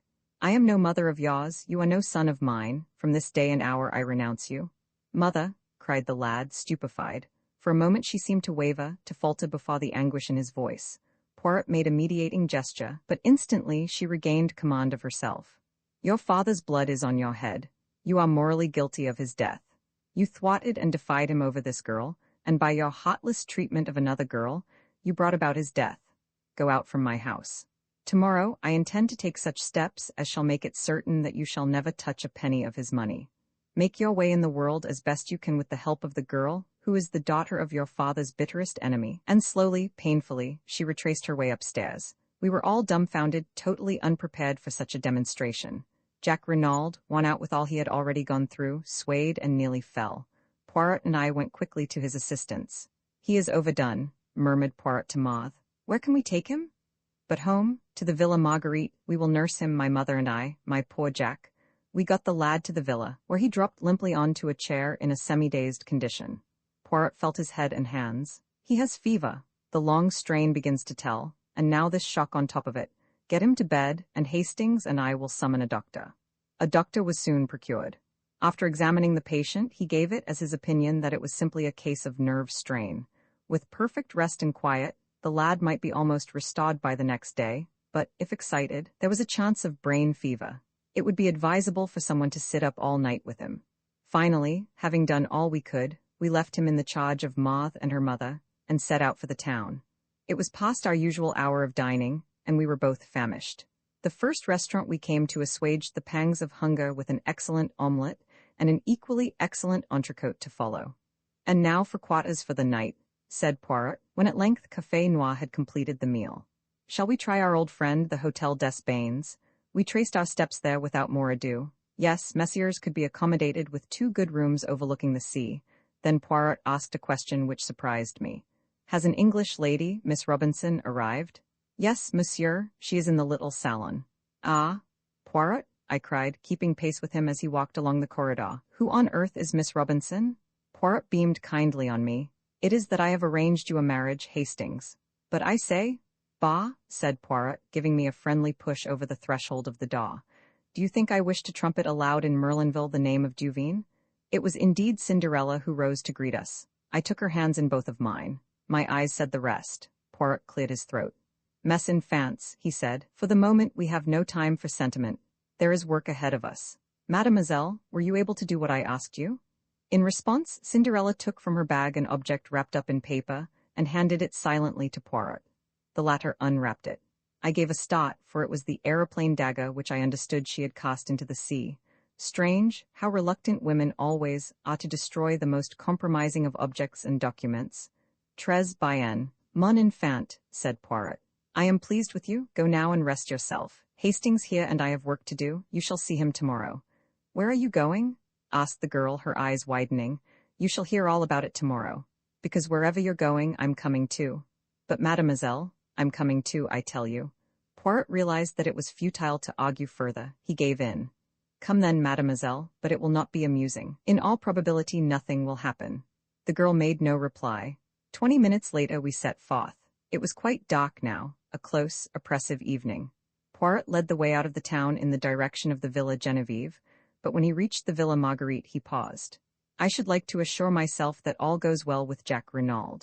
Come with me, Hastings. Mademoiselle will perhaps remain outside. Madame d'Aubreuil might say something which would wound her. We unlatched the gate and walked up the path. As we went round to the side of the house, I drew Poirot's attention to a window on the first floor. Thrown sharply on the blind was the profile of Maude d'Aubreuil. Ah, said Poirot. I figure to myself that that is the room where we shall find Jack Renaud. Madame d'Aubreuil opened the door to us. She explained that Jack was much the same, but perhaps we would like to see for ourselves. She led us upstairs and into the bedroom. Maude d'Aubreuil was embroidering by a table with a lamp on it. She put her finger to her lips as we entered. Jack Renaud was sleeping an uneasy, fitful sleep, his head turning from side to side, and his face still unduly flushed. Is the doctor coming again? Asked Poirot in a whisper. Not unless we send. He is sleeping. That is the great thing. Mammon made him a tisane. She sat down again with her embroidery as we left the room. Madame d'Aubreuil accompanied us down the stairs. Since I had learned of her past history, I viewed this woman with increased interest. She stood there with her eyes cast down, the same very faint, enigmatical smile that I remembered on her lips. And suddenly, I felt afraid of her, as one might feel afraid of a beautiful poisonous snake. "I hope we have not deranged you, madam," said Poirot politely as she opened the door for us to pass out. "Not at all, monsieur. By the way," said Poirot as though struck by an afterthought, Stoner has not been in Merlinville today, has he?" I could not at all fathom the point of this question, which I well knew to be meaningless as far as Poirot was concerned. Madame d'Aubereuil replied quite composedly, "Not that I know of." "He has not had an interview with Mrs. Renaud?" "How should I know that, monsieur?" "True," said Poirot. "I thought you might have seen him coming or going, that is all." "Good night, madam." "Why?" I began. "No whys, Hastings, there will be time for that later." We rejoined Cinderella and made our way rapidly in the direction of the Villa Genevieve. Poirot looked over his shoulder once at the lighted window and the profile of Maude as she bent over her work. "He is being guarded at all events," he muttered. Arrived at the Villa Genevieve, Poirot took up his stand behind some bushes to the left of the drive, where, whilst enjoying a good view ourselves, we were completely hidden from sight. The villa itself was in total darkness. Everybody was without doubt in bed and asleep. We were almost immediately under the window of Mrs. Renaud's bedroom, which window, I noticed, was open. It seemed to me that it was upon this spot that Poirot's eyes were fixed. "What are we going to do?" I whispered. "Watch. But I do not expect anything to happen for at least an hour, probably 2 hours." But his words were interrupted by a long, thin-drawn cry. "Help!" A light flashed up in the second-floor room on the right-hand side of the house. The cry came from there. And even as we watched, there came a shadow on the blind as of 2 people struggling. "Mill Tunneras!" cried Poirot. "She must have changed her room." Dashing forward, he batted wildly on the front door. Then rushing to the tree in the flower bed, he swarmed up it with the agility of a cat. I followed him. As with a bound he sprang in through the open window. Looking over my shoulder, I saw Dulcie reaching the branch behind me. "Take care," I exclaimed. "Take care of your grandmother," retorted the girl. "This is child's play to me." Poirot had rushed through the empty room and was pounding on the door leading into the corridor. "Locked and bolted on the outside," he growled, "and it will take time to burst it open." The cries for help were getting noticeably fainter. I saw despair in Poirot's eyes. He and I together put our shoulders to the door. Cinderella's voice, calm and dispassionate, came from the window. "You'll be too late. I guess I'm the only one who can do anything." Before I could move a hand to stop her, she appeared to leap upward into space. I rushed and looked out. To my horror, I saw her hanging by her hands from the roof, propelling herself along by jerks in the direction of the lighted window. "Good heavens! She'll be killed," I cried. "You forget. She's a professional acrobat, Hastings. It was the providence of the good God that made her insist on coming with us tonight. I only pray that she may be in time." "Ah!" A cry of absolute terror floated out onto the night as the girl disappeared through the right-hand window. Then in Cinderella's clear tones came the words, "No, you don't. I've got you. And my wrists are just like steel." At the same moment the door of our prison was opened cautiously by Françoise. Poirot brushed her aside unceremoniously and rushed down the passage to where the other maids were grouped round the further door. "It's locked on the inside, monsieur." There was the sound of a heavy fall within. After a moment or two the key turned and the door swung slowly open. Cinderella, very pale, beckoned us in. "She is safe?"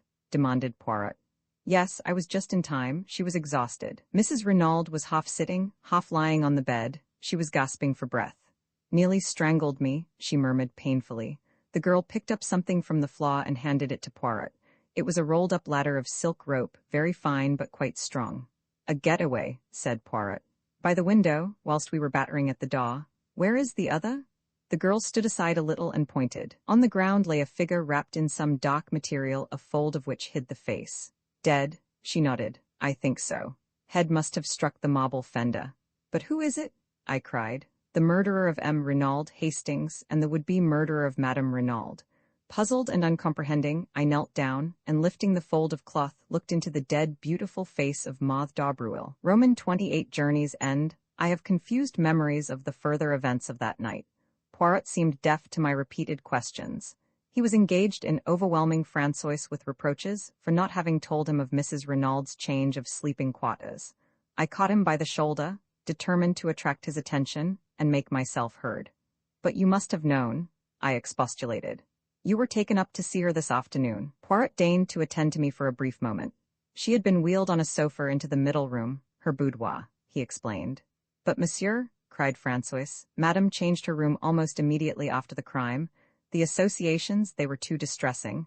Then why was I not told? Vociferated Poirot, striking the table and working himself into a first-class passion. I demand you, why was I not told? You are an old woman completely imbecile, and Léonie and Denise are no better. All of you are triple idiots? Your stupidity has nearly caused the death of your mistress. But for this courageous child, he broke off, and darting across the room to where the girl was bending over ministering to Mrs. Renaud, he embraced her with Gallic fervor, slightly to my annoyance. I was aroused from my condition of mental fog by a sharp command from Poirot to fetch the doctor immediately on Mrs. Renaud's behalf. After that, I might summon the police, and he added, to complete my dudgeon, it will hardly be worth your while to return here. I shall be too busy to attend to you, and of mademoiselle here I make a god malade. I retired with what dignity I could command. Having done my errands, I returned to the hotel. I understood next to nothing of what had occurred. The events of the night seemed fantastic and impossible. Nobody would answer my questions. Nobody had seemed to hear them. Angrily, I flung myself into bed and slept the sleep of the bewildered and utterly exhausted. I awoke to find the sun pouring in through the open windows and Poirot, neat and smiling, sitting beside the bed. In fin you wake, but it is that you are a famous sleeper, Hastings. Do you know that it is nearly 11 o'clock? I groaned and put a hand to my head. I must have been dreaming, I said. Do you know, I actually dreamt that we found Maude d'Aubervil's body in Mrs. Renaud's room, and that you declared her to have murdered Mr. Renaud? You were not dreaming, all that is quite true. But Bella Duveen killed Mr. Renaud. Oh no, Hastings, she did not. She said she did. Yes, but that was to save the man she loved from the guillotine. What?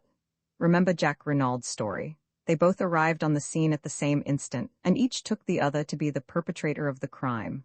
The girl stares at him in horror, and then with a cry rushes away. But when she hears that the crime has been brought home to him, she cannot bear it, and comes forward to accuse herself and save him from certain death.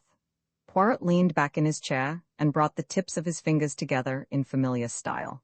The case was not quite satisfactory to me, he observed judicially. All along, I was strongly under the impression that we were dealing with a cold-blooded and premeditated crime committed by someone who had been contented, very cleverly, with using Renaud's own plans for throwing the police off the track. The great criminal, as you may remember my remarking to you once, is always supremely simple. I nodded.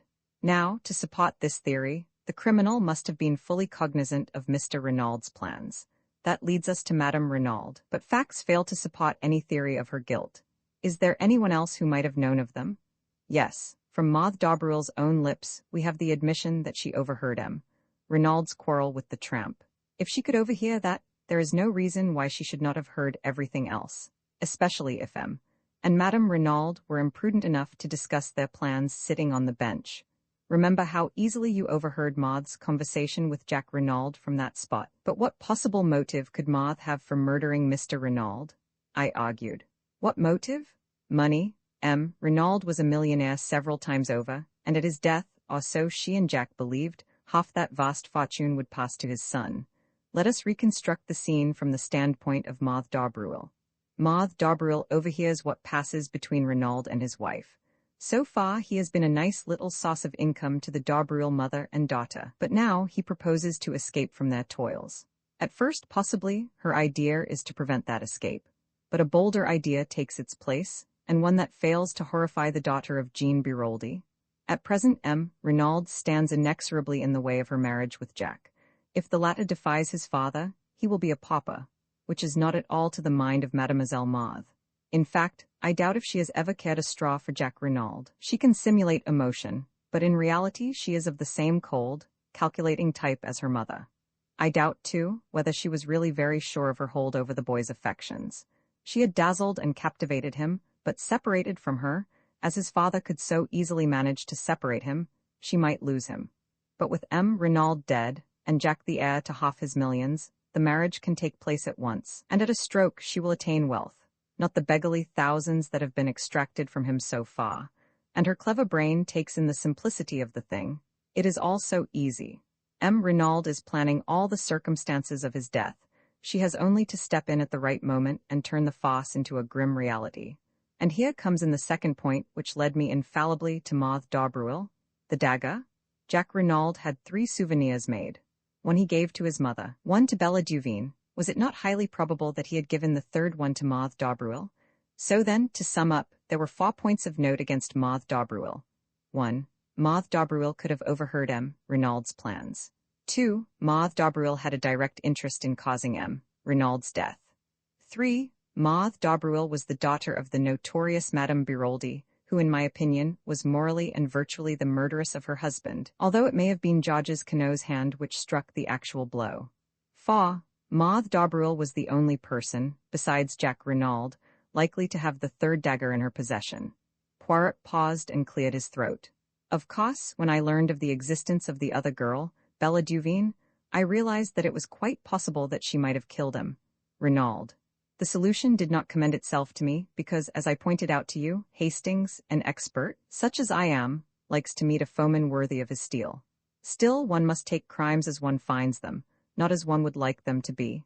It did not seem very likely that Bella Duveen would be wondering about carrying a souvenir paper knife in her hand, but of course she might have had some idea all the time of revenging herself on Jack Renaud. When she actually came forward and confessed to the murder, it seemed that all was over. And yet, I was not satisfied. Mon ami, I was not satisfied. I went over the case again minutely, and I came to the same conclusion as before. If it was not Bella Duveen, the only other person who could have committed the crime was Maud d'Aubervilliers, but I had not one single proof against her. And then you showed me that letter from Mademoiselle Dulcie, and I saw a chance of settling the matter once for all. The original dagger was stolen by Dulcie Duveen and thrown into the sea since, as she thought, it belonged to her sister. But if, by any chance, it was not her sister's, but the one given by Jack to Maud d'Aubervilliers, why then, Bella Duveen's dagger would be still intact. I said no word to you, Hastings, it was no time for romance, but I sought out Mademoiselle Dulcie, told her as much as I deemed needful, and set her to search amongst the effects of her sister. Imagine my elation, when she sought me out, according to my instructions, as Miss Robinson with the precious souvenir in her possession. In the meantime I had taken steps to force Mademoiselle Maud into the open.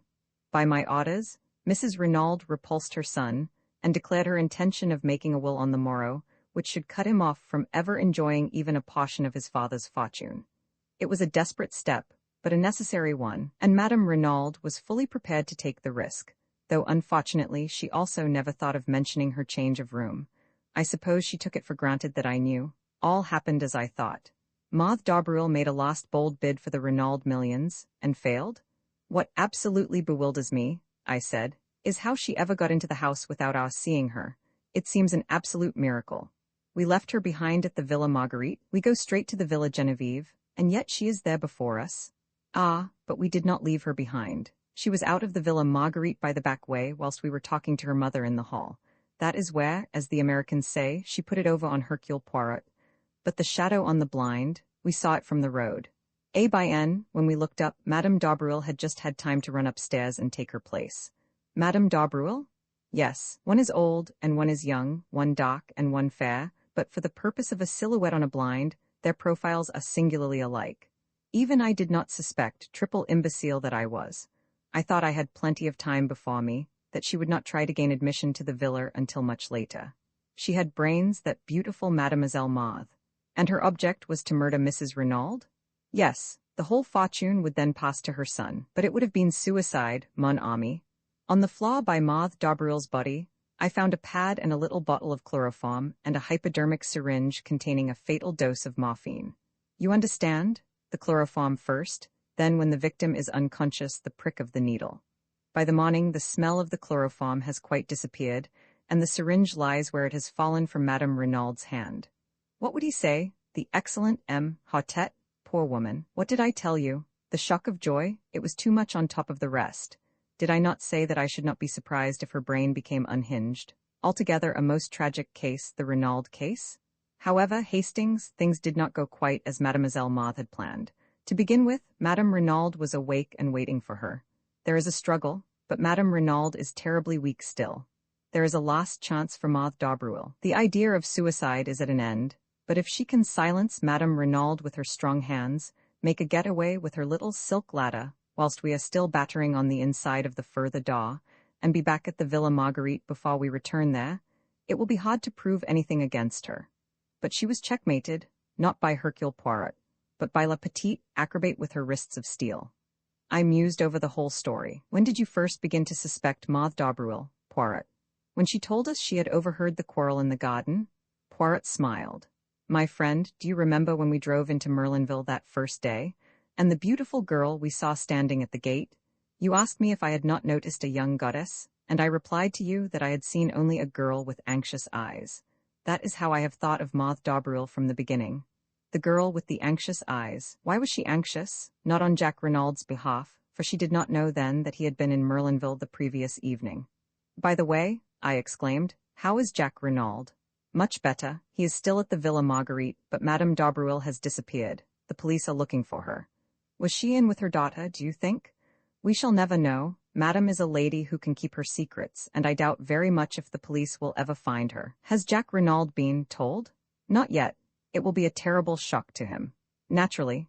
And yet, do you know, Hastings, I doubt if his heart was ever seriously engaged. So far we have looked upon Bella Duveen as a siren, and Maude d'Aubervilliers as the girl he really loved. But I think that if we reverse the terms we should come nearer to the truth.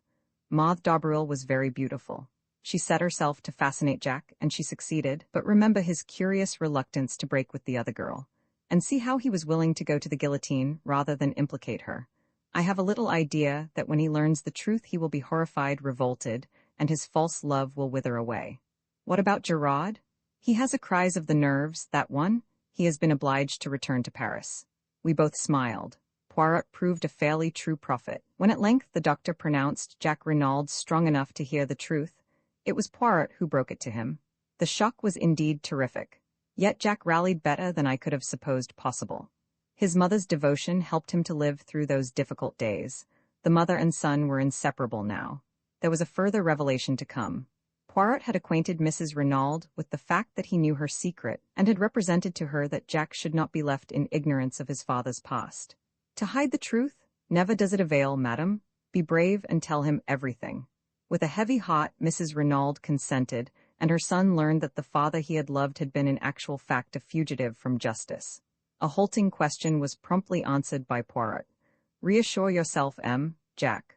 The world knows nothing. As far as I can see, there is no obligation for me to take the police into my confidence.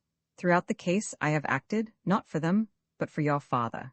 Justice overtook him at last, but no one need ever know that he and Georges Queneau were one and the same. There were, of course, various points in the case that remained puzzling to the police, but Poirot explained things in so plausible a fashion that all query about them was gradually stilled. Shortly after we got back to London, I noticed a magnificent model of a foxhound adorning Poirot's mantelpiece. In answer to my inquiring glance, Poirot nodded. Mais, oui, I got my 500 francs. Is he not a splendid fellow? I call him Gerard. A few days later, Jack Renaud came to see us with a resolute expression on his face. Poirot, I've come to say goodbye. I'm sailing for South America almost immediately. My father had large interests over the continent, and I mean to start a new life out there. You go alone, Jack. My mother comes with me, and I shall keep Stonner on as my secretary. He likes out-of-the-way parts of the world. No one else goes with you? Jack flushed. You mean? A girl who loves you very dearly, who has been willing to lay down her life for you. How could I ask her? Muttered the boy. After all that has happened, could I go to her, and oh, what sort of a lame story could I tell? Les femmes, they have a wonderful genius for manufacturing crutches for stories like that. Yes, but I've been such a damned fool. So have all of us at one time and another, observed Poirot philosophically. But Jack's face had hardened.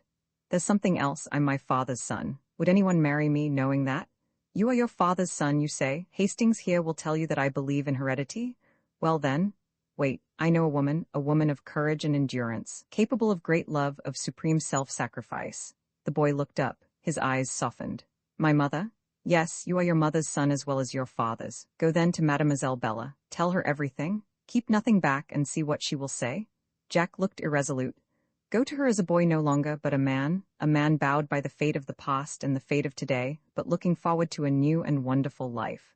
Ask her to share it with you. You may not realize it, but your love for each other has been tested in the fire and not found wanting. You have both been willing to lay down your lives for each other. And what of Captain Arthur Hastings, humble chronicler of these pages?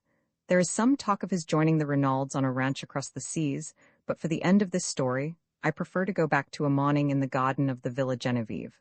I can't call you Bella, I said, since it isn't your name, and Dulcie seems so unfamiliar. So it's got to be Cinderella. Cinderella married the prince, you remember? I'm not a prince, but, she interrupted me. Cinderella warned him, I'm sure. You see, she couldn't promise to turn into a princess. She was only a little scullion after all. It's the prince's turn to interrupt, I interpolated. Do you know what he said? No? Hell, said the prince and kissed her. And I suited the action to the word. Roman 3 at the Villa Genevieve. In a moment Poirot had leapt from the car, his eyes blazing with excitement. He caught the man by the shoulder. What is that you say? Murdered? When? How? The Sergeant de Ville drew himself up. I cannot answer any questions, monsieur. True, I comprehend. Poirot reflected for a minute. The commissary of police he is without doubt within? Yes, monsieur. Poirot took out a card and scribbled a few words on it. Voila, will you have the goodness to see that this card is sent into the commissary at once? The man took it and, turning his head over his shoulder, whistled. In a few seconds a comrade joined him and was handed Poirot's message. There was a wait of some minutes, and then a short, stout man with a huge moustache came bustling down to the gate. The Sergeant de Ville saluted and stood aside. My dear M. Poirot, cried the newcomer, I am delighted to see you. Your arrival is most opportune. Poirot's face had lighted up. M. Bex, this is indeed a pleasure. He turned to me. This is an English friend of mine, Captain Hastings, M. Lucian Bex. The commissary and I bowed to each other ceremoniously, then M. Bex turned once more to Poirot. Mon vieux, I have not seen you since 1909, that time in Ostend. I heard that you had left the Fosse? So I have. I run a private business in London, and you say you have information to give which may assist us. Possibly you know it already. You were aware that I had been sent for. No, by whom? The dead man. It seems he knew an attempt was going to be made on his life. Unfortunately, he sent for me too late. Sacré tonnerre, ejaculated the Frenchman. So he foresaw his own murder. That upsets our theories considerably, but come inside. He held the gate open, and we commenced walking towards the house. M. Bex continued to talk. The examining magistrate, M. Hautet, must hear of this at once. He has just finished examining the scene of the crime and is about to begin his interrogations. A charming man, you will like him. Most sympathetic, original in his methods, but an excellent judge. When was the crime committed? Asked Poirot.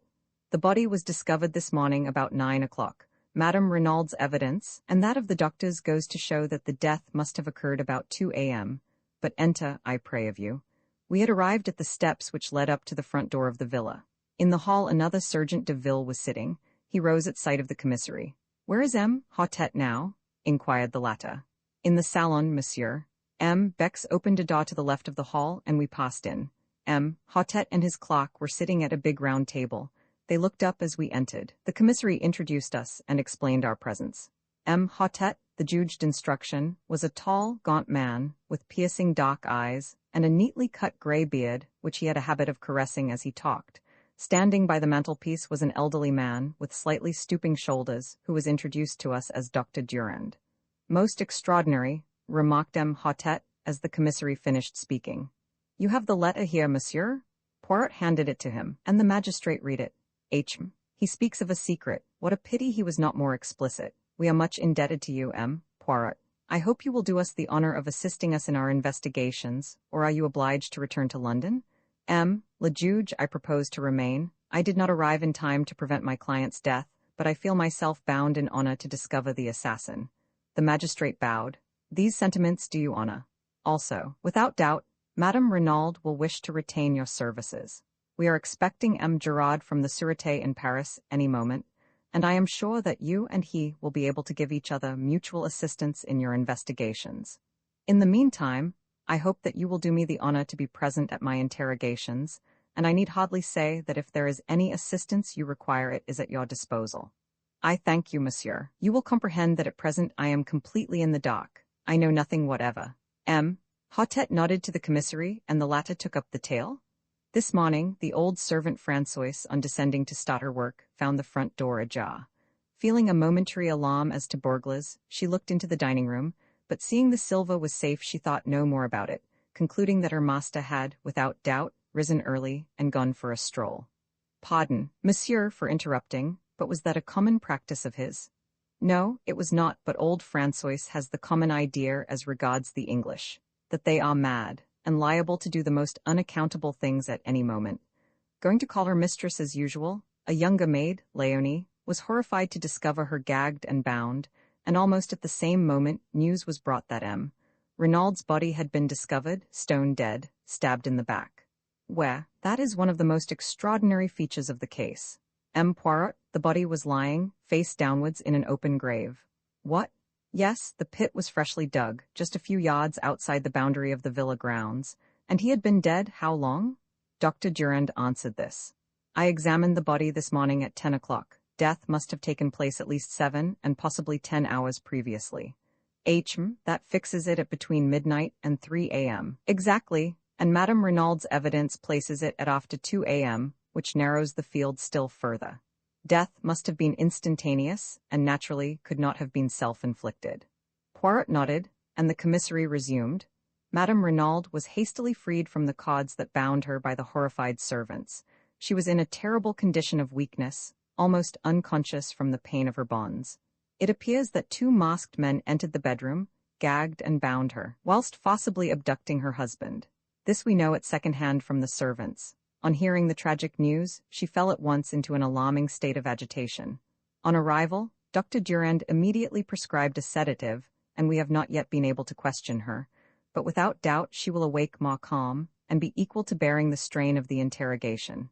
The commissary paused. And the inmates of the house, monsieur?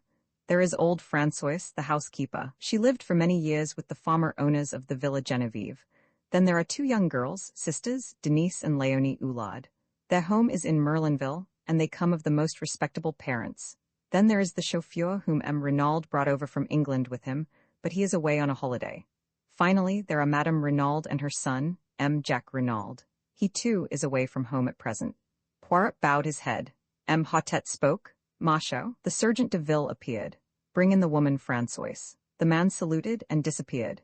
In a moment or two he returned, escorting the frightened Françoise. Your name is Françoise Richet? Yes, monsieur. You have been a long time in service at the Villa Genevieve? 11 years with Madame la Vicomtesse. Then, when she sold the villa this spring, I consented to remain on with the English Mila. Never did I imagine. The magistrate cut her short. Without doubt, without doubt. Now, Françoise, in this matter of the front door, whose business was it to fasten it at night? Mine, monsieur. Always I saw to it myself. And last night, I fastened it as usual. You are sure of that? I swear it by the blessed saints, monsieur. What time would that be? The same time as usual, 10:30, monsieur. What about the rest of the household? Had they gone up to bed? Madame had retired some time before. Denise and Leonie went up with me. Monsieur was still in his study. Then, if anyone unfastened the door afterwards, it must have been him. Renaud himself? Françoise shrugged her broad shoulders. What should he do that for? With robbers and assassins passing every minute? A nice idea? Monsieur was not an imbecile. It is not as though he had had to let cette dame out. The magistrate interrupted sharply. Cette dame? What lady do you mean? Why, the lady who came to see him. Had a lady been to see him that evening? But yes, monsieur, and many other evenings as well. Who was she? Did you know her? A rather cunning look spread over the woman's face. How should I know who it was? She grumbled. I did not let her in last night. Aha! Roared the examining magistrate, bringing his hand down with a bang on the table. You would trifle with the police, would you? I demand that you tell me at once the name of this woman who came to visit M. Renaud in the evenings. The police, grumbled Françoise. Never did I think that I should be mixed up with the police, but I know well enough who she was. It was Madame d'Aubervilliers. The commissary uttered an exclamation and leaned forward as though in utter astonishment. Madame d'Aubervilliers, from the Villa Marguerite just down the road? That is what I said, monsieur. Oh, she is a pretty one, Solella. The old woman tossed her head scornfully. Madame d'Aubervilliers, murmured the commissary. Impossible. Voila, grumbled Françoise. That is all you get for telling the truth. Not at all, said the examining magistrate soothingly. We were surprised, that is all. Madame d'Aubervilliers then, and Monsieur Renaud, they were. He paused delicately. It was that without doubt. How should I know? But what will you? Monsieur, he was miler anglais, très rich, and Madame d'Aubervilliers, she was poor, that one, and très chic for all that she lives so quietly with her daughter. Not a doubt of it, she has had her history. She is no longer young, but ma foi, I who speak to you have seen the men's heads turn off to her as she goes down the street. Besides, lately, she has had more money to spend, all the town knows it. The little economies, they are at an end. And Françoise shook her head with an air of unalterable certainty. M. Hautet stroked his beard reflectively. And Madame Renaud? He asked at length. How did she take this friendship? Françoise shrugged her shoulders. She was always most amiable, most polite. One would say that she suspected nothing. But all the same, is it not so the heart suffers, monsieur? Day by day, I have watched Madame grow paler and thinner. She was not the same woman who arrived here a month ago. Monsieur, too, has changed. He also has had his worries. One could see that he was on the brink of a crisis of the nerves. And who could wonder, with an affair conducted in such a fashion? No reticence, no discretion. Style Anglais, without doubt? I bounded indignantly in my seat, but the examining magistrate was continuing his questions, undistracted by side issues. You say that M. Renaud had not to let Madame d'Aubervilliers out. Had she left then? Yes, monsieur. I heard them come out of the study and go to the door. Monsieur said good night and shut the door after her. What time was that? About 25 minutes after 10, monsieur. Do you know when M. Renaud went to bed? I heard him come up about 10 minutes after we did. The stair creaks so that when he has everyone who goes up and down. And that is all? You heard no sound of disturbance during the night? Nothing whatever, monsieur. Which of the servants came down the first in the morning? I did, monsieur. At once I saw the door swinging open. What about the other downstairs windows? Were they all fastened? Every one of them. There was nothing suspicious or out of place anywhere. Good. Françoise, you can go. The old woman shuffled towards the door. On the threshold she looked back. I will tell you one thing, monsieur, that Madame d'Aubervilliers, she is a bad one. Oh yes, one woman knows about another. She is a bad one, remember that. And shaking her head sagely, Françoise left the room. Léonie Oulade, called the magistrate. Léonie appeared dissolved in tears and inclined to be hysterical. M. Hautet dealt with her adroitly. Her evidence was mainly concerned with the discovery of her mistress gagged and bound, of which she gave rather an exaggerated account. She, like Françoise, had heard nothing during the night. Her sister, Denise, succeeded her. She agreed that her master had changed greatly of late. Every day he became more and more morose, he ate less, he was always depressed. But Denise had her own theory. Without doubt, it was the mafia he had on his track. 2 masked men, who else could it be? A terrible society that— It is, of course, possible, said the magistrate smoothly. Now, my girl, was it you who admitted Madame d'Aubervilliers to the house last night? Not last night, monsieur, the night before. But Françoise has just told us that Madame d'Aubervilliers was here last night. No, monsieur, a lady did come to see him, Renaud, last night, but it was not Madame d'Aubervilliers. Surprised, the magistrate insisted, but the girl held firm. She knew Madame d'Aubervilliers perfectly by sight. This lady was dark also, but shorter and much younger. Nothing could shake her statement. Had you ever seen this lady before? Never, monsieur. And then the girl added diffidently, but I think she was English. English? Yes, monsieur, she asked for M. Renaud in quite good French, but the accent, one can always tell it, n'est-ce pas? Besides, when they came out of the study, they were speaking in English. Did you hear what they said? Could you understand it, I mean? Me, I speak the English very well, said Denise with pride. The lady was speaking too fast for me to catch what she said, but I heard monsieur's last words as he opened the door for her. She paused, and then repeated carefully and laboriously. Yes, but for God's sake go now. Yes, but for God's sake go now, repeated the magistrate. He dismissed Denise and, after a moment or two for consideration, recalled Françoise. To her, he propounded the question as to whether she had not made a mistake in fixing the night of Madame d'Aubervilliers' visit. Françoise, however, proved unexpectedly obstinate.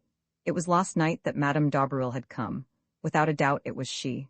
Denise wished to make herself interesting, voilà tout, so she had cooked up this fine tale about a strange lady. Airing her knowledge of English too. Probably monsieur had never spoken that sentence in English at all, and even if he had, it proved nothing, for Madame d'Aubervilliers spoke English perfectly, and generally used that language when talking to M. and Madame Renaud. You see, Jack, the son of monsieur, was usually here, and he spoke the French very badly. The magistrate did not insist. Instead he inquired about the chauffeur, and learned that only yesterday M. Renaud had declared that he was not likely to use the car, and that masters might just as well take a holiday. A perplexed frown was beginning to gather between Poirot's eyes. What is it? I whispered. He shook his head impatiently and asked a question. Pardon, M. Bex, but without doubt Renaud could drive the car himself? The commissary looked over at Françoise, and the old woman replied promptly. No, monsieur did not drive himself. Poirot's frown deepened. I wish you would tell me what is worrying you, I said impatiently. See you not? In his letter, M. Renaud speaks of sending the car for me to Calais. Perhaps he meant a hired car, I suggested. Doubtless that is so, but why hire a car when you have one of your own? Why choose yesterday to send away the chauffeur on a holiday, suddenly, at a moment's notice?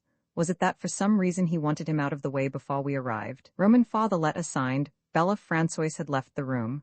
The magistrate was drumming thoughtfully on the table.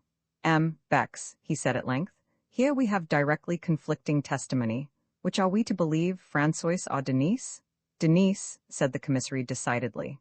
It was she who let the visitor in. François is old and obstinate and has evidently taken a dislike to Madame d'Aubruel. Besides, our own knowledge tends to show that Renaud was entangled with another woman. Tynes, cried Hautet, we have forgotten to inform him, Poirot, of that. He searched amongst the papers on the table, and finally handed the one he was in search of to my friend. This letter, Poirot, we found in the pocket of the dead man's overcoat. Poirot took it and unfolded it. It was somewhat worn and crumbled, and was written in English in a rather unformed hand. My dearest one, why have you not written for so long? You do love me still, don't you? Your letters lately have been so different, cold and strange, and now this long silence. It makes me afraid, if you were to stop loving me, but that's impossible. What a silly kid I am, always imagining things. But if you did stop loving me, I don't know what I should do, kill myself perhaps. I couldn't live without you. Sometimes I fancy another woman is coming between us. Let her look out, that's all. And you too? I'd as soon kill you as let her have you, I mean it. But there, I'm writing high-flown nonsense. You love me and I love you. Yes, love you, love you, love you. Your own adoring, Bella. There was no address or date. Poirot handed it back with a grave face. And the assumption is le juge? The examining magistrate shrugged his shoulders. Obviously Renaud was entangled with this Englishwoman, Bella. He comes over here, meets Madame d'Aubruel, and starts an intrigue with her.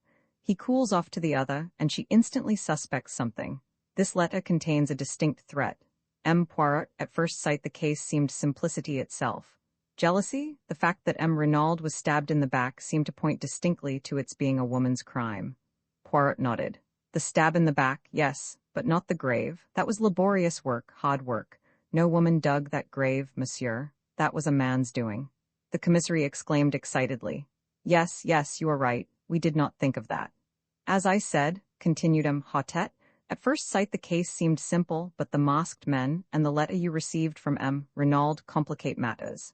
Here we seem to have an entirely different set of circumstances, with no relationship between the two. As regards the letter written to yourself, do you think it is possible that it referred in any way to this Bella and her threats? Poirot shook his head. Hardly. A man like Renaud, who has led an adventurous life in out-of-the-way places, would not be likely to ask for protection against a woman. The examining magistrate nodded his head emphatically. My view exactly. Then we must look for the explanation of the letter? In Santiago, finished the commissary. I shall cable without delay to the police in that city, requesting full details of the murdered man's life out there, his love affairs, his business transactions, his friendships, and any enmities he may have incurred. It will be strange if, after that, we do not hold a clue to his mysterious murder. The commissary looked round for approval. Excellent, said Poirot appreciatively. His wife, too, may be able to give us a pointer, added the magistrate. You have found no other letters from this Bella amongst Renaud's effects? Asked Poirot. No, of course one of our first proceedings was to search through his private papers in the study. We found nothing of interest, however. All seemed square and above board. The only thing at all out of the ordinary was his will. Here it is. Poirot ran through the document. So, a legacy of £1,000 to Mr. Stonner. Who is he, by the way? Renaud's secretary. He remained in England, but was over here once or twice for a weekend. And everything else left unconditionally to his beloved wife, Eloise. Simply drawn up, but perfectly legal. Witnessed by the two servants, Denise and François. Nothing so very unusual about that. He handed it back. Perhaps, began Bex, you did not notice? The date? Twinkled Poirot. But yes, I noticed it, a fortnight ago. Possibly it marks his first intimation of danger. Many rich men die intestate through never considering the likelihood of their demise, but it is dangerous to draw conclusions prematurely. It points, however, to his having a real liking and fondness for his wife, in spite of his amorous intrigues. Yes, said Hautet doubtfully. But it is possibly a little unfair on his son, since it leaves him entirely dependent on his mother. If she were to marry again, and her second husband obtained an ascendancy over her. This boy might never touch a penny of his father's money. Poirot shrugged his shoulders. Man is a vain animal. M. Renaud figured to himself, without doubt, that his widow would never marry again. As to the son, it may have been a wise precaution to leave the money in his mother's hands. The sons of rich men are proverbially wild. It may be as you say. Now, M. Poirot, you would without doubt like to visit the scene of the crime. I am sorry that the body has been removed, but of course photographs have been taken from every conceivable angle and will be at your disposal as soon as they are available. I thank you, monsieur, for all your courtesy. The commissary rose. Come with me, messieurs. He opened the door and bowed ceremoniously to Poirot to precede him. Poirot, with equal politeness, drew back and bowed to the commissary. Monsieur? At last they got out into the hall. That room there, it is the study, hein? Asked Poirot suddenly, nodding towards the door opposite. Yes, you would like to see it? He threw the door open as he spoke, and we entered. The room which M. Renaud had chosen for his own particular use was small, but furnished with great taste and comfort. A businesslike writing desk, with many pigeonholes, stood in the window. 2 large leather-covered armchairs faced the fireplace, and between them was a round table covered with the latest books and magazines. Bookshelves lined 2 of the walls, and at the end of the room, opposite the window, there was a handsome oak sideboard with a tantalus on top. The curtains and portiere were of a soft, dull green, and the carpet matched them in tone. Poirot stood a moment taking in the room, then he stepped forward, passed his hand lightly over the backs of the leather chairs, picked up a magazine from the table, and drew a finger gingerly over the surface of the oak sideboard. His face expressed complete approval. No dust? I asked. With a smile, he beamed on me, appreciative of my knowledge of his peculiarities. Not a particle, mon ami, and for once perhaps it is a pity. His sharp, bird-like eyes dotted here and there. Ah, he remarked suddenly with an intonation of relief. The hearthrug is crooked, and he bent down to straighten it. Suddenly he uttered an exclamation and rose. In his hand he held a small fragment of paper. In France, as in England, he remarked, the domestics omit to sweep under the mats. Bex took the fragment from him, and I came closer to examine it. You recognize it, eh, Hastings? I shook my head, puzzled, and yet that particular shade of pink paper was very familiar. The commissary's mental processes were quicker than mine. A fragment of a check, he exclaimed. The piece of paper was roughly about 2 inches square. On it was written in ink the word Duveen. By N, said Bex. This check was payable to, or drawn by, one named Duveen. The farmer, I fancy, said Poirot, for if I am not mistaken, the handwriting is that of M. Renaud. That was soon established by comparing it with a memorandum from the desk. Dear me, murmured the commissary with a crestfallen air, I really cannot imagine how I came to overlook this. Poirot laughed. The moral of that is, always look under the mats. My friend Hastings here will tell you that anything in the least crooked is a torment to me. As soon as I saw that the hearthrug was out of the straight, I said to myself, Tynes, the leg of the chair caught it in being pushed back. Possibly there may be something beneath it which the good François overlooked. François? Or Denise, or Leonie? Whoever did this room, since there is no dust, the room must have been done this morning. I reconstruct the incident like this. Yesterday, possibly last night, M. Renaud drew a check to the order of someone named Duveen. Afterwards it was torn up and scattered on the floor. This morning, but M. Bex was already pulling impatiently at the bell. François answered it. Yes, there had been a lot of pieces of paper on the floor. What had she done with them? Put them in the kitchen stove, of course. What else? With a gesture of despair, Bex dismissed her. Then, his face lightening, he ran to the desk. In a minute he was hunting through the dead man's checkbook. Then he repeated his former gesture. The last counterfoil was blank. Courage? Cried Poirot, clapping him on the back. Without doubt, Madame Renaud will be able to tell us all about this mysterious person named Duveen. The commissary's face cleared. That is true. Let us proceed. As we turned to leave the room, Poirot remarked casually. It was here that M. Renaud received his guest last night, eh? It was, but how did you know? By this, I found it on the back of the leather chair. And he held up between his finger and thumb a long black hair, a woman's hair. M. Bex took us out by the back of the house to where there was a small shed leaning against the house. He produced a key from his pocket and unlocked it. The body is here. We moved it from the scene of the crime just before you arrived, as the photographers had done with it. He opened the door, and we passed in. The murdered man lay on the ground, with a sheet over him. M. Bex dexterously whipped off the covering. Renaud was a man of medium height, slender and lithe in figure. He looked about 50 years of age, and his dark hair was plentifully streaked with gray. He was clean-shaven with a long, thin nose, and eyes set rather close together, and his skin was deeply bronzed, as that of a man who had spent most of his life beneath tropical skies. His lips were drawn back from his teeth, and an expression of absolute amazement and terror was stamped on the livid features. "One can see by his face that he was stabbed in the back," remarked Poirot. Very gently, he turned the dead man over. There, between the shoulder blades staining the light fawn overcoat, was a round, dark patch. In the middle of it there was a slit in the cloth. Poirot examined it narrowly. "Have you any idea with what weapon the crime was committed?" "It was left in the wound." The commissary reached down a large glass jar. In it was a small object that looked to me more like a paper knife than anything else. It had a black handle and a narrow shining blade. The whole thing was not more than 10 inches long. Poirot tested the discolored point gingerly with his finger-tip. "Ma foi, but it is sharp, a nice easy little tool for murder." "Unfortunately, we could find no trace of fingerprints on it," remarked Bex regretfully. "The murderer must have worn gloves." "Of course he did," said Poirot contemptuously. "Even in Santiago they know enough for that. The veriest amateur of an English mise knows it, thanks to the publicity the Bertillon system has been given in the press. All the same, it interests me very much that there were no fingerprints. It is so amazingly simple to leave the fingerprints of someone else, and then the police are happy." He shook his head. "I very much fear our criminal is not a man of method, either that or he was pressed for time, but we shall see." He let the body fall back into its original position. "He wore only underclothes under his overcoat, I see," he remarked. "Yes, the examining magistrate thinks that is rather a curious point." At this minute there was a tap on the door which Bex had closed after him. He strode forward and opened it. Françoise was there. She endeavored to peep in with ghoulish curiosity. "Well, what is it?" demanded Bex impatiently. "Madam, she sends a message that she is much recovered and is quite ready to receive the examining magistrate." "Good," said Bex briskly. "Tell him Hotet and say that we will come at once." Poirot lingered a moment, looking back towards the body.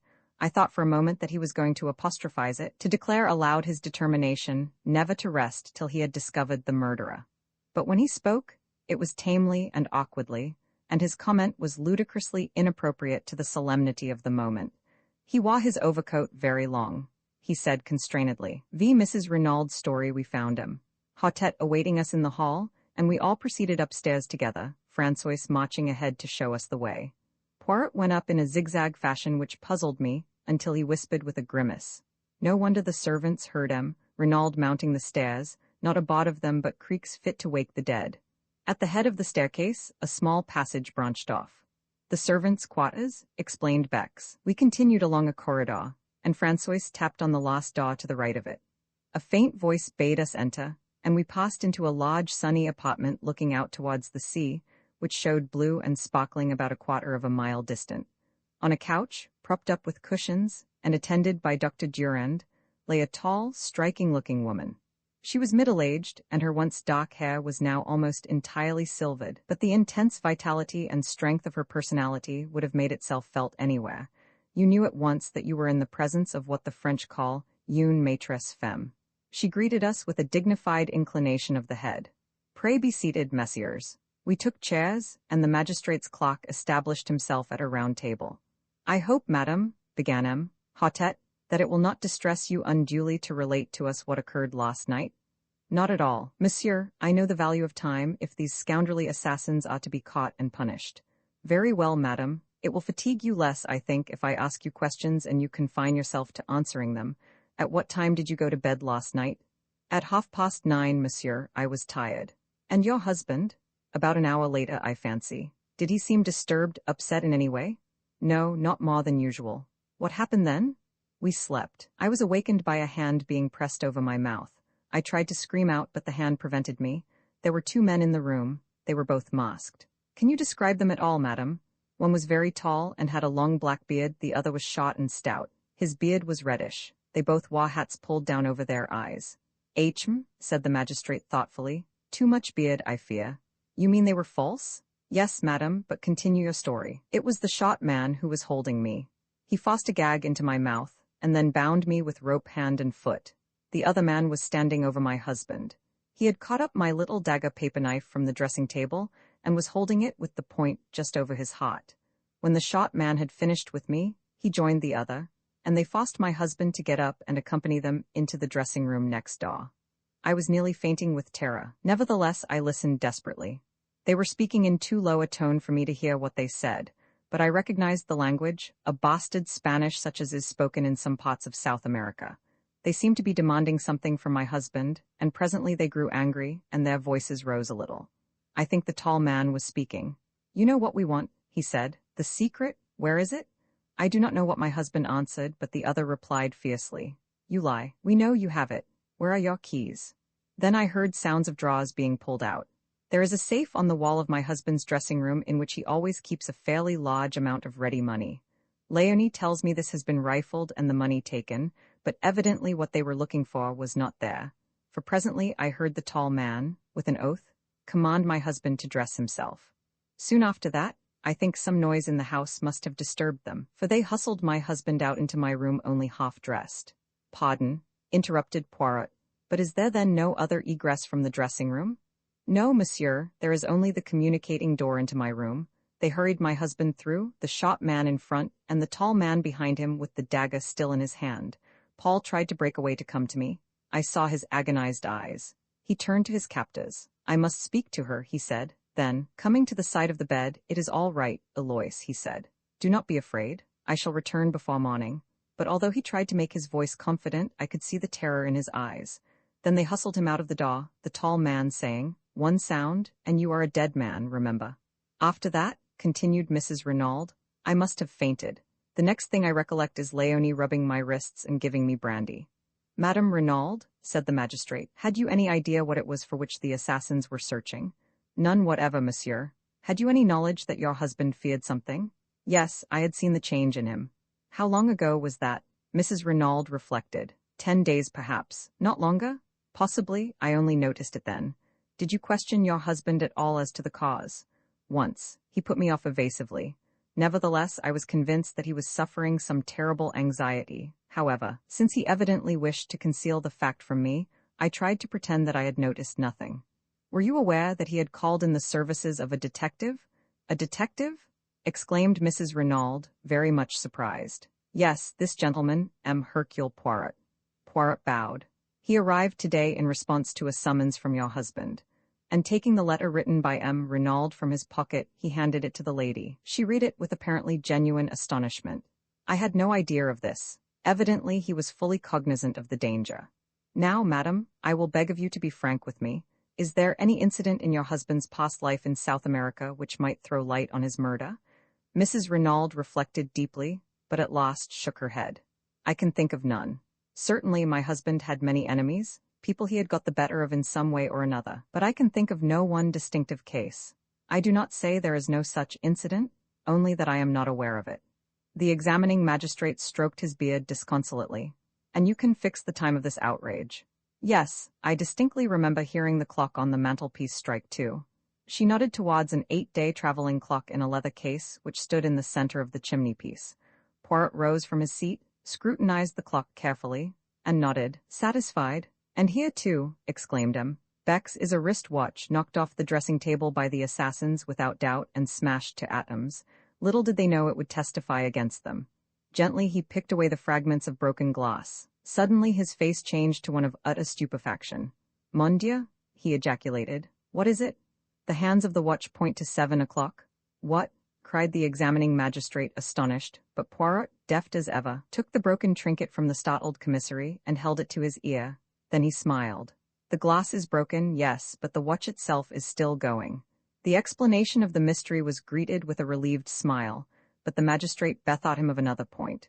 "But surely it is not 7 o'clock now." "No," said Poirot gently. "It is a few minutes after 5. Possibly the watch gains, is that so, madam?" Mrs. Renaud was frowning perplexedly. "It does gain," she admitted, "but I've never known it to gain quite so much as that." With a gesture of impatience, the magistrate left the matter of the watch and proceeded with his interrogatory. "Madam, the front door was found ajar. It seems almost certain that the murderers entered that way, yet it has not been forced at all. Can you suggest any explanation? Possibly my husband went out for a stroll the last thing, and forgot to latch it when he came in." "Is that a likely thing to happen?" "Very. My husband was the most absent-minded of men. There was a slight frown on her brow as she spoke, as though this trait in the dead man's character had at times vexed her. "There is one inference I think we might draw," remarked the commissary suddenly. "Since the men insisted on M. Renaud dressing himself, it looks as though the place they were taking him to, the place where the secret was concealed, lay some distance away." The magistrate nodded. "Yes, far, and yet not too far, since he spoke of being back by morning." "What times does the last train leave the station of Merlinville?" asked Poirot. 11:50 one way, and 12:17 the other, but it is more probable that they had a motor waiting." "Of course," agreed Poirot, looking somewhat crestfallen. "Indeed, that might be one way of tracing them," continued the magistrate, brightening. "A motor containing 2 foreigners is quite likely to have been noticed." "That is an excellent point, M. Bex." He smiled to himself, and then, becoming grave once more, he said to Mrs. Renaud, "There is another question. Do you know anyone of the name of Duveen?" "Duveen?" Mrs. Renaud repeated thoughtfully. "No, for the moment I cannot say I do." "You have never heard your husband mention anyone of that name?" "Never." "Do you know anyone whose Christian name is Bella?" He watched Mrs. Renaud narrowly as he spoke, seeking to surprise any signs of anger or consciousness, but she merely shook her head in quite a natural manner. He continued his questions. "Are you aware that your husband had a visitor last night?" Now he saw the red mount slightly in her cheeks, but she replied composedly. "No, who was that?" "A lady." "Indeed?" But for the moment the magistrate was content to say no more. It seemed unlikely that Madame d'Aubreuil had any connection with the crime, and he was anxious not to upset Mrs. Renaud more than necessary. He made a sign to the commissary, and the latter replied with a nod. Then rising, he went across the room, and returned with the glass jar we had seen in the outhouse in his hand. From this he took the dagger. "Madam," he said gently, "do you recognize this?" She gave a little cry. "Yes, that is my little dagger." Then she saw the stained point and she drew back, her eyes widening with horror. "Is that blood?" "Yes, madam, your husband was killed with this weapon." He removed it hastily from sight. "You are quite sure about its being the one that was on your dressing table last night?" "Oh, yes, it was a present from my son. He was in the Air Force during the war. He gave his age as older than it was." There was a touch of the proud mother in her voice. "This was made from a streamline aeroplane wire, and was given to me by my son as a souvenir of the war." "I see, madam. That brings us to another matter. Your son, where is he now?" "It is necessary that he should be telegraphed to without delay." "Jack, he is on his way to Buenos Aires." "What?" "Yes, my husband telegraphed to him yesterday. He had sent him on business to Paris, but yesterday he discovered that it would be necessary for him to proceed without delay to South America. There was a boat leaving Cherbourg for Buenos Aires last night, and he wired him to catch it. Have you any knowledge of what the business in Buenos Aires was?" "No, monsieur, I know nothing of its nature, but Buenos Aires is not my son's final destination. He was going overland from there to Santiago." And in unison, the magistrate and the commissary exclaimed, "Santiago, again Santiago." It was at this moment, when we were all stunned by the mention of that word, that Poirot approached Mrs. Renaud. He had been standing by the window like a man lost in a dream, and I doubt if he had fully taken in what had passed. He paused by the lady's side with a bow. "Pardon, madam, but may I examine your wrists?" Though slightly surprised at the request, Mrs. Renaud held them out to him. Round each of them was a cruel red mark where the cords had bitten into the flesh. As he examined them, I fancied that a momentary flicker of excitement I had seen in his eyes disappeared. "They must cause you great pain," he said, and once more he looked puzzled, but the magistrate was speaking excitedly. "Young M. Renaud must be communicated with at once by wireless. It is vital that we should know anything he can tell us about this trip to Santiago." He hesitated. "I hoped he might have been near at hand, so that we could have saved you pain, madam." He paused. "You mean," she said in a low voice, "the identification of my husband's body?" The magistrate bowed his head. "I am a strong woman, monsieur. I can bear all that is required of me. I am ready, now." "Oh, tomorrow will be quite soon enough, I assure you. I prefer to get it over," she said in a low tone, a spasm of pain crossing her face. "If you will be so good as to give me your arm, doctor." The doctor hastened forward, a cloak was thrown over Mrs. Renaud's shoulders, and a slow procession went down the stairs. M. Bex hurried on ahead to open the door of the shed. In a minute or two Mrs. Renaud appeared in the doorway. She was very pale, but resolute.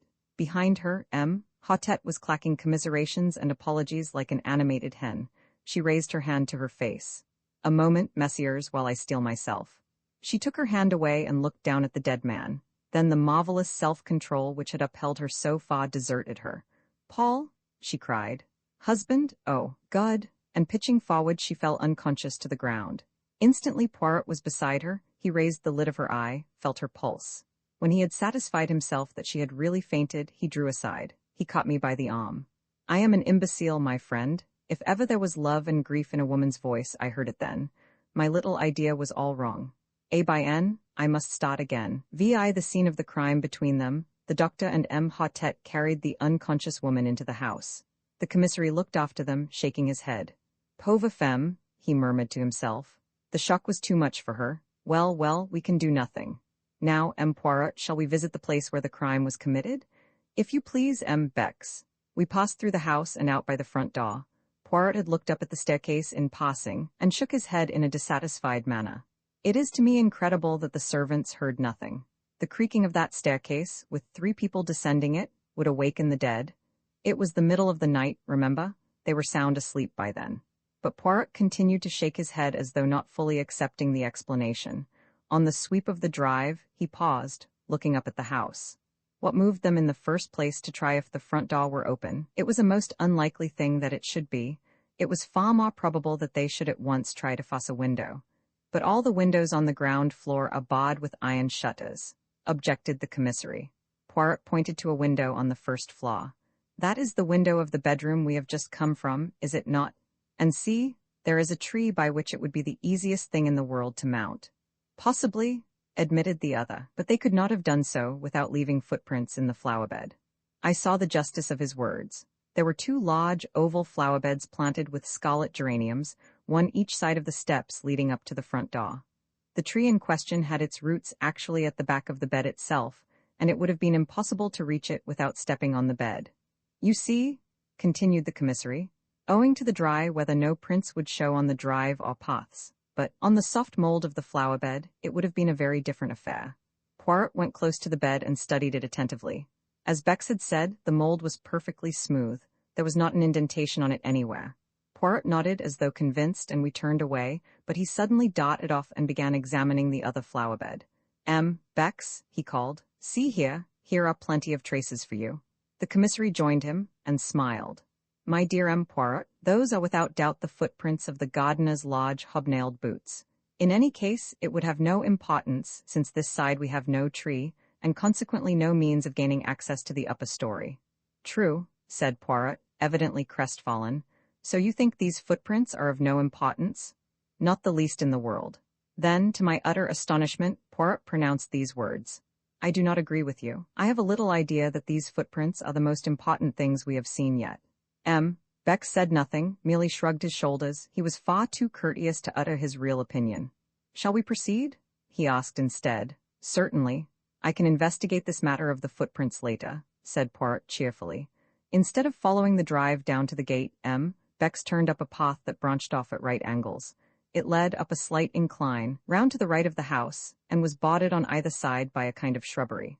Suddenly, it emerged into a little clearing from which one obtained a view of the sea. A seat had been placed here, and not far from it was a rather ramshackle shed. A few steps further on, a neat line of small bushes marked the boundary of the villa grounds. Bex pushed his way through these, and we found ourselves on a wide stretch of open downs. I looked round, and saw something that filled me with astonishment. Why, this is a golf course, I cried. Bex nodded. The limits are not completed yet, he explained. It is hoped to be able to open them sometime next month. It was some of the men working on them who discovered the body early this morning. I gave a gasp. A little to my left, where for the moment I had overlooked it, was a long narrow pit, and by it, face downwards, was the body of a man. For a moment, my heart gave a terrible leap, and I had a wild fancy that the tragedy had been duplicated. But the commissary dispelled my illusion by moving forward with a sharp exclamation of annoyance. What have my police been about?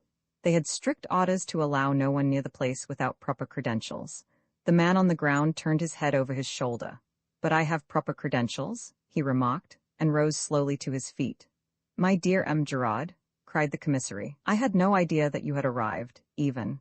The examining magistrate has been awaiting you with the utmost impatience. As he spoke, I was scanning the newcomer with the keenest curiosity. The famous detective from the Paris Sûreté was familiar to me by name, and I was extremely interested to see him in the flesh.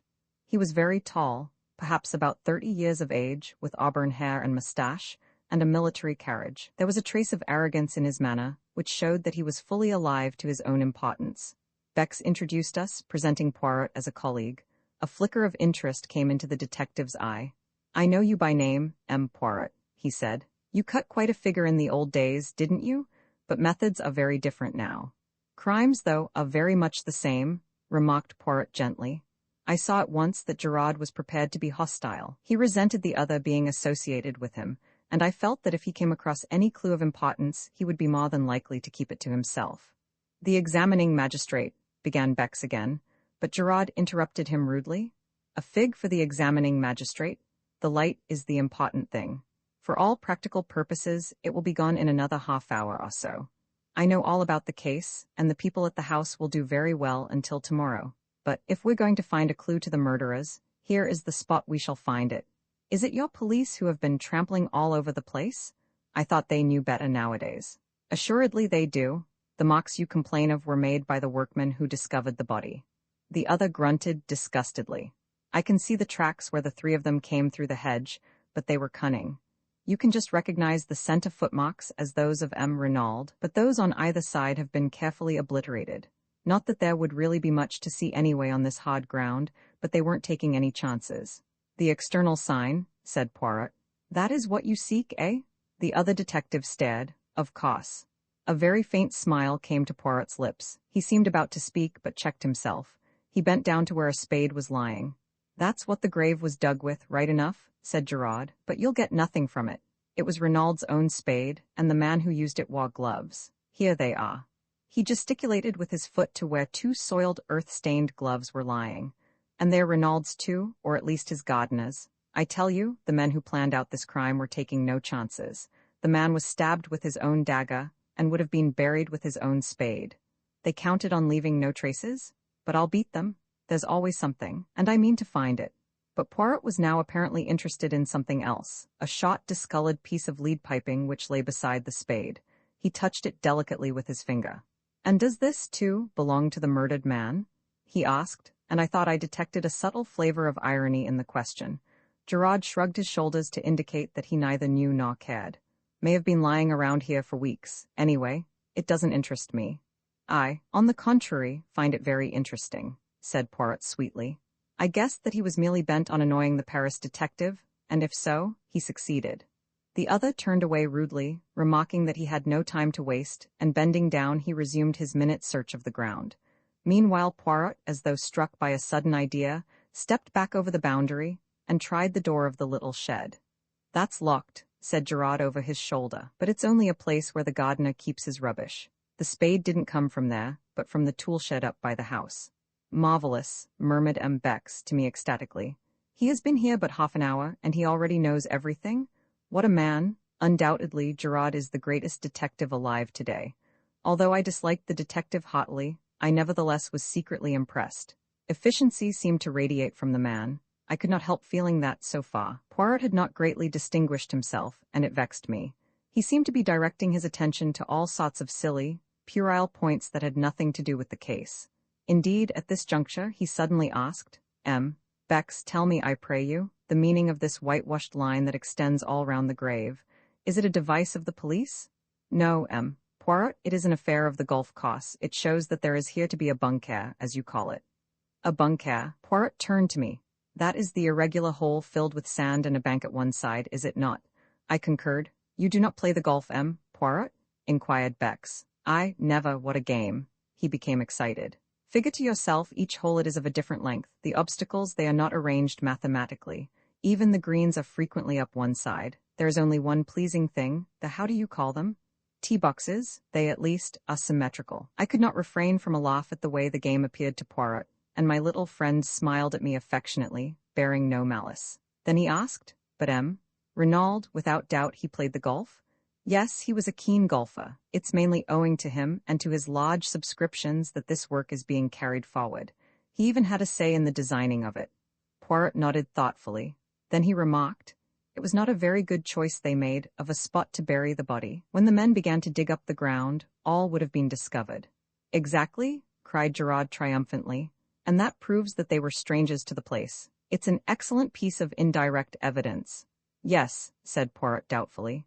No one who knew would bury a body there, unless they wanted it to be discovered, and that is clearly absurd, is it not? Gerard did not even trouble to reply. Yes, said Poirot, in a somewhat dissatisfied voice. Yes, undoubtedly, absurd. Roman 7, the mysterious Madame d'Arbreuil, as we retraced our steps to the house. M. Bex excused himself for leaving us, explaining that he must immediately acquaint the examining magistrate with the fact of Gerard's arrival. Gerard himself had been obviously delighted when Poirot declared that he had seen all he wanted. The last thing we observed, as we left the spot, was Gerard, crawling about on all fours, with a thoroughness in his search that I could not but admire. Poirot guessed my thoughts, for as soon as we were alone he remarked ironically, "At last you have seen the detective you admire, the human foxhound. Is it not so, my friend?"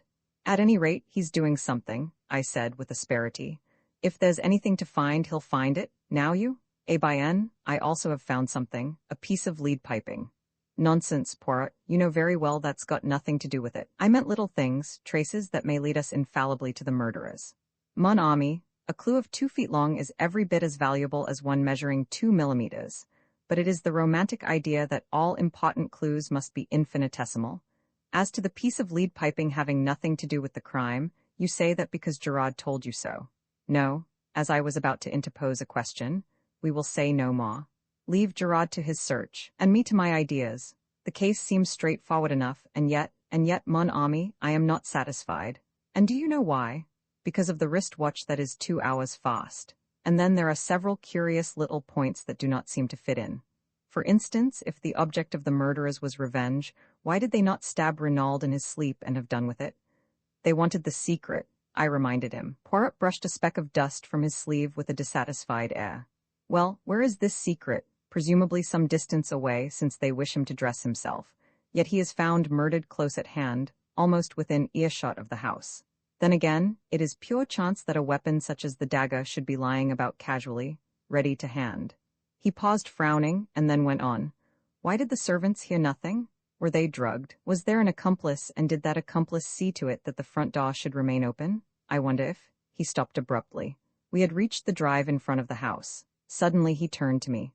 "My friend, I am about to surprise you, to please you. I have taken your reproaches to heart. We will examine some footprints." "Where?" "In that right-hand bed yonder. M. Beck says that they are the footmarks of the gardener. Let us see if that is so. See, he approaches with his wheelbarrow." Indeed, an elderly man was just crossing the drive with a barrowful of seedlings. Poirot called to him, and he set down the barrow and came hobbling towards us. "You are going to ask him for one of his boots to compare with the footmarks?" I asked breathlessly. My faith in Poirot revived a little. Since he said the footprints in this right-hand bed were important, presumably they were. "Exactly," said Poirot. "But won't he think it very odd?" "He will not think about it at all." We could say no more, for the old man had joined us. "You want me for something, monsieur?" "Yes, you have been gardener here a long time, haven't you?" 24 years, monsieur." "And your name is?" "Auguste, monsieur." I was admiring these magnificent geraniums. They are truly superb. They have been planted long. "Some time, monsieur. But of course, to keep the beds looking smart, one must keep bedding out a few new plants and remove those that are over, besides keeping the old blooms well picked off. You put in some new plants yesterday, didn't you? Those in the middle there, and in the other bed also." "Monsieur has a sharp eye. It takes always a day or so for them to pick up. Yes, I put 10 new plants in each bed last night. As monsieur doubtless knows, one should not put in plants when the sun is hot." Auguste was charmed with Poirot's interest, and was quite inclined to be garrulous. "That is a splendid specimen there," said Poirot, pointing. "Might I perhaps have a cutting of it?" "But certainly, monsieur." The old fellow stepped into the bed, and carefully took a slip from the plant Poirot had admired. Poirot was profuse in his thanks, and Auguste departed to his barrow. "You see," said Poirot with a smile, as he bent over the bed to examine the indentation of the gardener's hobnailed boot. "It is quite simple. I did not realize that the foot would be inside the boot. You do not use your excellent mental capacities sufficiently. Well, what of the footmark?" I examined the bed carefully. "All the footmarks in the bed were made by the same boot," I said at length after a careful study. "You think so?" "Eh bien, I agree with you," said Poirot. He seemed quite uninterested, and as though he were thinking of something else. "At any rate," I remarked, "you will have one bee less in your bonnet now." "Mon Dieu, but what an idiom! What does it mean?" "What I meant was that now you will give up your interest in these footmarks." But to my surprise, Poirot shook his head. No, no, mon ami. At last I am on the right track. I am still in the dock, but, as I hinted just now to him, Bex, these footmarks are the most important and interesting things in the case. That poor Gerard, I should not be surprised if he took no notice of them whatever. At that moment the front door opened, and M. Hautet and the commissary came down the steps. Ah, M. Poirot, we were coming to look for you, said the magistrate. It is getting late, but I wish to pay a visit to Madame d'Arbruel. Without doubt she will be very much upset by M. Renaud's death, and we may be fortunate enough to get a clue from her. The secret that he did not confide to his wife, it is possible that he may have told it to the woman whose love held him enslaved. We know where our Samsons are weak, don't we? I admired the picturesqueness of M. Hautet's language. I suspected that the examining magistrate was by now thoroughly enjoying his part in the mysterious drama. Is M. Gerard not going to accompany us? Asked Poirot. M. Gerard has shown clearly that he prefers to conduct the case in his own way, said M. Hautet dryly. One could see easily enough that Gerard's cavalier treatment of the examining magistrate had not prejudiced the latter in his favor. We said no more, but fell into line. Poirot walked with the examining magistrate and the commissary, and I followed a few paces behind. There is no doubt that Francois's story is substantially correct, he remarked to me in a confidential tone. I have been telephoning headquarters. It seems that 3 times in the last 6 weeks, that is to say since the arrival of M. Renaud at Merlinville, Madame d'Arbruel has paid a large sum in notes into her banking account. Altogether the sum totals 200,000 francs. Dear me, I said, considering, that must be something like 4,000 pounds. Precisely. Yes, there can be no doubt that he was absolutely infatuated, but it remains to be seen whether he confided his secret to her. The examining magistrate is hopeful, but I hardly share his views. During this conversation, we were walking down the lane towards the fork in the road where our car had halted earlier in the afternoon, and in another moment I realized that the Villa Marguerite, the home of the mysterious Madame d'Arbruel, was the small house from which the beautiful girl had emerged. She has lived here for many years, said the commissary, nodding his head towards the house. Very quietly, very unobtrusively. She seems to have no friends or relations other than the acquaintances she has made in Merlinville. She never refers to the past, nor to her husband.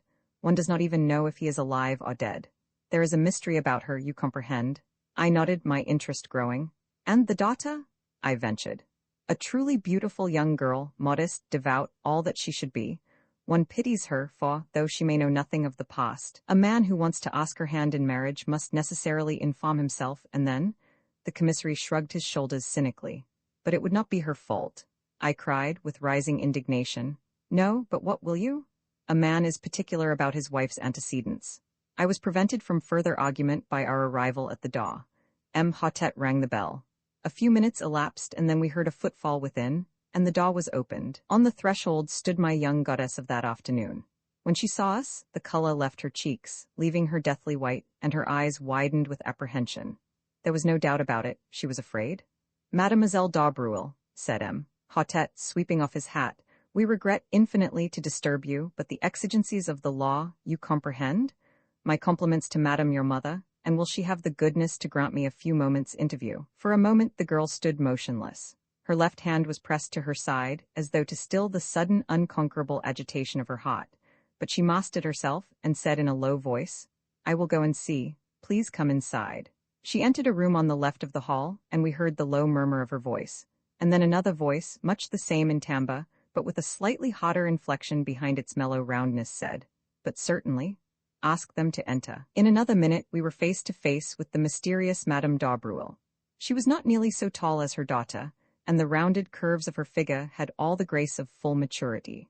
Her hair, again unlike her daughter's, was dark and parted in the middle in the Madonna style. Her eyes, half hidden by the drooping lids, were blue. There was a dimple in the round chin, and the half-parted lips seemed always to hover on the verge of a mysterious smile. There was something almost exaggeratedly feminine about her, at once yielding and seductive. Though very well preserved, she was certainly no longer young, but her charm was of the quality which is independent of age. Standing there, in her black dress with the fresh white collar and cuffs, her hands clasped together, she looked subtly appealing and helpless. You wish to see me, monsieur? She asked. Yes, madame. M. Hautet cleared his throat. I am investigating the death of M. Renaud. You have heard of it, no doubt. She bowed her head without speaking, her expression did not change. "We came to ask you whether you can throw any light upon the circumstances surrounding it?" "I?" The surprise of her tone was excellent. "Yes, madam, it would perhaps be better if we could speak to you alone." He looked meaningly in the direction of the girl. Madame d'Aubervilliers turned to her. "Maude, dear," but the girl shook her head. "No, maman, I will not go. I am not a child. I am 22. I shall not go." Madame d'Aubervilliers turned back to the examining magistrate. "You see, monsieur, I should prefer not to speak before Mademoiselle d'Aubervilliers. As my daughter says, she is not a child." For a moment the magistrate hesitated, baffled. "Very well, madam," he said at last. "Have it your own way. We have reason to believe that you were in the habit of visiting the dead man at his villa in the evenings. Is that so?" The color rose in the lady's pale cheeks, but she replied quietly, "I deny your right to ask me such a question. Madam, we are investigating a murder." "Well, what of it?" "I had nothing to do with the murder." "Madam, we do not say that for a moment, but you knew the dead man well. Did he ever confide in you as to any danger that threatened him?" "Never." "Did he ever mention his life in Santiago, and any enemies he may have made there?" "No." "Then you can give us no help at all." "I fear not. I really do not see why you should come to me. Cannot his wife tell you what you want to know?" Her voice held a slender inflection of irony. "Madame Renaud has told us all she can." "Ah," said Madame d'Aubervilliers. "I wonder." "You wonder what, madame?" "Nothing." The examining magistrate looked at her. He was aware that he was fighting a duel and that he had no mean antagonist. "You persist in your statement that Renaud confided nothing in you. Why should you think it likely that he should confide in me?" "Because, madame," said Hautet with calculated brutality, "a man tells to his mistress what he does not always tell to his wife." "Ah!" She sprang forward, her eyes flashed fire. "Monsieur, you insult me, and before my daughter. I can tell you nothing. Have the goodness to leave my house." The honors undoubtedly rested with the lady. We left the Villa Marguerite like a shamefaced pack of schoolboys. The magistrate muttered angry ejaculations to himself. Poirot seemed lost in thought. Suddenly he came out of his reverie with a start, and inquired of Hautet if there was a good hotel near at hand. "There is a small place, the Hotel des Bains, on this side of town, a few hundred yards down the road. It will be handy for your investigations. We shall see you in the morning then, I presume?" "Yes, I thank you, Hautet." With mutual civilities, we parted company, Poirot and I going towards Merlinville, and the others returning to the Villa Genevieve. "The French police system is very marvelous," said Poirot, looking after them. "The information they possess about everyone's life, down to the most commonplace detail, is extraordinary. Though he has only been here a little over 6 weeks, they are perfectly well acquainted with Renaud's tastes and pursuits, and at a moment's notice they can produce information as to Madame d'Auberville's banking account and the sums that have lately been paid in. Undoubtedly, the dossier is a great institution. But what is that?" He turned sharply. A figure was running hatless down the road after us. It was Maude d'Aubervilliers. "I beg your pardon," she cried breathlessly as she reached us. I should not do this, I know. You must not tell my mother. But is it true what the people say that Renaud called in a detective before he died, and that you are he?" "Yes, mademoiselle," said Poirot gently. "It is quite true, but how did you learn it?" "François told our Amélie," explained Maude with a blush. Poirot made a grimace. "The secrecy, it is impossible in an affair of this kind, not that it matters. Well, mademoiselle, what is it you want to know?" The girl hesitated. She seemed longing, yet fearing, to speak. At last, almost in a whisper, she asked, "Is anyone suspected?" Poirot eyed her keenly. Then he replied evasively, "Suspicion is in the air at present, mademoiselle." "Yes, I know, but anyone in particular?" "Why do you want to know?" The girl seemed frightened by the question. All at once Poirot's words about her earlier in the day recurred to me. The girl with the anxious eyes? Renaud was always very kind to me, she replied at last. It is natural that I should be interested. "I see," said Poirot. "Well, mademoiselle, suspicion at present is hovering round 2 persons." "2?" I could have sworn there was a note of surprise and relief in her voice. "Their names are unknown, but they are presumed to be Chileans from Santiago. And now, mademoiselle, you see what comes of being young and beautiful? I have betrayed professional secrets for you." The girl laughed merrily, and then, rather shyly, she thanked him. "I must run back now. Maman will miss me." And she turned and ran back up the road, looking like a modern Atalanta. I stared after her. "Mon ami," said Poirot in his gentle, ironical voice, "is it that we are to remain planted here all night, just because you have seen a beautiful young woman and your head is in a whirl?" I laughed and apologized. "But she is beautiful, Poirot. Anyone might be excused for being bowled over by her." Poirot groaned. Mon Dieu, but it is that you have the susceptible heart. Poirot, I said, do you remember after the Styles case when you were in love with two charming women at once and neither of them were for you? Yes, I remember. You consoled me by saying that perhaps some day we should hunt together again, and that then, bien? Well, we are hunting together again, and I paused and laughed rather self-consciously. But to my surprise, Poirot shook his head very earnestly. Ah, mon ami, do not set your heart on Marthe d'Arbreuil. She is not for you, that one. Take it from Papa Poirot.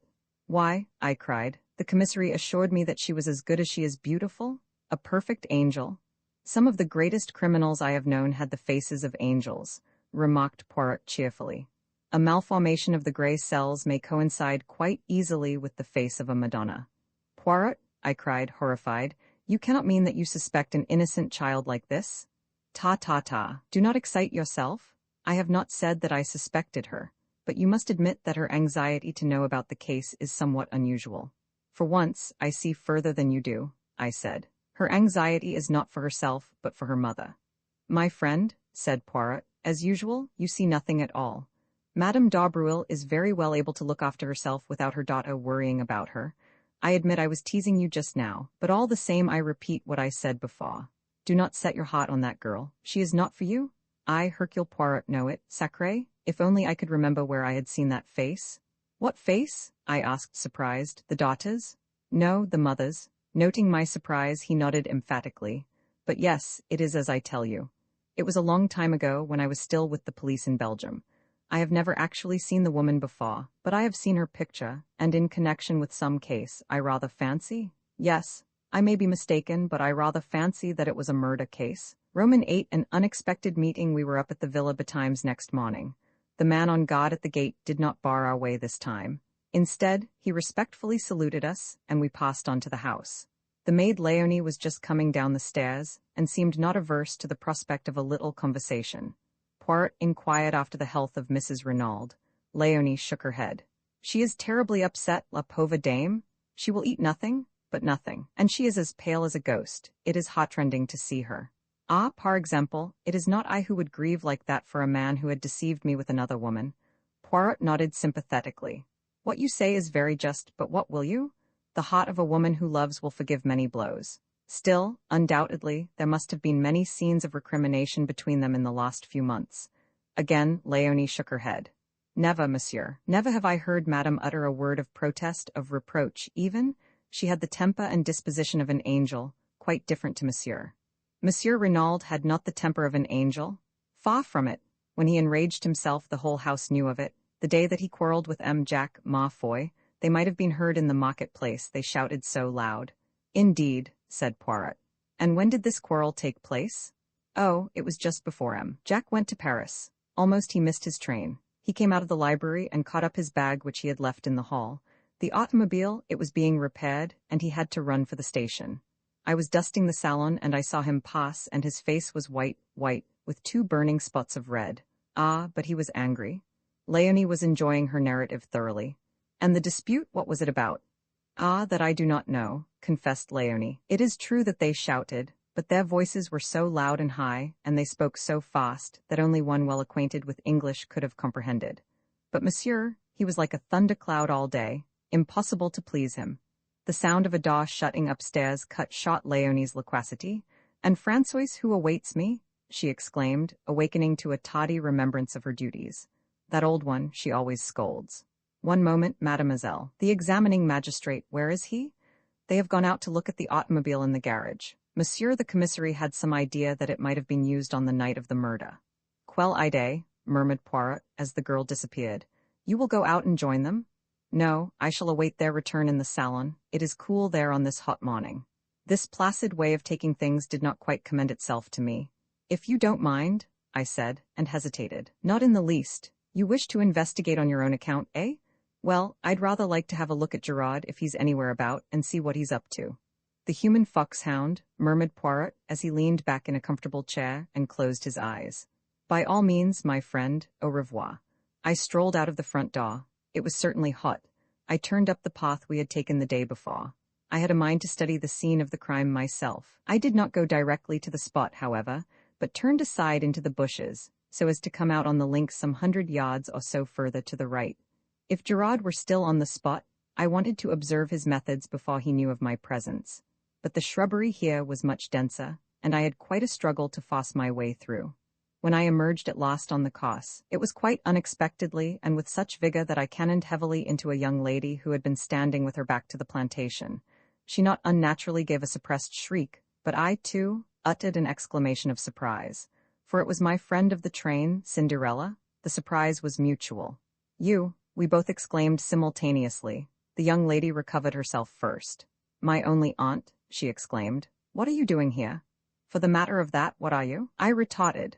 "When last I saw you the day before yesterday, you were trotting home to England like a good little boy. Have they given you a season ticket to and fro on the strength of your MP?" I ignored the end of the speech. "When last I saw you," I said, "you were trotting home with your sister like a good little girl. By the way, how is your sister?" A flash of white teeth rewarded me. "How kind of you to ask. My sister is well, I thank you." "She is here with you." "She remained in town," said the minx with dignity.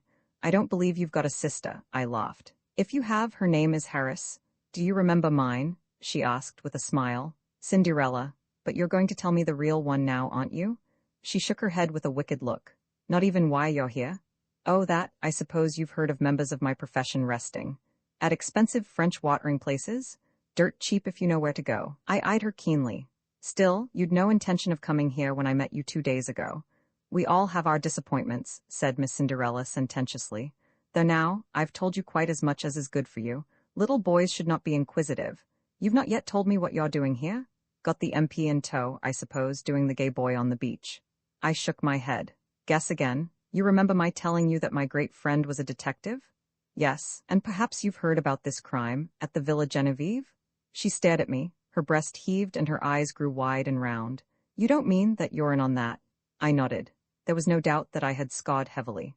Her emotion as she regarded me was only too evident. For some few seconds she remained silent, staring at me, then she nodded her head emphatically. "Well, if that doesn't beat the band, tote me round. I want to see all the horrors." "What do you mean?" "What I say. Bless the boy, didn't I tell you I doted on crimes? What do you think I'm imperiling my ankles for in high-heeled shoes over this stubble? I've been nosing round for hours. Tried the front way in, but that old stick-in-the-mud of a French gendarme wasn't taking any. I guess Helen of Troy, and Cleopatra, and Mary, Queen of Scots, rolled in one wouldn't cut ice with him. It's a real piece of luck happening on you this way. Come on, show me all the sights. But look here, wait a minute, I can't. Nobody's allowed in, they're awfully strict. Aren't you and your friend the big bugs?" I was loath to relinquish my position of importance. "Why are you so keen?" I asked weakly. "And what is it you want to see?" "Oh, everything. The place where it happened, and the weapon, and the body, and any fingerprints or interesting things like that. I've never had a chance of being right in on a murder like this before. It'll last me all my life." I turned away, sickened. What were women coming to nowadays? The girl's ghoulish excitement nauseated me. I had read of the mobs of women who besieged the law courts when some wretched man was being tried for his life on the capital charge. I had sometimes wondered who these women were. Now I knew. They were of the likeness of Cinderella, young, yet obsessed with a yearning for morbid excitement, for sensation at any price, without regard to any decency or good feeling. The vividness of the girl's beauty had attracted me in spite of myself, yet at heart I retained my first impression of disapproval and dislike. I thought of my mother, long since dead. What would she have said of this strange modern product of girlhood?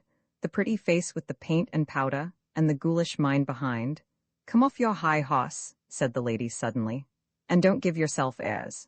When you got called to this job, did you put your nose in the air and say it was a nasty business and you wouldn't be mixed up in it?" "No, but if you'd been here on a holiday, wouldn't you be nosing round just the same as I am?" "Of course you would. I'm a man, you're a woman. Your idea of a woman is someone who gets on a chair and shrieks if she sees a mouse. That's all prehistoric. But you will show me round, won't you? You see, it might make a big difference to me." "In what way?" "They're keeping all the reporters out. I might make a big scoop with one of the papers. You don't know how much they pay for a bit of inside stuff." I hesitated. She slipped a small soft hand into mine. "Please, there's a dear." I capitulated. Secretly, I knew that I should rather enjoy the pot of showman. After all, the moral attitude displayed by the girl was none of my business. I was a little nervous as to what the examining magistrate might say, but I reassured myself by the reflection that no harm could possibly be done. We repaired first to the spot where the body had been discovered. A man was on guard there, who saluted respectfully, knowing me by sight, and raised no question as to my companion. Presumably, he regarded her as vouched for by me. I explained to Cinderella just how the discovery had been made, and she listened attentively, sometimes putting an intelligent question. Then we turned our steps in the direction of the villa. I proceeded rather cautiously, for truth to tell, I was not at all anxious to meet anyone.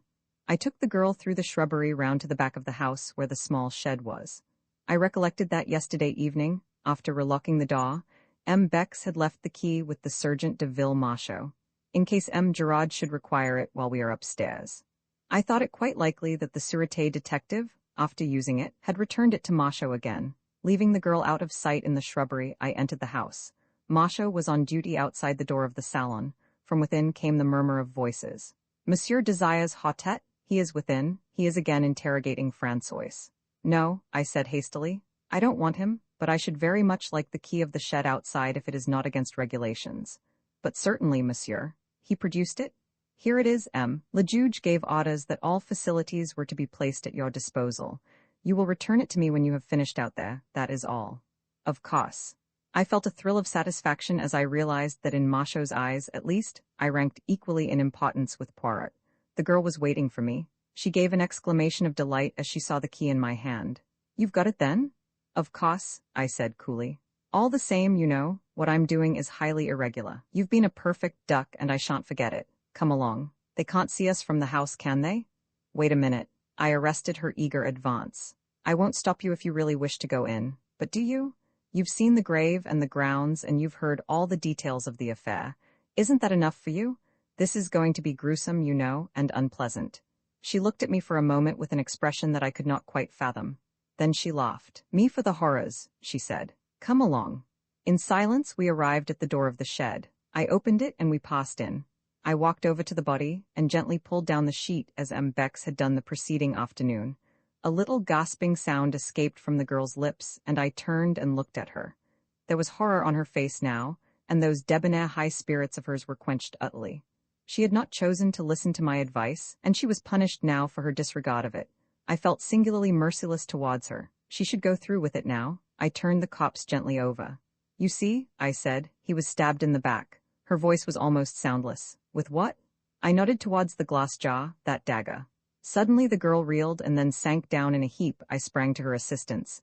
You are faint, come out of here, it has been too much for you. Water, she murmured. Quick, water. I left her and rushed into the house. Fortunately none of the servants were about, and I was able to secure a glass of water unobserved and add a few drops of brandy from a pocket flask. In a few minutes I was back again. The girl was lying as I had left her, but a few sips of the brandy and water revived her in a marvelous manner. Take me out of here, oh, quickly, quickly, she cried, shuddering. Supporting her with my arm, I led her out into the air, and she pulled the door to behind her. Then she drew a deep breath. That's better. Oh, it was horrible. Why did you ever let me go in? I felt this to be so feminine that I could not forbear a smile. Secretly, I was not dissatisfied with her collapse. It proved that she was not quite so callous as I had thought her.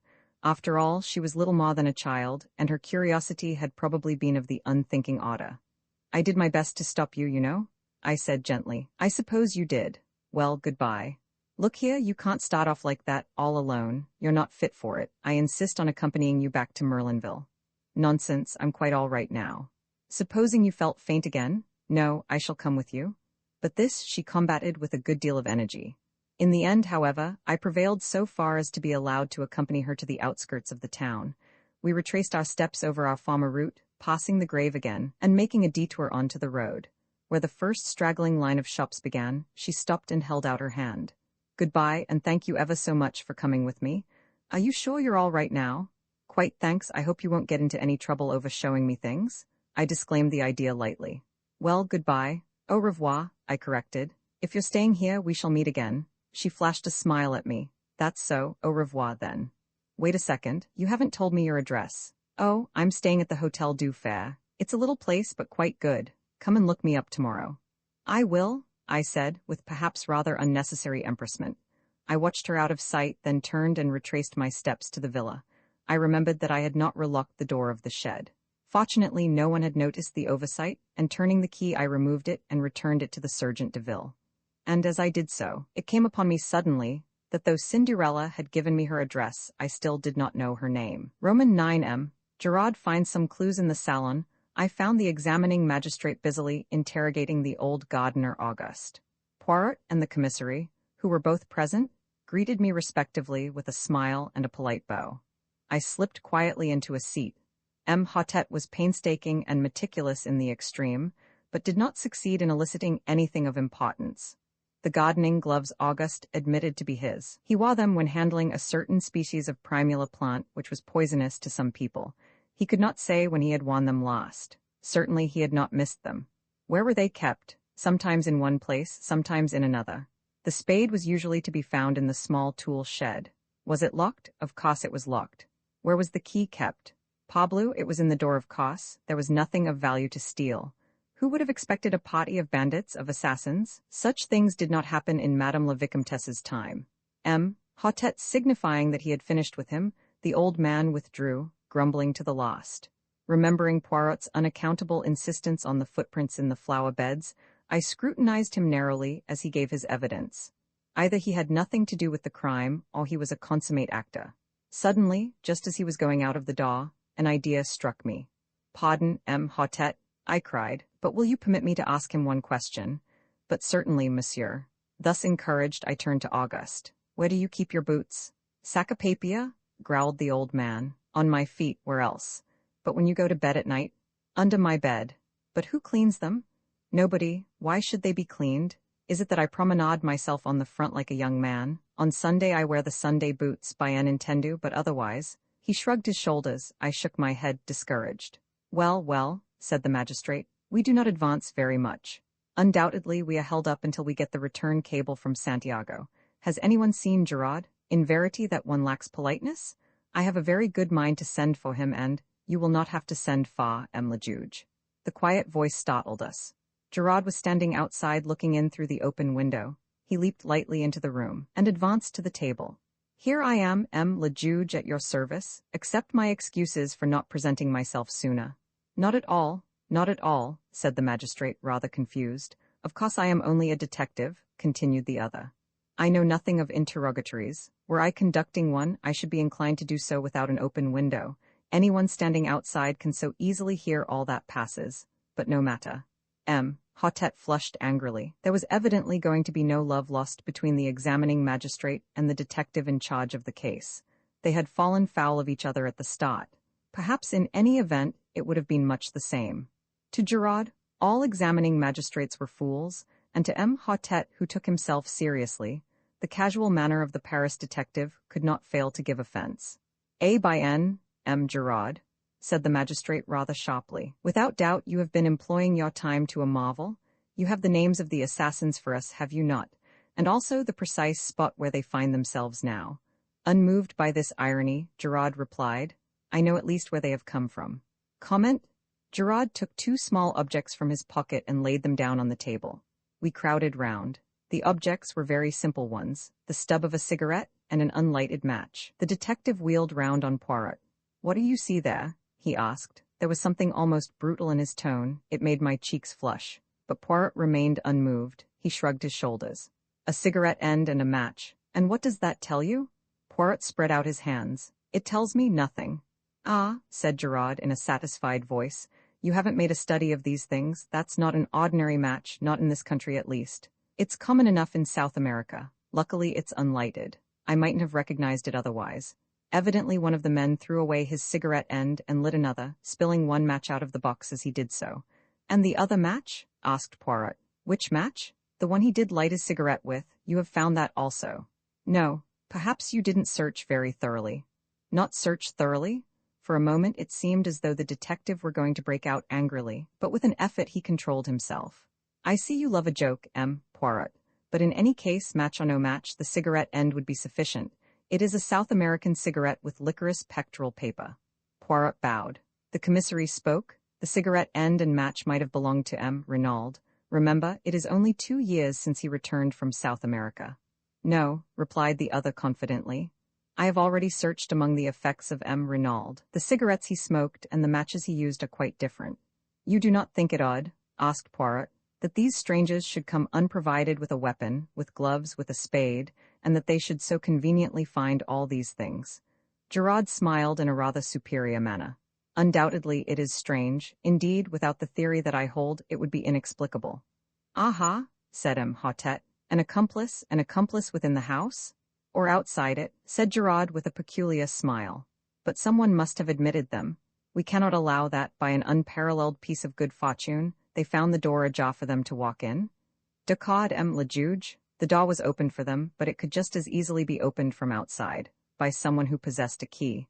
But who did possess a key? Gerard shrugged his shoulders. As for that, no one who possesses one is going to admit the fact if they can help it. But several people might have had one. Jack Renaud, the son, for instance. It is true that he is on his way to South America, but he might have lost the key or had it stolen from him. Then there is the gardener. He has been here many years. One of the younger servants may have a lover. It is easy to take an impression of a key and have one cut. There are many possibilities. Then there is another person who, I should judge, is exceedingly likely to have such a thing in her keeping. Who is that? Madame d'Aubruel, said the detective dryly. Said the magistrate, his face falling a little. So you have heard about that, have you? I hear everything, said Gerard imperturbably. There is one thing I could swear you have not heard, said Imhotep, delighted to be able to show superior knowledge, and without more ado, he retailed the story of the mysterious visitor the night before. He also touched on the check made out to Duveen, and finally handed Gerard the letter signed Bella. Gerard listened in silence, studied the letter attentively, and then handed it back. All very interesting, le juge, but my theory remains unaffected. And your theory is? For the moment I prefer not to say. Remember, I am only just beginning my investigations. Tell me one thing, Gerard, said Poirot suddenly. Your theory allows for the door being opened. It does not explain why it was left open. When they departed, would it not have been natural for them to close it behind them?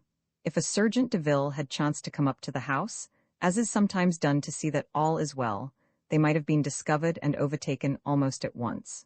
Bah, they forgot it. A mistake, I grant you.